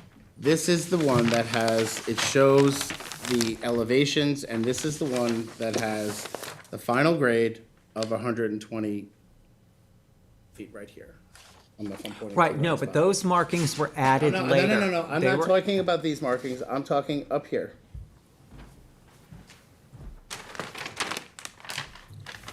Is there a starting elevation? What's the top elevation to the bottom elevation? So It final has been- grade 120, Right. Which is which is what? Which is height from the, 100 from which is below- 120 feet feet down. below grade, Below grade. which is 100 to 110 feet Where are you above getting mean that sea level. calculation? That's a The that- notation on the mining plan? among yes, by from the notation of the mining plan and from the Do you determination by realize the that you can't DEC. calculate AMSL from 100, from having dug 120 feet below grade unless you know the grade? It's basic algebra. Right. right. You can. So those notations on that mining plan mean nothing. Should we swear? It's swear menu. I think we have, with respectfully, an Okay. expert in the room here. Sorry to barge in. Do you want to see it? She got to swear you in first. Are you an attorney? You don't have to stand up. Are you an attorney? No. Okay. Do you swear to tell the truth, the whole truth, and nothing but the truth? I do. Please state your name and address. John Single, 3 Carriage Court, East Hampton, New York. Okay, I just wanted to clarify, when you see final grade written on a survey, that is MSL. MSL, AMSL? AM. So it's not elevation above grade, it's below grade. That's your final elevation, and that would be ASML. Well, then why is it written in the mining plan from 1980 that the existing hole outlined in red as line B, which has a depth of 120 feet below the grade of the surrounding land? It just happens that the math works out as well, that from the road, which is where they were typically talking about, because I've had several other mines where they talk about the area surrounding, they're talking about the road. The road is at 220, and 120 feet below that is 100. And at one point, I believe the survey, if I may look at it, We're talking about a cartoon drawn on a 1965 survey for a 1980 permit application to just, to Well, no. to tie. The final grade is actually original. part of the original Yeah. survey, but I contest that because we have a mining plan from 1980 which states that the area was at a depth of 120 feet below the grade of the surrounding land. So what's the grade of the surrounding So land? what's the grade, what was the grade of the surrounding land? And that's the only way that you could determine That's right. what the grade is above mean sea level. That's right. and that's Because why I it's brought up algebra. the 220 here. Yeah, but there's 230 here, and there's 220 there, and there's 130 there, and 250 here. Well, that's on the So, property. but we're, The surrounding land would be immediately what was the, surrounding gr- there, what not was the, else, what not, was the not in initial the far grade? corner You of the property. can't say, that notation on this mining plan, the 120 below grade Now, you're talking equals- that 1980 mining, plan. I'm just want to make sure I'm. Yes, I'm the understanding. 1980, there's notations which are clearly written after the fact.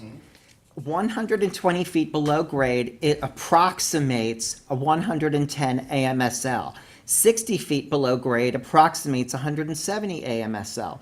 But you can't make those notations, you can't make those calculations unless you know what the grade was, what the starting grade What the was. starting point was to dig down. In other To dig words, if it was down. 100 Depicted feet up, on- Which is the topographies are And depicted and the on that topography original is survey. varied beyond belief. It's not, it's When not you say very beyond belief, can you be more 250, specific? 240, 270, 230, 250, 260. In other areas of the 250. mine, but you're talking about the surrounding area. You don't go to the far corner of the Well, mine to say, in the well, area, this says here. hold on, in the area, if we do look at the little drawings, the area that has the hole of 120 feet deep, existing hole 120 feet deep. it's not AMSL. It's not AMSL, it's 120. deep. Right. And if you look at the That area started at 250.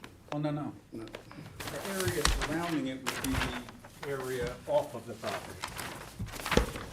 The area surrounding it is the area off of the property at natural grade. And right off of this property is at 220, and this is below 120. That's how they came up with the math. as Who- far as who the are they? surrounding area. The DEC at the time the initial permit was granted in 79, 80. 79, 80, yeah, that's when. Can you help me? I asked this before. Whose markings are these, the red and the green? Those are the markings that were done by the mine operator, was it Wellington? Yes. Wellington and Co., the company, it's on the letterhead there.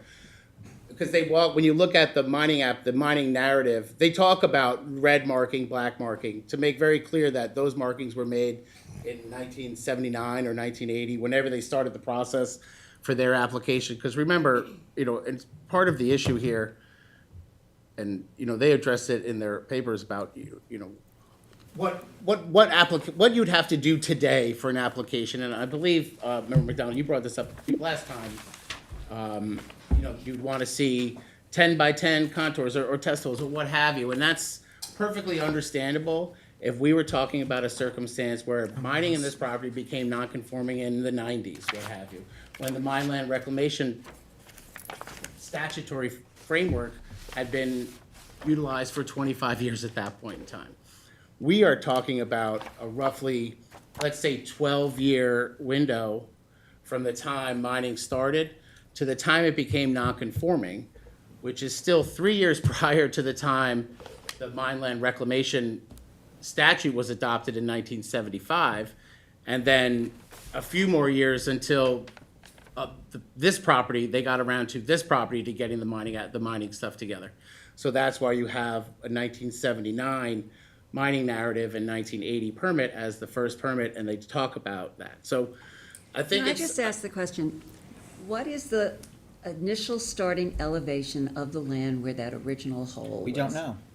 Okay. It's the 220, it's the surrounding elevation off of the property. What says that? Yeah. What says that? You can't just sit here and have an expert from 50 years later tell us that it's from the road, that's the natural grade. Okay. Because he wasn't here in 1965, I'm sure. No, but he can read the numbers on the map. Are there numbers on the map? I mean, John can probably, Mr. Tinsel can probably read, I'm saying, you can probably read, it probably means something to Mr. It does, it Tinsel. says 220. He gave us natural grade. The natural grade is at 220. You can go there today and do the same thing. It's probably still the same now. Because the contours of this topo map is going up and down. It's almost like a natural. So where would So you, if it so where started would at you take the 220 natural grade from? And so there's a natural grade anywhere around. You can use a road if there's a road there, that'd be the easy way, but anywhere you have, so if you look up there where they have some grade around the top of the, right over there, all those grades around there, that doesn't even look like it's touched yet. That would be the natural grade right there.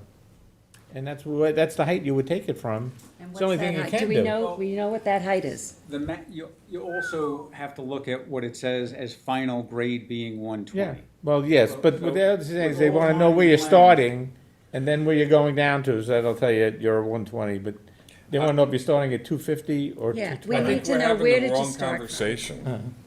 I think we also need to let the applicant and their attorney get through this, because we are doing a ton of testifying, and I know we have a lot of questions, but we gotta let these guys finish their Okay. presentation. Okay.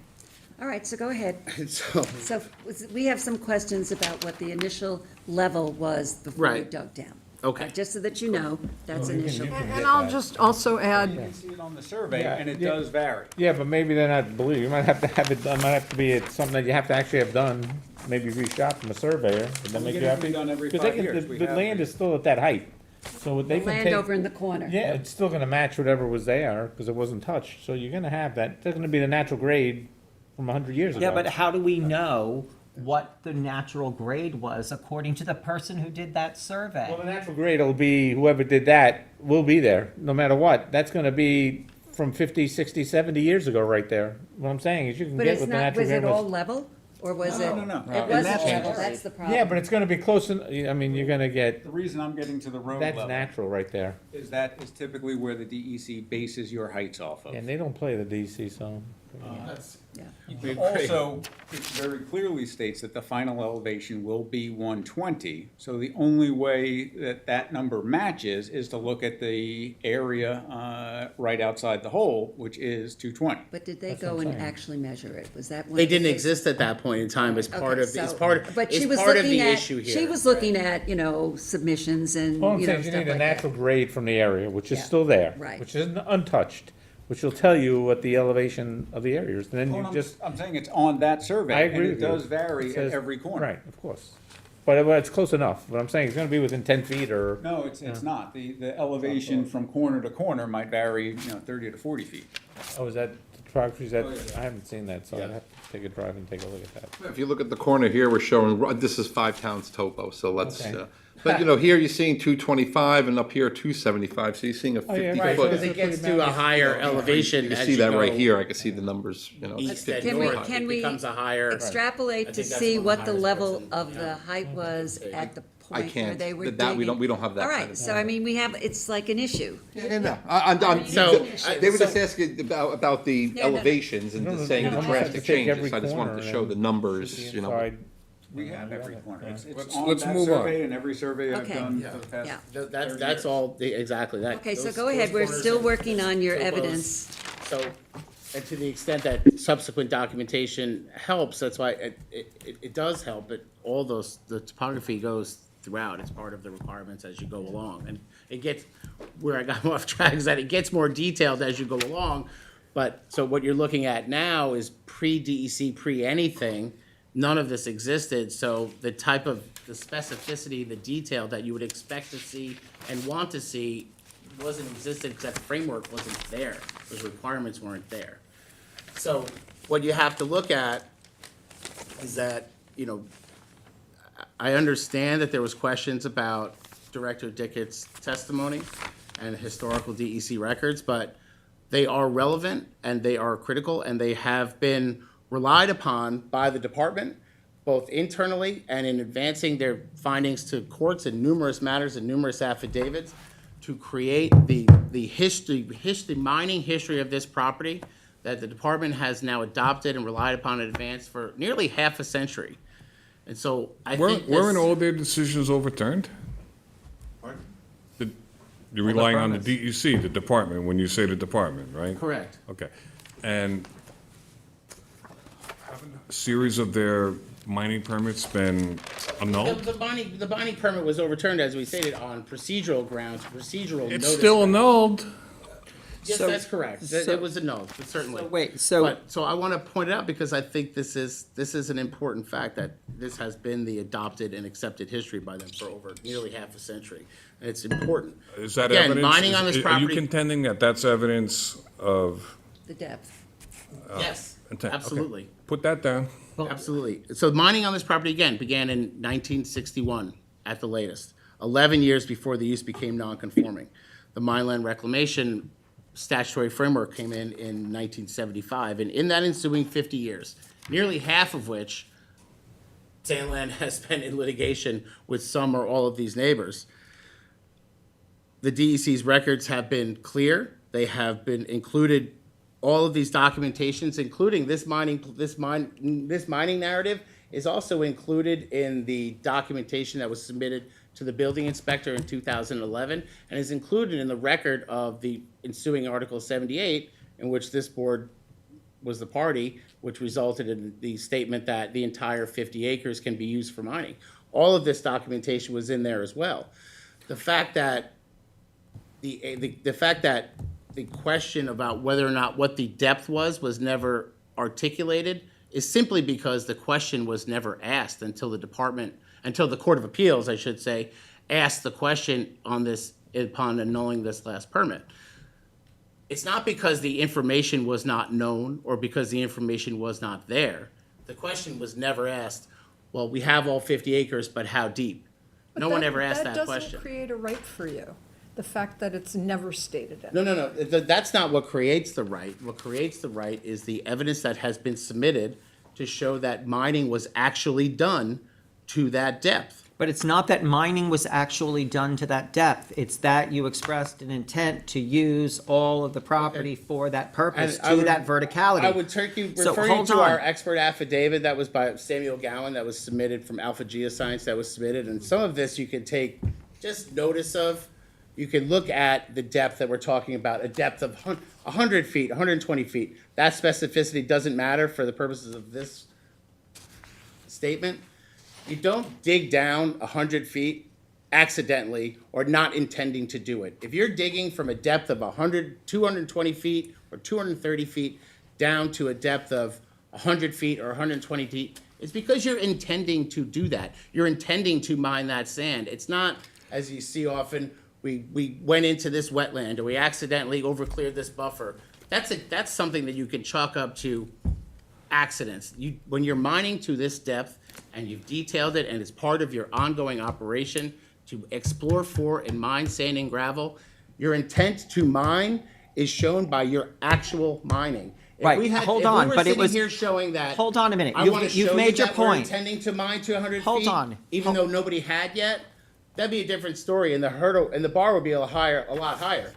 But it was done. It's been documented and established and relied upon by the department for 50 years. Understood, but that could be one factor of many with regard to your intent. Correct. What you did, but also what you showed you intended to do. So I'm taking from everything we've done just now is that the only thing you have pre-1972 is the 1961 mining agreement and the 1965 survey without any of the additional markings from 1980.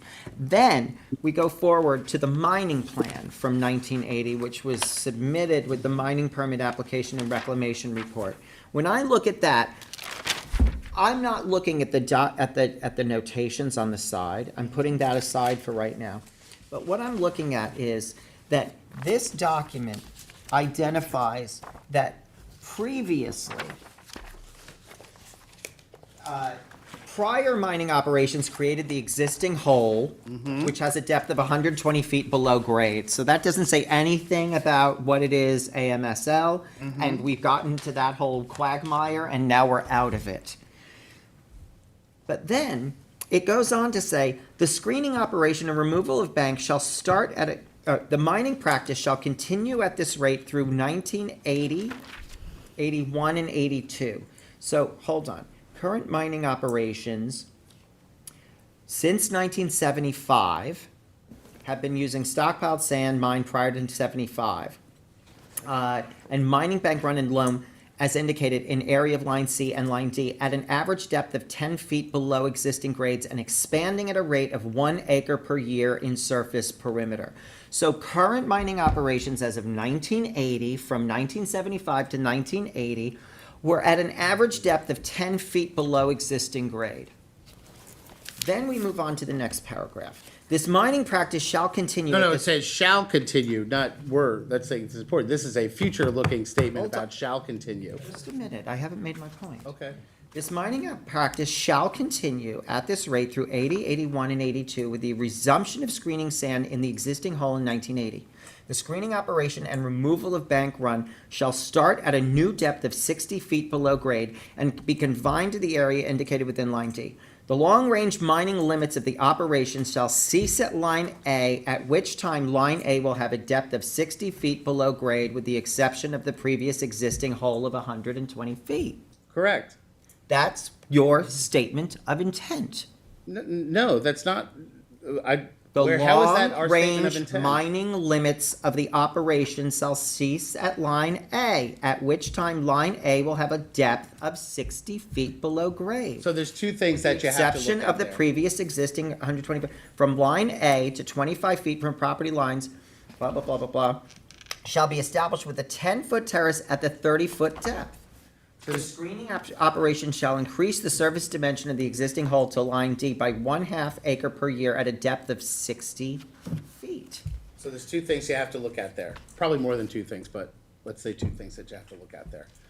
This is now a mining narrative being put to the department for a first-time mining permit to show, because they want to have, they don't want to have just one giant hole that goes on a 50-acre parcel that, mind you, has now been, as this board had already stated, the entire 50 acres could be used for mining. The department doesn't want just one hole in a 3-acre portion to go down as far as you can and just kind of leave the rest for a later date.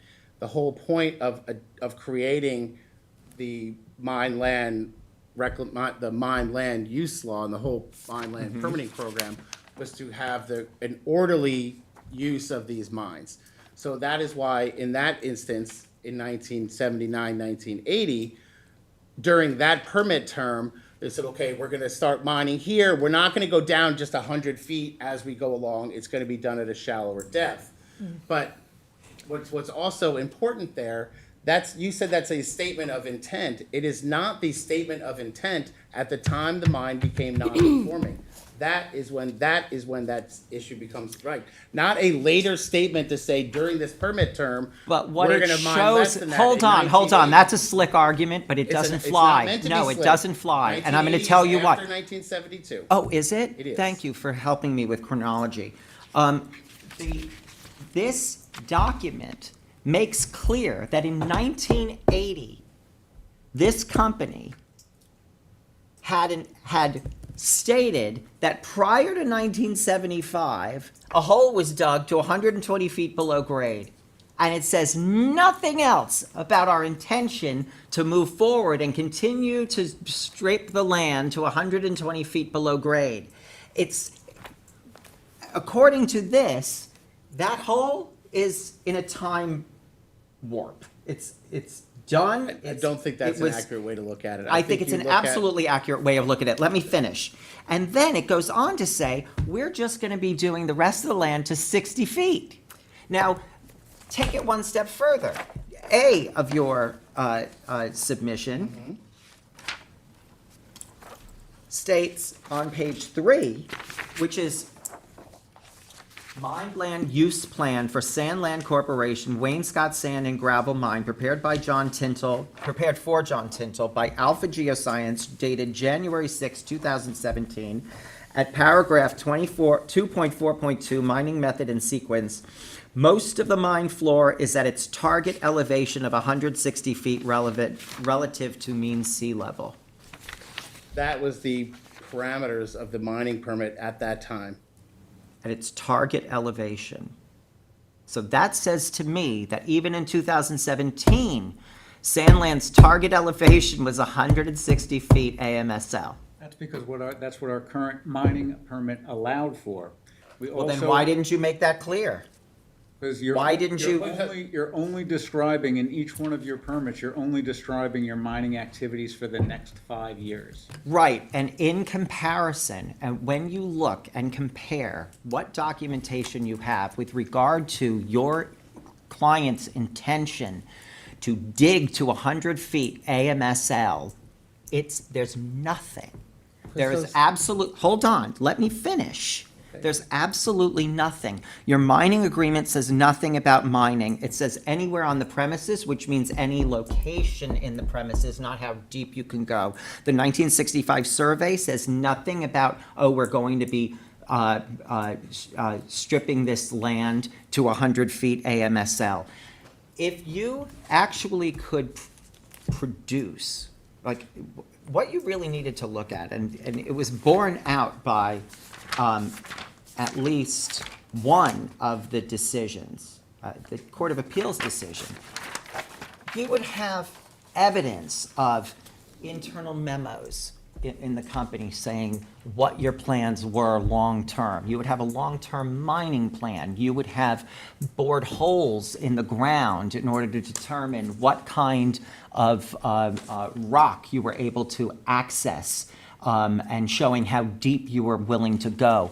You would have, assuming you have investors, you would have communications to investors saying that this is what our plan is for the future, for the next 10 years, 20 years. You would have a 10, 20, 30, 40-year plan saying that this is what we're going, and these are the depths to which we're going to go. I don't see any of that here. So I have to. The depths that are, go ahead, I'm sorry, yes. I think what Mr. Leonard is saying is compelling, and you ought to listen, because there is a paucity of evidence with respect to the intent at 120 or 100. It's not there. There's little shreds of interesting pieces of paper with drawings on old surveys that you say you can't get originals of. There's conflicting information in all these documents. I can't get there unless you have more to show. I just want you to know that, and maybe you can do better. I think All the right, wait a second, conflicting, oh, I'm sorry, I didn't hear. If I had to tell my entire life story, I could because I lived it. Present owners acquired the property with 6 or so owners prior to that happening, and the documentation that the Court of Appeals is asking to be produced to allow this to continue, frankly, I don't see it. I know you're doing the best with what you got, and you're doing your best to reconstruct history archaeologically as best you can. It's not there. And as much as you want to try to continue to argue that it is, I just don't see it. And it's not like we haven't been patient to listen and trying to get it. So I agree with you. I think what's getting lost here a little bit is that the initial directive to me was to talk about prior to 1972. But respectfully, in order to counter the history that the DEC has adopted and what the pre-1972 documents show. We don't have to accept the DEC's findings. However many, You don't understand that. I know, I do understand that. You don't have to defer to the DEC. If you could, We just don't. If you could let me, the directive to me was to talk about pre-1972, right? But in order to, what I'm saying is that in order to then, there is what there is prior to 1972. I'm not discounting that. But that means you have to go to other documentation, and that includes the DEC's findings, the DEC's affidavits, and the history that they have adopted and used as the baseline mining history of this property for 50 years. In order to counter that, we're not accepting their determinations. You have to recognize that. You have to get over that. You have to get over that idea of yours that in some way, shape, or form, we are going to sit here and just take an affidavit from Catherine Dickert, and that's going to be the Bible according to this. Okay, but It's John, not that can go to your persuasiveness. Can we just let Mr. Matthews finish? Let's just let him finish. In order to counter the conclusions that have been adopted and advanced by the DEC and shown by the historic documents and their history as the sole regulator, as the sole inspector, correct? You're now turning to documents from 1980 and 2017 to show what the intent was, when that, by your own admission at the start, was not the controlling time period. And so getting to the point about what the case law you're talking about. To show that in 1980 and in 2017, your intent still wasn't. See, but what you're doing is misreading that, because you're talking about the term, you're talking about that mine land use plan talks about a specific permit term that under that term had a permitted floor from the department, not from a zoning perspective, of 160. And that's what the target elevation was. Okay, I'm going to interject here. Do you have any other evidence no, Brian, we're going to have to move on. Yes. Do you have any other evidence to support your proposition that before 19 72, the intent was to dig to 100 to 110 MSLS. We have the totality based on, right, talking all right, about what's so there. you gave the us- actual mining that was done to that depth, I think is a pretty In one compelling. narrow spot. It's pretty compelling. When you look at the law, it only has to be in one narrow spot. Okay, that's great. All right, that's your evidence. Okay. Thank you. I know it's a lot, and I know it can get, but I do appreciate the board's time. I Okay. really do. I do as well. Thank you. Okay, thank you. All right. And now we're going to have the respondents come up. Whatever you want to do. Bob is such a comedian. Are you scared of us? Is the microphone No, it's on? good. I'm joking with you. I'm joking with you. Nobody's used You it know- all night. It wasn't Yeah. even on. You know, being in court, you have to stand up to speak to a judge. I know this isn't a court, but I'm You're not always- used to. Yeah, exactly. Doing your squats. All right. Yes. We're looking at the time. Yes, it's Please, late. you know, to the extent you can be succinct, we'd really appreciate it. Yes, of course. I'll try to be as brief as possible. Chair and members of the board, good evening. My name is Reed Super Law Group, 222 Broadway, 22nd floor, New York, New York, 10038. I represent Joseph Fair, who is an abutting neighbor to the south and of the mine. And on October 2nd, we submitted jointly with the lawyers for an abutting neighbor to the north and civic and environmental groups our response and exhibits, and 3 affidavits with their exhibits. One of the affidavits was from a hydrogeologist, Sylvan Long, who has been analyzing sand land, its maps, its surveys for more than 12 years. Mr. Long is here on Zoom. He would like to speak for a couple of minutes after I do, and we would ask if you could indulge us that Mr. Long speak directly after I speak. We think it would help with the continuity rather than going around the room, whoever wants to speak. If Mr. Long could follow me, we would appreciate that. That's fine. But my co-counsel, the lawyers who submitted the response with me, John Barone and Claudia Bramer, are also on Zoom. They may not speak given the late hour, but they'll raise their hands if there's some small point they need to add. We also submitted previously a petition of dozens of neighbors. I don't believe any of them are going to speak, given the nature of the application. They can't add anything about what happened pre-1972, but they did say that they do not want to see this mine, which has been non-conforming for 53 years, expanded, which is consistent with New York policy, and they want to see it reclaimed, which is consistent with the facts here.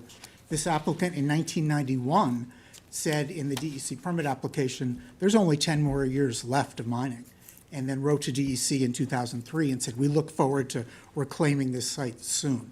So the neighbors' petition is relevant both to the facts and the standard in that regard. Let me say a couple of overarching things about the application before turning to the horizontal and then maybe briefly the vertical extent issues. Sandland's burden, as has been said many times, is to demonstrate with sufficient persuasive evidence, that's the term this board used in 2012, that its predecessor, we're going back 6 to 10 predecessors ago, prior to 1972, clearly manifested an intent to go both to the width and depth that they now seek to mine. In Sandland's reply brief, they use the phrase intent to limit more than 5 times. I think we heard Brian say limiting language, limiting maybe 12 times, 20 times tonight. That's an attempt to flip the burden, to switch the burden. The test under Syracuse aggregate, Buffalo crushed stone, the town of Southampton case, it's not whether there was an intent to limit, it's whether the applicant has clearly manifested an intent to mine not only the area that was mined at the time of nonconformance, but to expand that mining to other areas of the property. It's not whether there is an absence of limiting, of an intent to limit. That's the classic attempt to flip the burden, and they keep saying it over and over and over.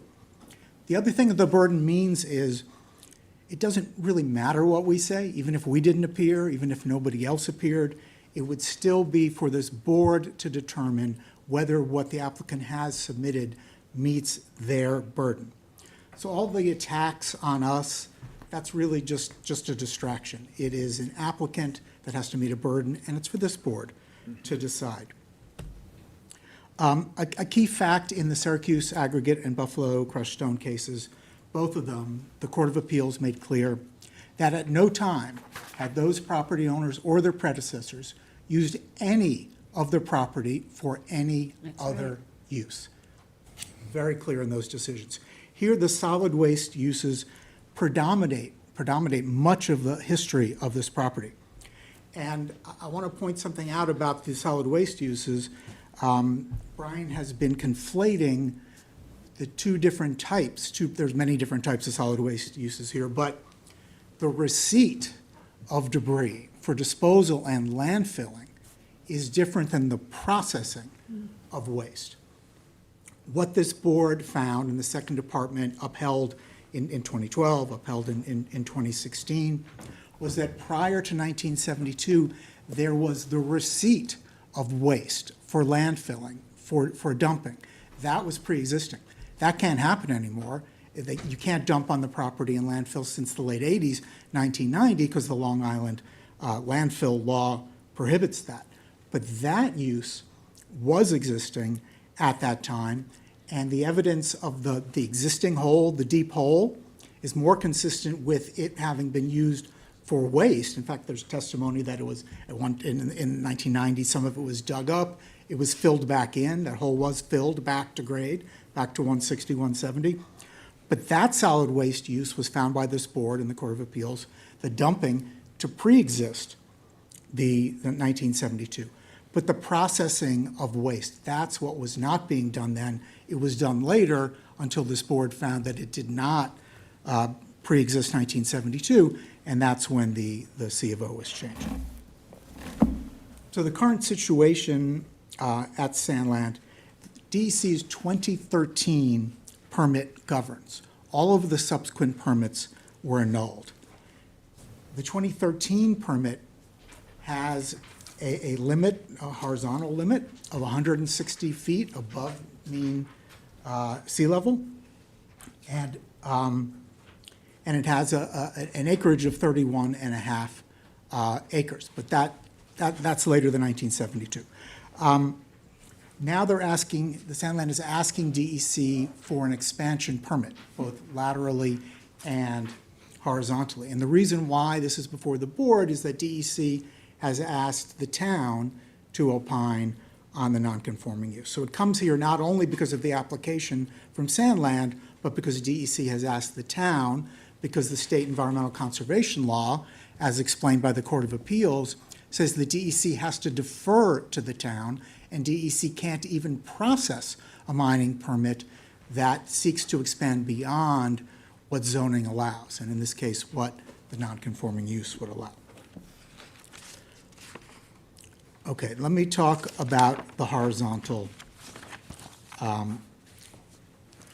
extent of mining. And Sandland has said it's not seeking that determination, but most of the argument has been about that. Tonight it said, for the sake of argument, let me explain why we think we can go to all 50 acres. It's not only did the Court of Appeals say that wasn't determined, many other courts and decision makers have said that. The DEC's chief administrative law judge said that in 2018. That's our Exhibit 10. Multiple courts have said that. The Court of Appeals, the Suffolk County Supreme Court, the town attorney said that in the letter to DEC. The current chief building inspector said that in the referral to this board. It has not been determined. And what Sandland is doing is conflating three different issues with respect to the use. First, there's the existence of the use, and no one disputes that's the existence of a sand mining use prior to 1972. The second issue is what parcel or parcels that use can be conducted on.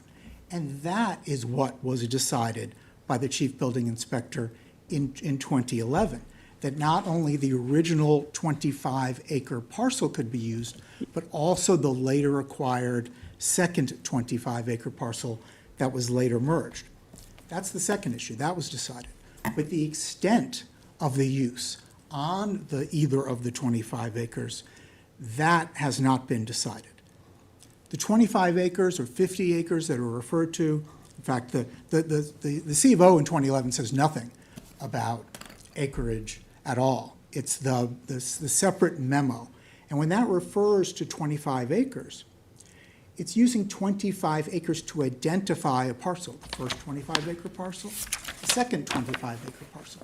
It's a compound adjective, 25 acres. Sometimes there's a hyphen there, sometimes not. Sometimes it's said as the second 25 acres. But it's which parcel can be mined.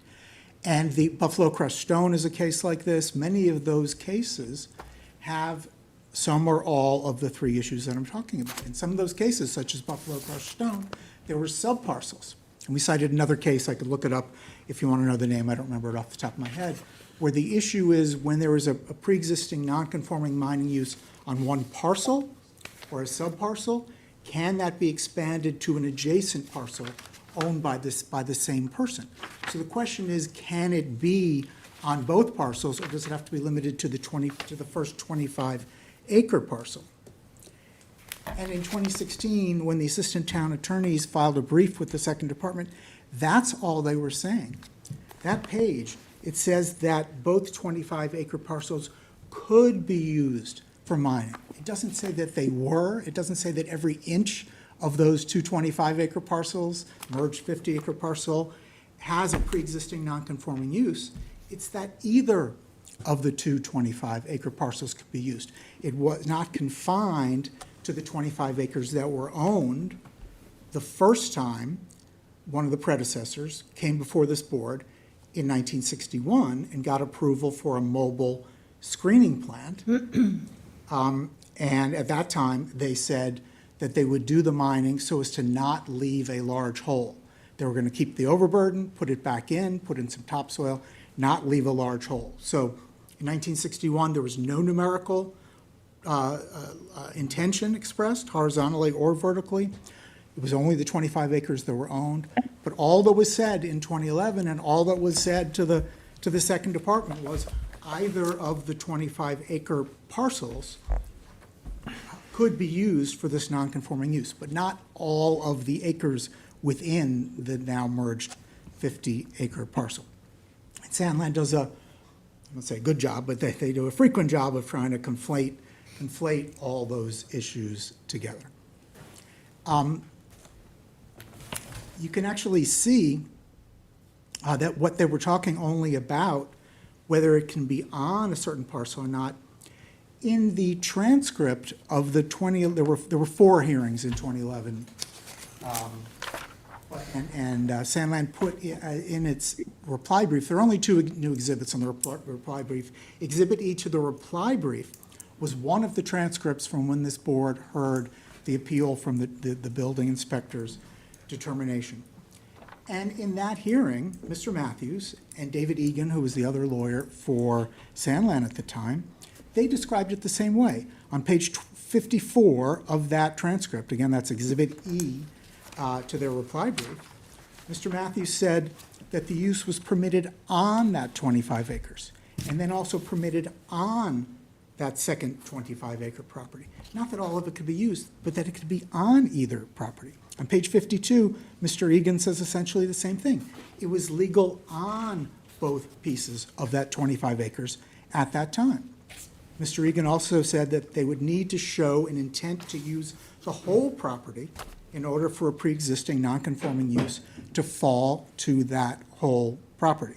So it's very clear that, except for the recent attempts to muddy it, that all that was this board determined back then is that both 25-acre parcels could have a pre-existing non-conforming use on it, but not how much of that land would be used. A quick point about, Brian said finality is a big point here. This was determined a long time ago. We cited a case, Parkview Associates versus the City of New York, 71 New York 2nd, 274, 1988, which said estoppel is not available to preclude a governmental entity from discharging its statutory duties.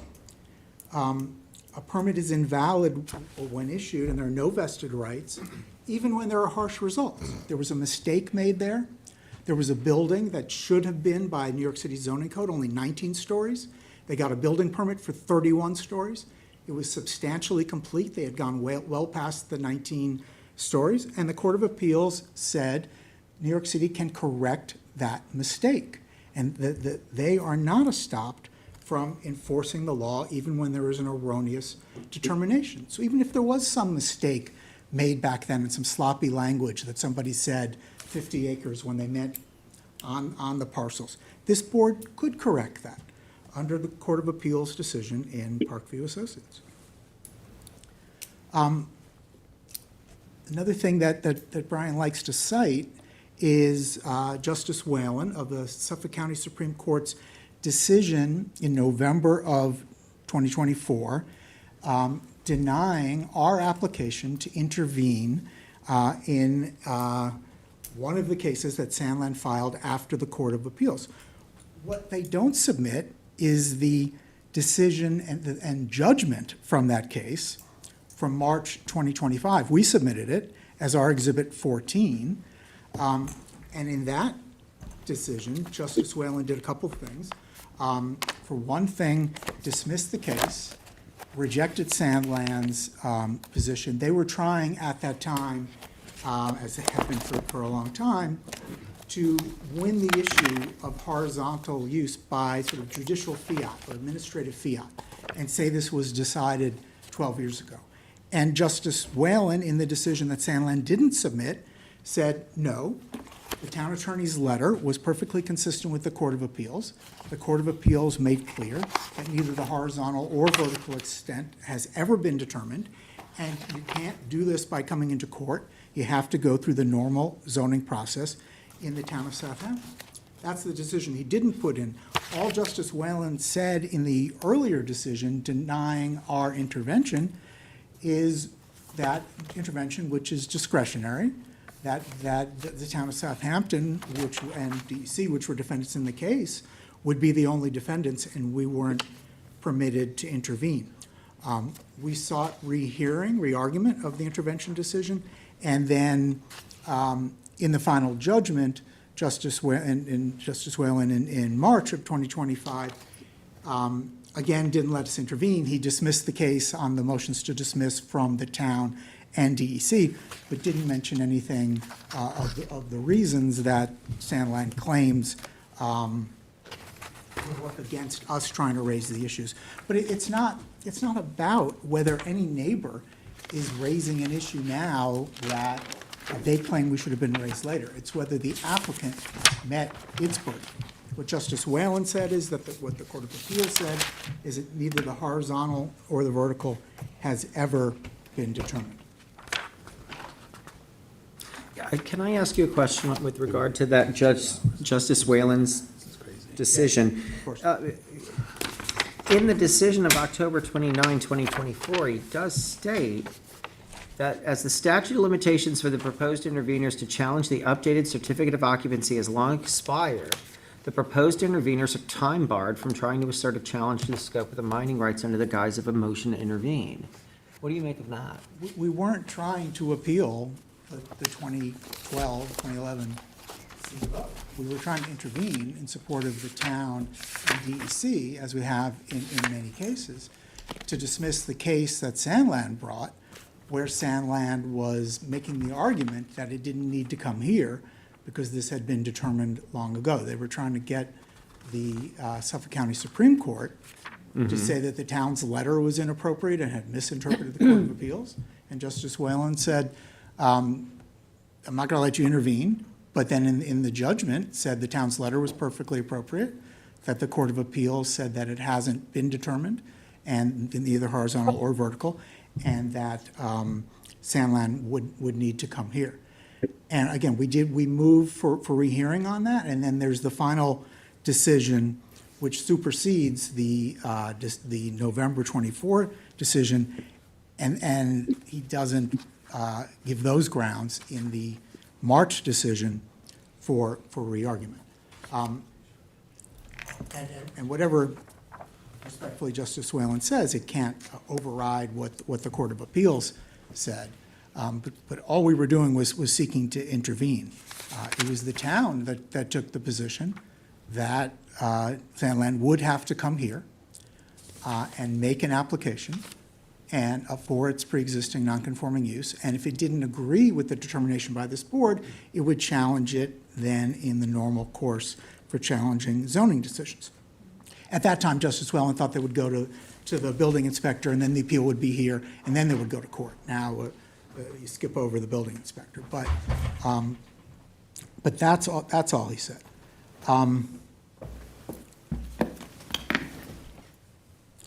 Unless there are other questions on the horizontal. Well, my only other question is, this language in the town's, the zoning board's brief on page 22, how, stating that agreeing with the Supreme Court's citing of Syracuse and holding that, in fact, that holding was used by the chief building inspector when he determined that the entirety of the 50-acre premises could be devoted to the pre-existing non-conforming mining use, notwithstanding the 1961-1962 ZBA decision. How is that not collateral estoppel? It's not, how would that not be collateral Collateral estoppel? estop- We've taken that position once before. We won. well, no, he didn't win on that issue because that issue wasn't before the second department. The only thing We was before made the it- second, the only thing was before the second department were the waste processing issues. Right. But that's also not what your counsel said. That brief says that the entirety, both 25-acre parcels, could be used for mining, that it's not limited to only one of the 25. It's the issue of which parcel. Because in 1961, when there was the first decision by this board overturning the decision of the building inspector that allowed the screening plant, there was only one parcel owned at that time. And what the assistant town attorneys was saying is that either of the 25, well, this is actually what the building inspector said, and then your attorney said, that either of the 25-acre parcels could be used. It's not limited to only that 25-acre parcel. See, I think It's you're- both parcels. I think you're adding language to it. Yep. To be quite honest with you. I don't agree with your interpretation of that paragraph. I think that when the attorney says that the chief building inspector determined that the entirety of the 50-acre premises could be devoted to the pre-existing non-conforming mining use, that doesn't mean, well, some could and some could not. That means the entire 50 acres could be used, and under the doctrine of a diminishing asset, they don't have to use all of it. They can at the same time. But the chief building inspector determined that the entirety of the 50 acres could be used for that purpose. But he didn't. If you look at the if you look at the C of O, if you look at the memo from 2011, it doesn't say that. It says both 25-acre parcels can be used. And it also wouldn't be estoppel again because the board didn't win on that issue. That wasn't a contested issue. It wasn't an issue at all. The issue was whether the solid waste processing issues had predated 1972. If anything was dicta, it was the extraneous statement about the mining use, because that wasn't before this board, and it wasn't before the Supreme Court or the Second Department back then. Any non-specific language that may be dicta is not estoppel, and it can't change what the Court of Appeals says, can't change what the building inspector said, and what this board said on the appeal from that building inspector. It was which parcel to use. Okay. Can we move on to? Yeah, move on to vertical? verticality. Okay, on verticality. I want to just make sure the board is clear about some of the maps and plans that you were looking at with the applicant. And first of all, attached to the 1965 survey, as you know, does not exist in its original form in the record. It is just simply attached with markings to the 1980 mining plan. There are two versions with two different markings attached to the 1980 mining plan. The markings are different, but the one of that the mining plan was referring to is very clear. Only one of them has a line A, a line B, a line C, a circle with an X in it. And so wherever the other one came from, it was not attached to the mining plan as the one that was being referred to. And our hydrogeologist, Sylvan Long, in his affidavit, and his Exhibit 3 contains the version of the 1980 mining plan with those two marked up versions of the 1965 survey that he obtained from DEC. I don't know where the applicant got theirs from, but they're not exactly the same versions that DEC had. Mr. Long, he says this in his affidavit, he spoke with Catherine Dickert. He asked her, what did you base these statements in your affidavit on? She said, I don't know, I'd have to check my files.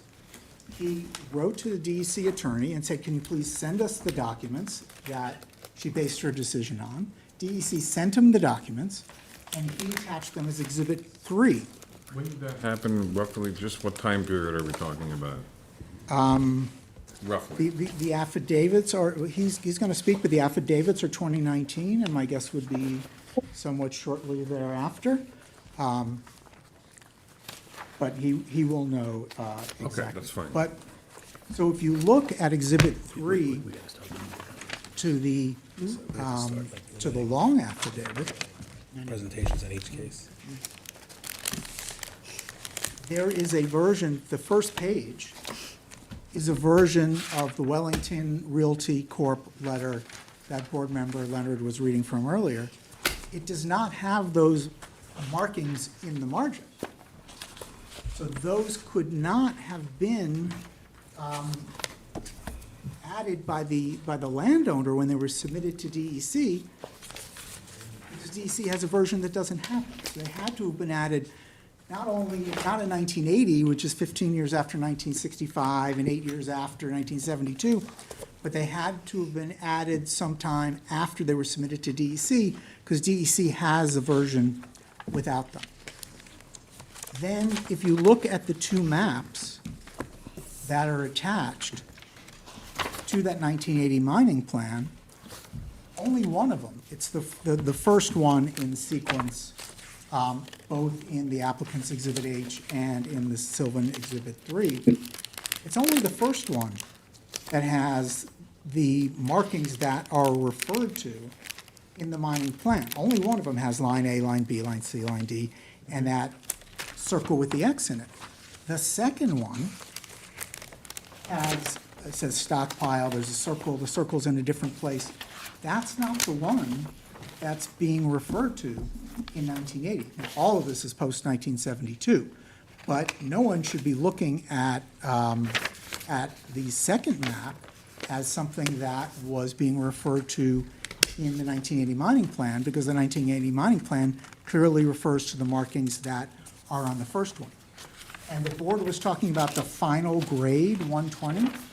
That's on the second map. That was not referred to in the mining plan. If you look at the first map, the one that says line A, B, C, D, the grade is the 120 is crossed off, and it says 160. We don't know when it was crossed off. We don't know when 160 was added. We don't know any of this. But the board should not think that they have pre-72 evidence or even 1980 evidence that says final grade 120. There's one that says 120, and the one that was referred to in the mining plan says final grade 160. It was changed.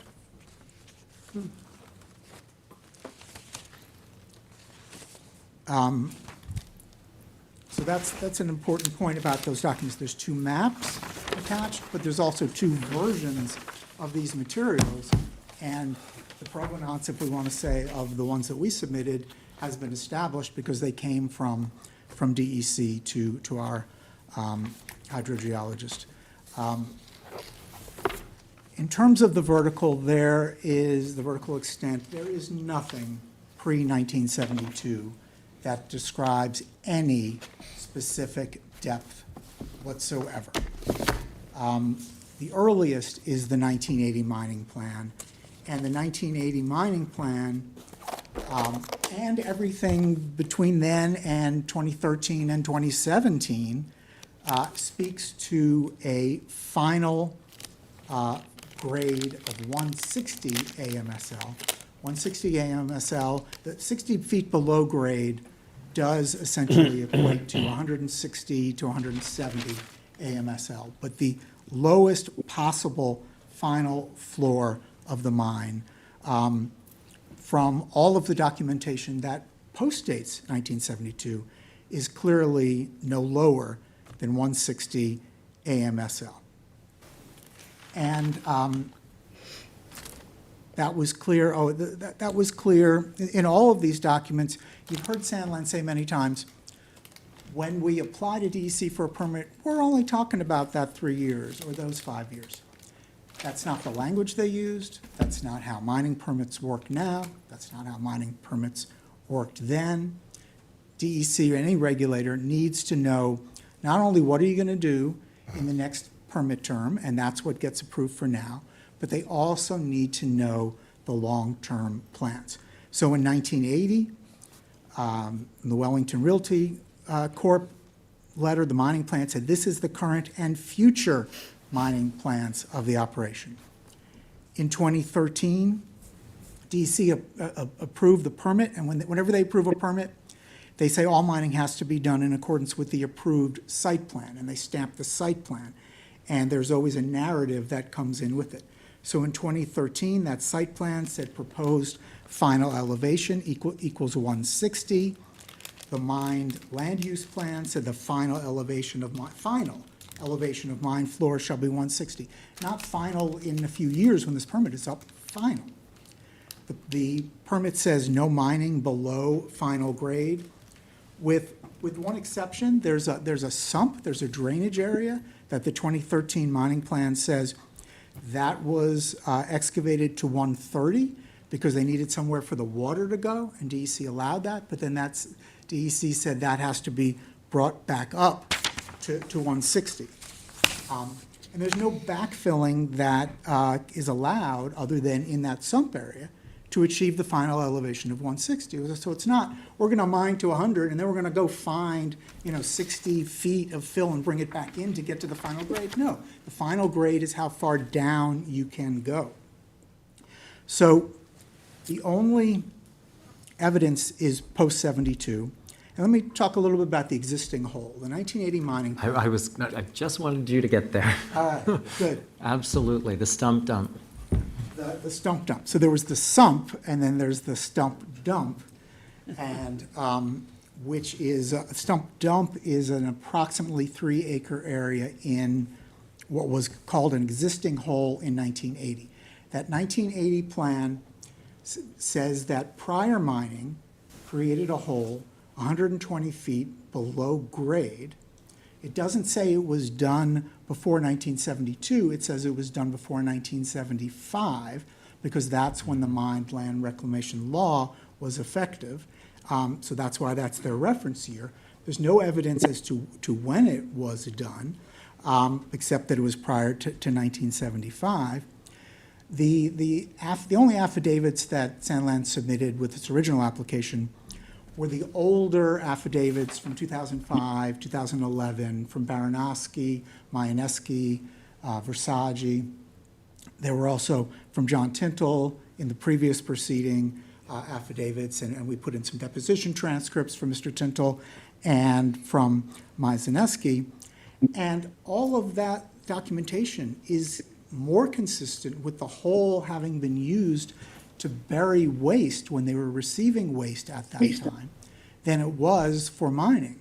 may have been both, we don't know, but there was a lot of evidence that there was an existing hole where dumping was happening.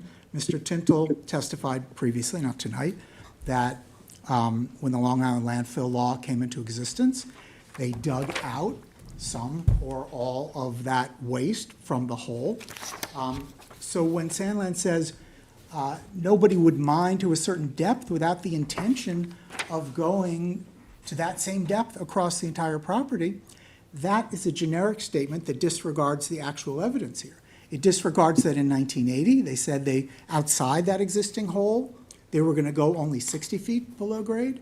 It disregards that hole was used for disposing waste, and it disregards that hole has already been filled in back to be level with the mine floor of 160 and 170. And you see that in the 2013 permit application. This is in the long affidavit exhibit 5, and there are two 2013 mining plans in here because one was submitted, DEC said the application was incomplete. So the revised one, the one to look at is the one that says revised, handwritten. Sorry, can I interrupt you? Yes. I appreciate it. What exactly are you opposing? The right to mine on any land, the vertical, the horizontal? What narrow it down so we know what you're opposing? Everything that they can do on this land? No, we have conceded long ago that they have a pre-existing non-conforming right to mine. The entire 50 acres? No. To the mining. Initial so there's the 25. use, there's on what parcel, and there's the extent. With respect to the extent, the 2013 permit from DEC, which says that they can only go to 160 feet above mean sea level and 31.5 acres wide, that is already greater than their pre-existing non-conforming use. The pre-existing non-conforming use is no lower than 160 feet AMSL, and in the 1980 permit, that was for 20 acres. Not 20 acres during the term of that permit, because they said they were going to go 2 acres a year for the 3 years of that permit on a total of 20 acres. So the earliest permit after 1972 allows only 20 acres. So that the pre-existing non-conforming use is no greater than 20 acres. So they didn't But- put the entire 50 acres in that permit application, then it disqualifies it from using the rest, is what you're saying? Well, there's nothing pre-72 that indicates an intent to go to the depth or breadth that they're going now. The earliest information we have in terms of an expressed intent is 1980, and then they said they were going to go to a maximum extent of 20 acres. Not 20 acres during that permit term. They said 2 acres a year during that permit term, and to a maximum of 20, and to a maximum of 160 below grade. What about the 61 and 62 mining agreements that took place with the transfer of the land? They go back to 1961 and 1962. Right, and there is no expressed intent to go to any particular depth. The But only, it does encompass the entire 50 acres. right, both of the 25-acre parcels can be used for the pre-existing non-conforming use. Not 100% of those parcels. I mean, you've got buffers, you've got slopes. you've got- but- Obviously within the buffers. Yeah, but they would have to. It doesn't discuss that, I understand it doesn't discuss that, but the 50 acres can be used with the buffers that are in place. But with all due respect, that argument and what Sandland is saying would completely undo Syracuse Aggregate, Buffalo Crushed Stone, and the whole line of cases, which says that owning a parcel and mining some of it doesn't automatically give you the pre-existing non-conforming right to go to the far ends or even within the buffers of that parcel. So you have to have demonstrated prior to the upzoning an intent. I would think that the agreement they had in 61 and 62 shows that intent, that they're gonna use that 50 acres for mining, absent certain exclusions that were placed in that agreement. Well, it wasn't 50 acres at that point. It was 25 and an additional 25, Later, yeah, but it was a year apart. 63. That's not the type of evidence that the Court of Appeals has looked to. They look to permits, they look to exploration, they look to exclusive use of the property for mining. That's. All of the, I don't think they're gonna file a permit. They're gonna file it as they need to go to that next parcel, not file a permit for the entire 50 acres at the same time. they filed a permit for 20 acres, because what they said at that time is currently, we're gonna do 2 acres a year, so that's 6 acres within this permit term, but the future extent is 20 acres. That's what they said in, So you're saying they can't change that once they, not after it became non-conforming. They could change it with respect to DEC, but they can't change it with respect to the town of Southampton because it's not conforming. I disagree with that, but that's, go ahead. Okay.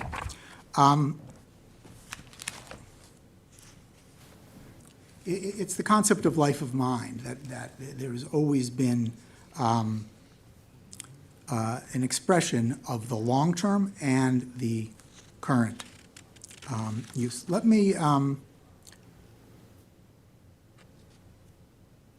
make sure I'm not missing anything. Important on this, but let me conclude by talking about, and this is really sort of your question, you know, what are we asking this board to do? And again, the application has come to you because of an application from a landowner, but also because DEC has asked the town, because of the environmental conservation law provision, has asked the town what the extent of the pre-existing non-conforming use is.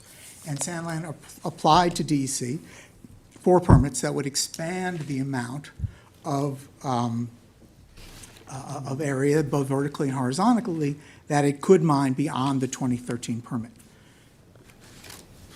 What this board should do, we believe, is to tell DEC that there is no pre-existing non-conforming use beyond the limits of the 2013 permit. With respect to vertical, that's 160 feet AMSL. It may be that pre-72, they didn't even express an intent to go that far, to 160 across the property, or outside of the existing hole that has been filled, but 160 is the lowest. That's the 2013 permit. So there is no pre-existing non-conforming use to go below 160. If they don't have that right, DEC can't process a permit.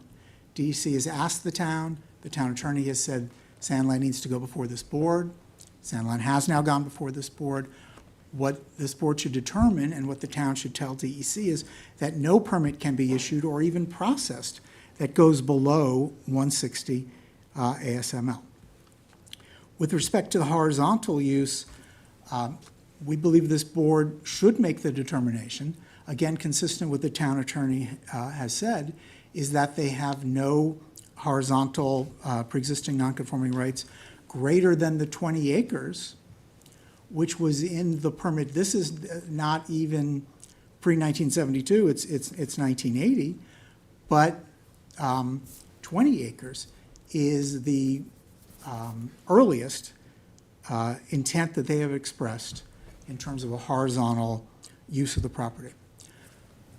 But if the board were to conclude that because Sandland didn't ask for a determination as to the horizontal use, what this board should most certainly not do, we believe, is say that is not before you, you weren't asked to do it, and as a result, it's not part of your decision. Because what will happen then, and we've seen this happen over and over, is that Sandland will cite that as an endorsement by this board of everything that they've said about the horizontal scope having been determined in 2011. So if this board is going to say, and we think you shouldn't, we think you should determine that the 20 acres, or even if this board went to the 31.5 acres that's in the current permit, even though that's way past 1972, there is still no pre-existing non-conforming use that goes beyond its existing 2013 permit.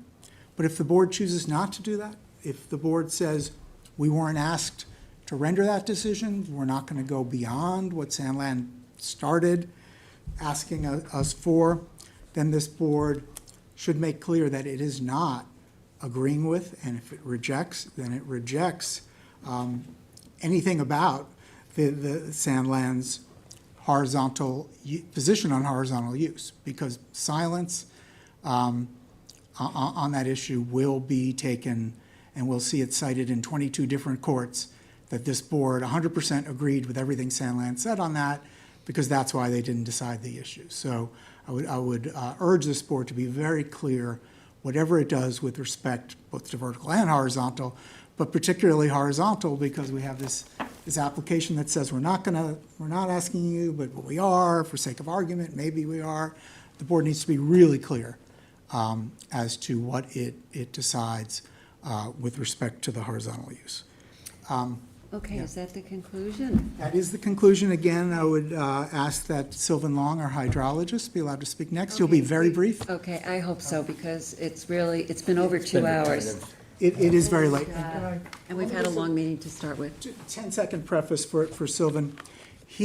Sandland did not submit an affidavit of any expert with their moving papers.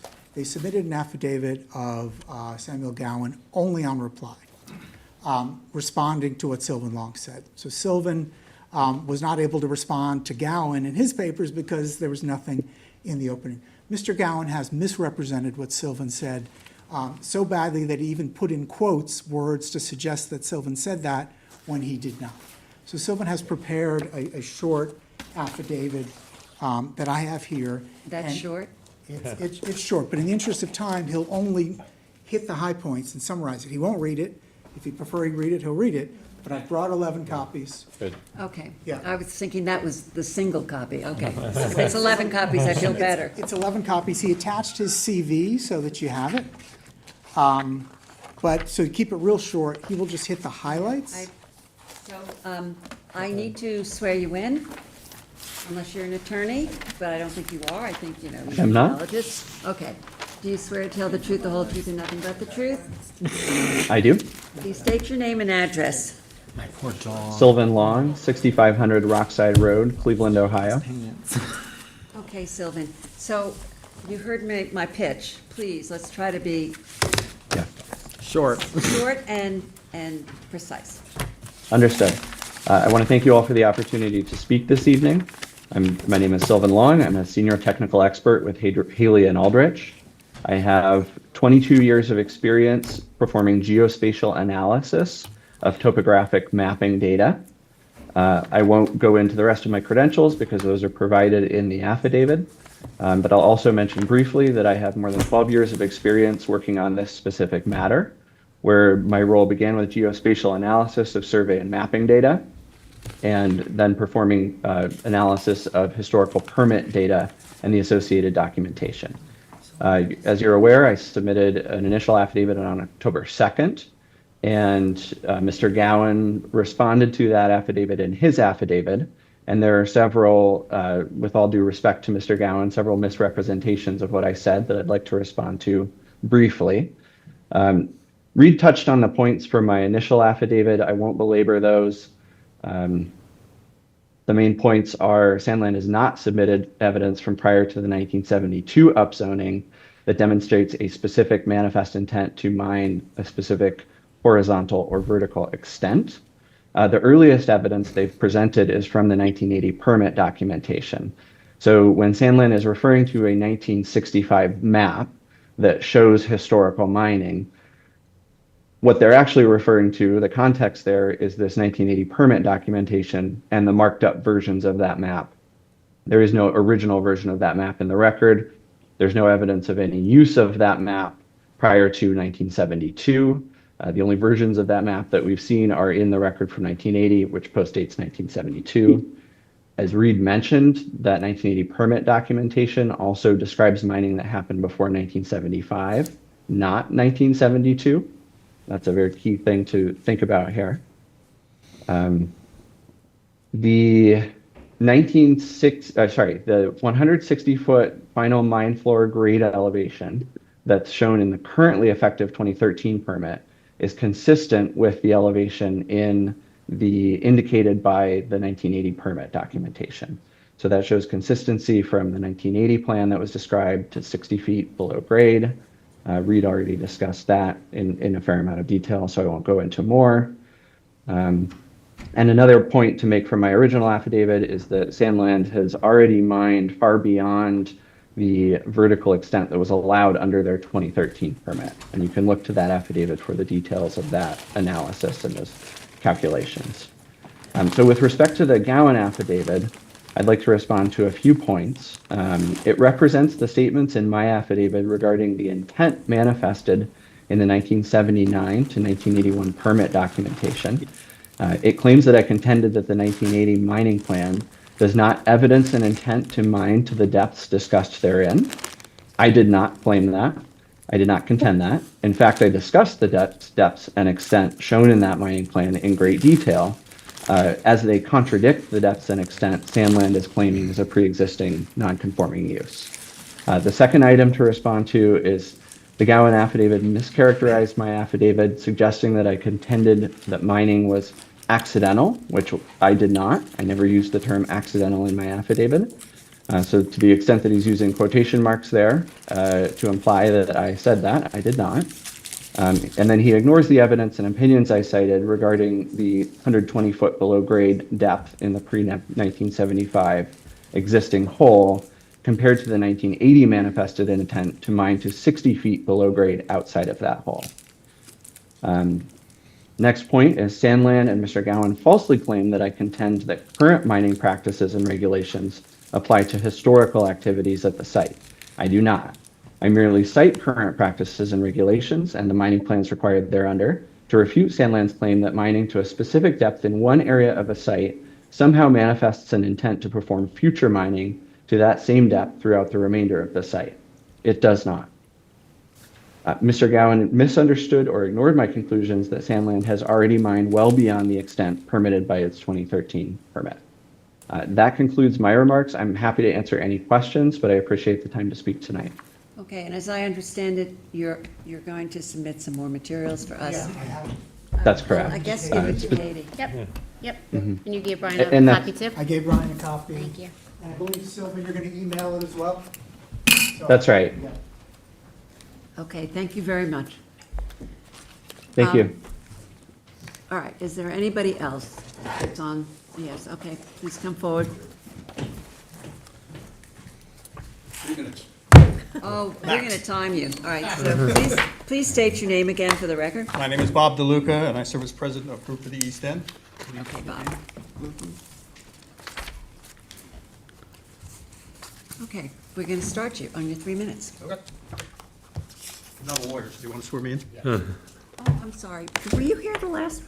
I was, but I didn't speak. I'm around here a lot. Oh, all right, you didn't speak. All right, because I remember the face. Okay. Yep. Let me swear you in. Do you swear to tell the truth, the whole truth, and nothing but the truth? I do. Please state your name and address. My name is Bob DeLuca. My address is 54895 Main Road, Southfield, New York. Okay, thank you, Bob. Thank you. Thank you, Madam Chair, members of the ZBA. Thank you for your endurance and for indulging me for just a couple of minutes here. The issue I'd like to speak to really relates to the role of a DEC affidavit that's been kicked around here with respect to using Catherine Dickert's affidavit from 2019 as part of the justification for the applicant's point of view or position. It concerned myself as well as colleague organizations, Citizens Campaign for the Environment and the Sierra Club Atlantic chapter, who have all been litigants and opponents here. And we decided to write to DEC to just kind of ask them like what the deal is with this. And I'll spare you all the details of the letter, but it's just the pertinent points here. In the letter to Scott Christofouli, the Deputy Counsel for the DEC, we asked, it is our understanding that DEC does not involve itself in local zoning matters and that any affidavits submitted by DEC employee or in other cases are not relevant to town zoning and do not represent an opinion by the DEC on the extent of the non-conforming use within the town, and can you please confirm that you maintain no such opinion? The response we got back from Mr. Christofouli, dear Ms. Esposito, DeLuca, and Downs, while the mine land reclamation law includes suppression clause that gives DEC broad authority over mining in New York State, there is a role for local governments. The mine land reclamation law does not prevent local governments from enacting or enforcing local zoning ordinances or laws which determine permissible uses in zoning districts. Most importantly, this is my saying that, DEC does not participate in decision-making by town planning and zoning boards, nor does DEC offer opinions on local zoning requirements, as these matters are outside the jurisdiction provided by the Mine Land Reclamation Law. Thank you very much, and they do not appear at ZBA. I know this issue has come up, and Member Leonard has raised it, but we just wanted to make sure that you have a copy of DEC's response to that. I have 10 copies for Okay, Katie. great. If you could give them to Katie, And please. that finishes it. I thank you very much for your time and your courteous Okay. attention. Okay, terrific. Your patience. Is there anybody else in the audience who wishes to be heard on this matter? Thank you. I gotta take them. Is there anybody on Zoom who wishes to be heard on this matter? There is somebody who commented, I don't know if they intend on talking. All right, okay. So if they don't raise their hand, we're not. Sorry, there are gonna be- two people now who just put their hand up. 1 second. Peter, you had to remind them, huh? Okay. Okay, let's take them. As long as it's something But we're new. gonna leave, we're really gonna limit it to 3 minutes. As long as it's something new. And yes, please try to do something new, if you can.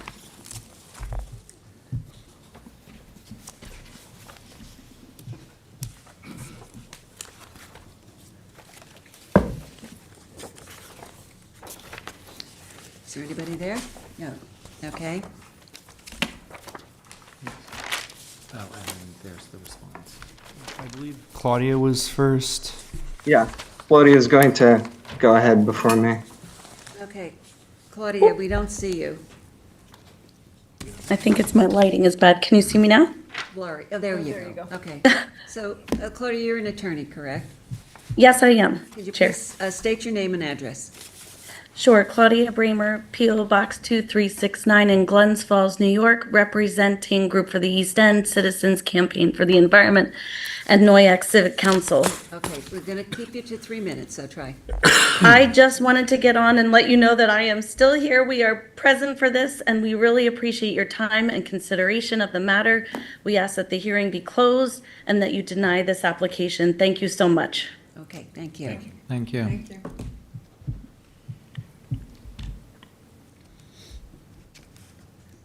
Okay, Mr. Barone, are you Hi, an I- attorney? Yes. State your name I and would like, address. I know we want to be quick. I would like a little more than 3 minutes just to address some of the questions raised by the board. So I could address some specifics, and then my point was, I only had one point, that I could keep to 3 minutes. So anyway. Well, why try and don't you be make quick. your point, and then we'll see how the board feels about you addressing some of our questions. Go ahead. Yeah, okay. So my name's John Barone. I'm from Rupp Falls, Graf. I am counsel for Bridgehampton Road Races. I would like to go into there was a question about the Whalen decision, and I'm the attorney that wrote the briefing for the interveners concerning that decision. And we had challenged Whalen's decision regarding the claim that there was a statute of limitations issue here. He granted our argument our position to re-argue. So by granting that, he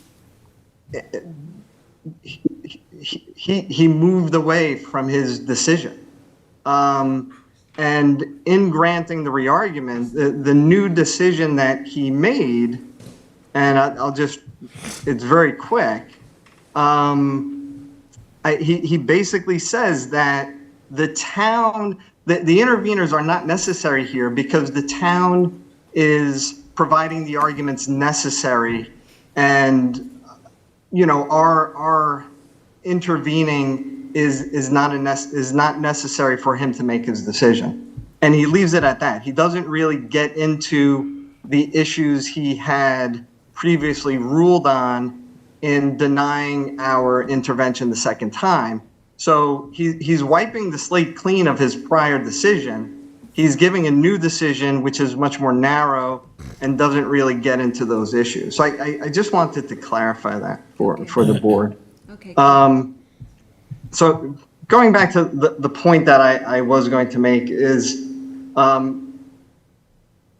clients reiterate and agree with Mr. Reed's position that the horizontal expansion is before the ZBA through this application, and that Sandland has not established its burden. We have to remember that there's a question of a burden that they have to establish, and they haven't demonstrated meeting that burden of the manifested intent to expand horizontally.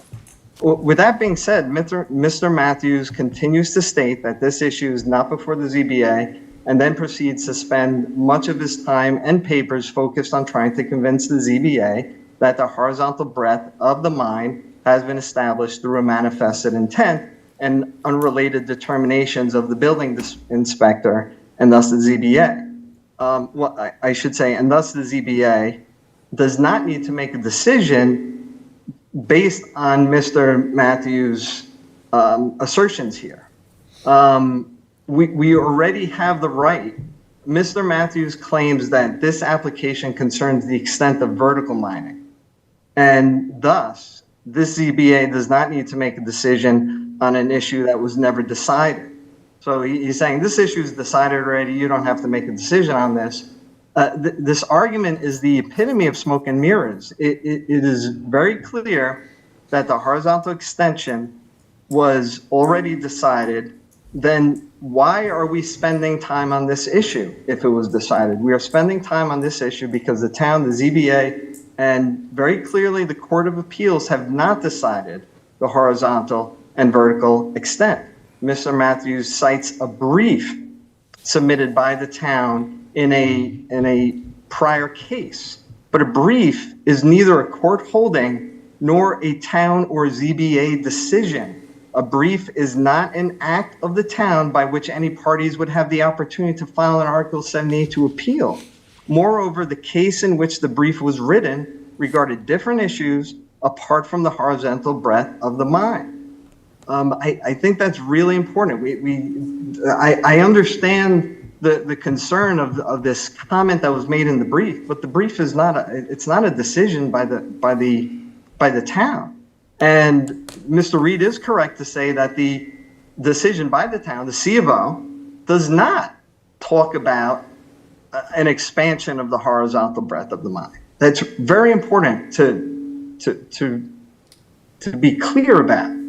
And so if the ZBA intends upon not making a determination regarding the horizontal extent of the mine, which we feel that they should, and that it hasn't been established. I have to just say that again. But if the ZBA decision goes on to just focus on the vertical, the ZBA also must not contradict the courts of the Appellate Division and the Court of Appeals and Justice Whalen. Those courts clearly have stated that no expansion of the mine, vertical or horizontal, has been before the town yet. The highest court in New York, the highest court, is very clear about this. And thus, a legal brief written by an attorney for the town cannot and does not supersede the Court of Appeals finding. Thus, the ZBA must clearly state in its decision that Sandland has not established a manifested intent to mine further horizontally. But again, if the ZBA is choosing not to rule on the horizontal, then the ZBA must clearly state that a determination regarding the manifested intent of Sandland to mine horizontally has not been established and yet to be determined by the town and the ZBA, and thus Sandland's desire to mine up to 50 acres remains prohibited until Sandland brings this issue in an application back to the ZBA. And that concludes, I could answer any questions. All right. Okay. No, I'm not going to give you another opportunity. Oh, I was going to say, you're going to come up. You got anything more to say? All right. Oh, my God. Okay. That was awesome. Okay. I appreciate it. Just like, You no. were making a movement. I had to Stretching. All right. There's a lot of material here. I really appreciate everybody going through the process that we outlined at the last hearing, where John in particular said you've got to come in with some evidence, and you've been making an attempt to do such. I just want to, too much to absorb tonight. I don't know how the board feels about closing the hearing. Yeah. I would and- close it. I'm good to close it. Okay. Okay. All right, so. Hearing written comment standard practice, yeah. Okay, okay. And, okay, so with the advice of my board, we are going to close the hearing. Who's in charge of this? This is mine, believe it or Oh, not. Robert, go ahead. All right. I think I'm gonna take the lead on a recommendation on this, because I have to work on the decision. So it's not gonna be standard practice, because I can't We're get gonna this need more done. time then. We're gonna need more time. You want Yeah, no, I think you're absolutely right. I mean, also, for all of us to go through the material again and to, take into account everything that's been said tonight, it's a lot. So what I was thinking is I would give everybody the standard 2 weeks to do written subs. If you wanted to reply to, the affidavit that came in, if there's any written subs. Brian had asked me if there had been any recent written subs submitted into the record. I couldn't answer that question because Candace has been out for 2 days. But we did get some tonight. Right, so I'm saying maybe extend written subs to everybody and the public to 11/21, and then close it. And then by statute, the ZBA gets 62 days to render a decision. The closest I could get to that is January 15th, which is 55 days. I will shoot for that. So you could put a decision on for January 15th. 15? And then understanding that I might need to February 5th, and then I would ask everybody to waive that 62 days. But I will try to get it for January 15th, because we have very few meetings, in the next couple Right. months. Whatever you need, Katie, So that's, whatever you need. well, I have to say to the applicants as well, because I do need, if I need you. I'm picking up that the applicants are willing to grant you additional time. But if you we'll, need but we'll such. shoot for January 15th. I think that's perfect. Okay. You got that? Do you think the 11/21 is long enough time for written subs, or should we go to the next date? No, I think that's enough. We want to, Want to close it wanna up? close Okay. the written So subs. I move to close the public hearing, hold it open for written submissions until November 21st, with a decision to be rendered January 15th of '26. Second. Mr. Massey. Can I ask a question?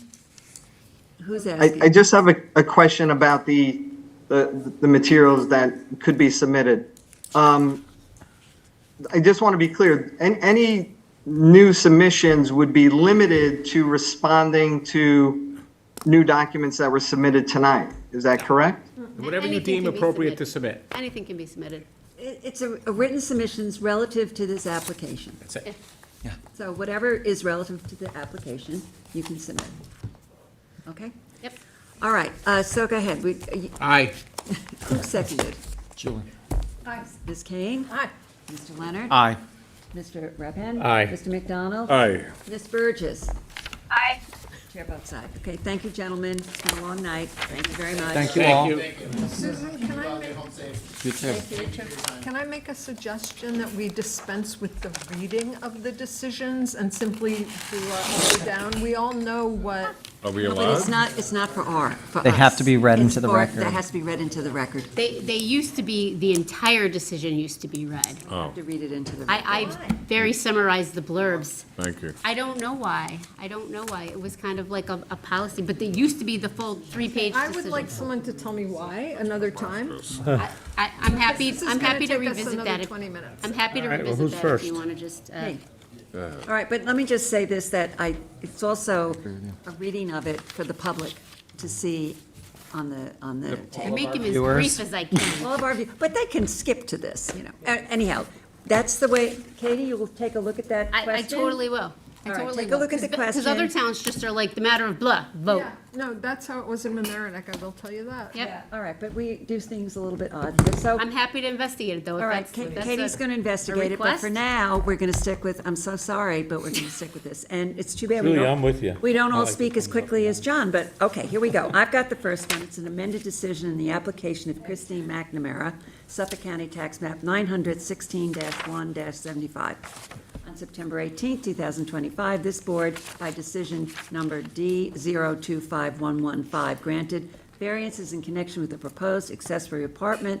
This decision, however, referenced property located at 33 Inlet View Drive West, where the correct address is 31 Island View.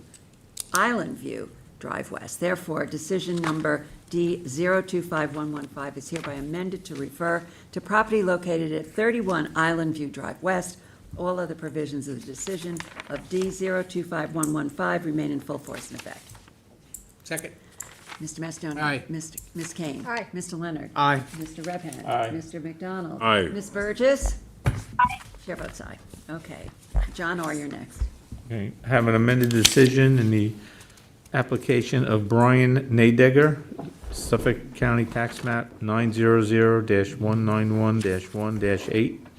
On April 3rd, 2025, this board, by decision number D025035, granted variances to allow for construction of a new 1,886 square foot dwelling to replace 2 out of 3 pre-existing dwellings on a premises with a pyramid height variance for said dwelling. This decision, however, had a typo with respect to the habitable space of the new dwelling and also referred to plans with an incorrect total of habitable space. Specifically, the body of the decision referred to the new habitable space as 1,086 square feet, where 1,886 square feet were actually proposed and advertised, resulting in a 12.77% expansion and the granting of the variance referenced plans that calculated the new total habitable space as 1,902 square feet. In fact, after the applicant revised the plans to reduce the pyramid encroachment, the new total inhabitable square footage is 1,842 square feet, which represents a 10.7 expansion. Therefore, ZBA decision number D025035 is hereby amended to allow for the construction of a new dwelling with 1,842 square feet of habitable space, which represents a 10.7 expansion, where a maximum of 50% is permitted as shown on the plans and elevations prepared by Gabby Telegorian, R.A., last revised October 29, 2025. All other provisions of D025035 remain in full force and effect. Second. Mr. Hey, you. Mr. McDonald. Ms. Burgess. Aye. Leonard. Aye. Ms. Kane. Mr. Macedonia. Chair votes aye. Okay. Julie, you're next. Okay. All right. Quick read. My mic is not working, if anybody cares. Brandon Josephson and Sarah Church, Suffolk County Town Map 900-5-3-39. This application is for property located at 22 Bay Avenue, Noyak. Applicants seek variances to construct a new 2-story dwelling on a non-conforming lot burdened by wetlands in Pine Neck, Noyak. After several public hearings and discussion with the board whereby the design of the house was modified to reduce the pyramid encroachment multiple times from 5,687 cubic feet to ultimately 2,934 cubic feet, this board finds that the application passes the standards set forth in the New York State Town Law and the Town Code. Therefore, this board grants relief from the following provisions of the Town Code. 1, for a new one-family dwelling, little I, Town Code Section 330-6, General Regulations that references Town Code Section 330-11, Residence Districts Table of Dimensional Regulations, for a principal front yard setback of 33.5 feet where 60 feet is required, a principal rear yard setback of 44.3 feet where 70 feet is required, and a total lot coverage of 25.9% where 20% is permitted. And the little I Town Code Section 330-84D, pyramid height for a total pyramid encroachment of 2,934 cubic feet. And 2, Town Code Section 330-77G, placement of accessory buildings, structures, and uses in residence districts for a side yard setback of 5.7 feet, where 10 feet is required for the location of a proposed generator. All is shown on the survey prepared by Francesco Di Domenico, L.S. of F. Michael Hemmer, L.S. PC, last dated August 12, 2025, and the floor plans and elevations prepared by David H. Sherwood, R.A., last revised September 29, 2025. The grant of the foregoing relief is subject to such other conditions and permits as applicant has already acquired or may otherwise have to acquire for final approval of the subject premises, including the installation of appropriate screening and/or sound attenuating enhanced generator cover. Second. Ms. Kane? Aye. Mr. Leonard? Aye. Mr. Macedonia? Mr. Redpath? Aye. Mr. McDonald? Aye. Ms. Burgess? Ms. Burgess? Aye. Oh, sorry. Chair votes aye. Okay. Should I do the Julie, you next got the one? next Yep. one?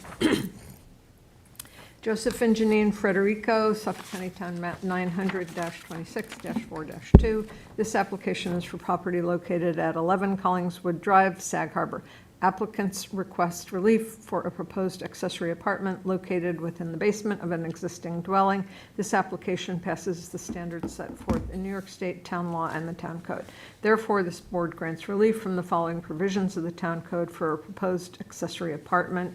Town Code Section 330-11.2F, Special Standards for a lot area of 18,172 square feet, where 20,000 square feet is required, and Town Code Section 330-11.2G1, Special Standards minimum and maximum sizes to allow the accessory apartment to be 360 square feet, where a minimum of 400 square feet is required, as shown on the survey prepared by Lester Holden, RA, of Squires Holden, Weissenbecker, and Smith, LS, surveyed October 26, 2004, and the floor plans, which will be confirmed upon Candace's return.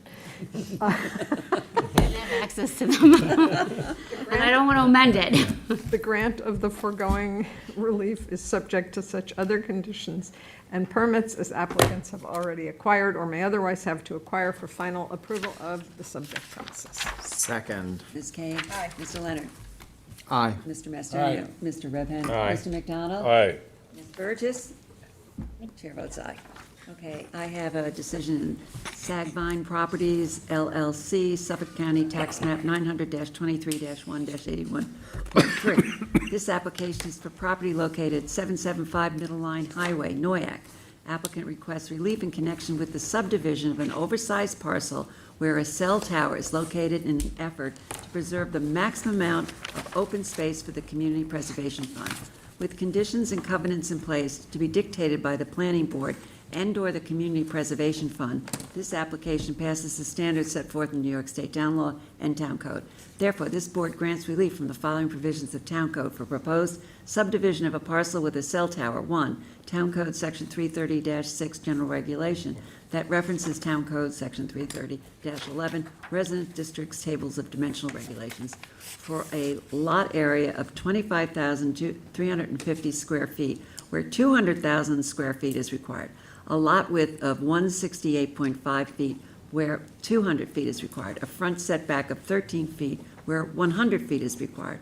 A rear yard setback of 94 feet, where 100 feet is required. A minimum side yard setback of 10 feet, where 50 feet is required. And total side yards of 38 feet, where 125 feet is required. And 2, Town Code Section 330-308G Cell Tower Site Design Standards for a distance to lot line being less than the height of the tower, 190 feet required. As shown on the survey prepared by John Borusky, last dated August 15, 2025, grant of the foregoing is subject to such other conditions and permits as applicant has already acquired, may otherwise have to acquire for final approval of subject premises, including the filing of any covenants required by the Community Preservation Fund as a condition of sale. Second. Mr. Macedonia? Aye. Ms. Kane? Aye. Mr. Leonard? Aye. Mr. Redpath? Aye. Mr. McDonald? Aye. Ms. Burgess? Chair votes aye. Okay, John, you got the last one. Decision in 13RC LLC, Suffolk County Tax Map 900-56-1-19-13. Applicant requests a single and separate determination for a property located at 13 Ranch Court, Sacaponic, that was created as part of a cluster subdivision and was previously transferred together with an adjacent lot in the same deed. Since the premises is a conforming lot that was created as part of a cluster subdivision, the board finds that the single and separate determination is not necessary. Notwithstanding this, the board confirms that the premises located at 13 Ranch Court, Suffolk County Tax Map 900-56-1-19.13 is a single and separate conforming lot created by a cluster subdivision that has not merged with an adjacent conforming lot. Is there a second? Second. Aye. Mr. Leonard? Aye. Ms. Kane? Mr. Macedonia? Aye. Mr. McDonald? Aye. Ms. Burgess? Chair votes aye. Is there a motion to? Motion to close. Second? Second.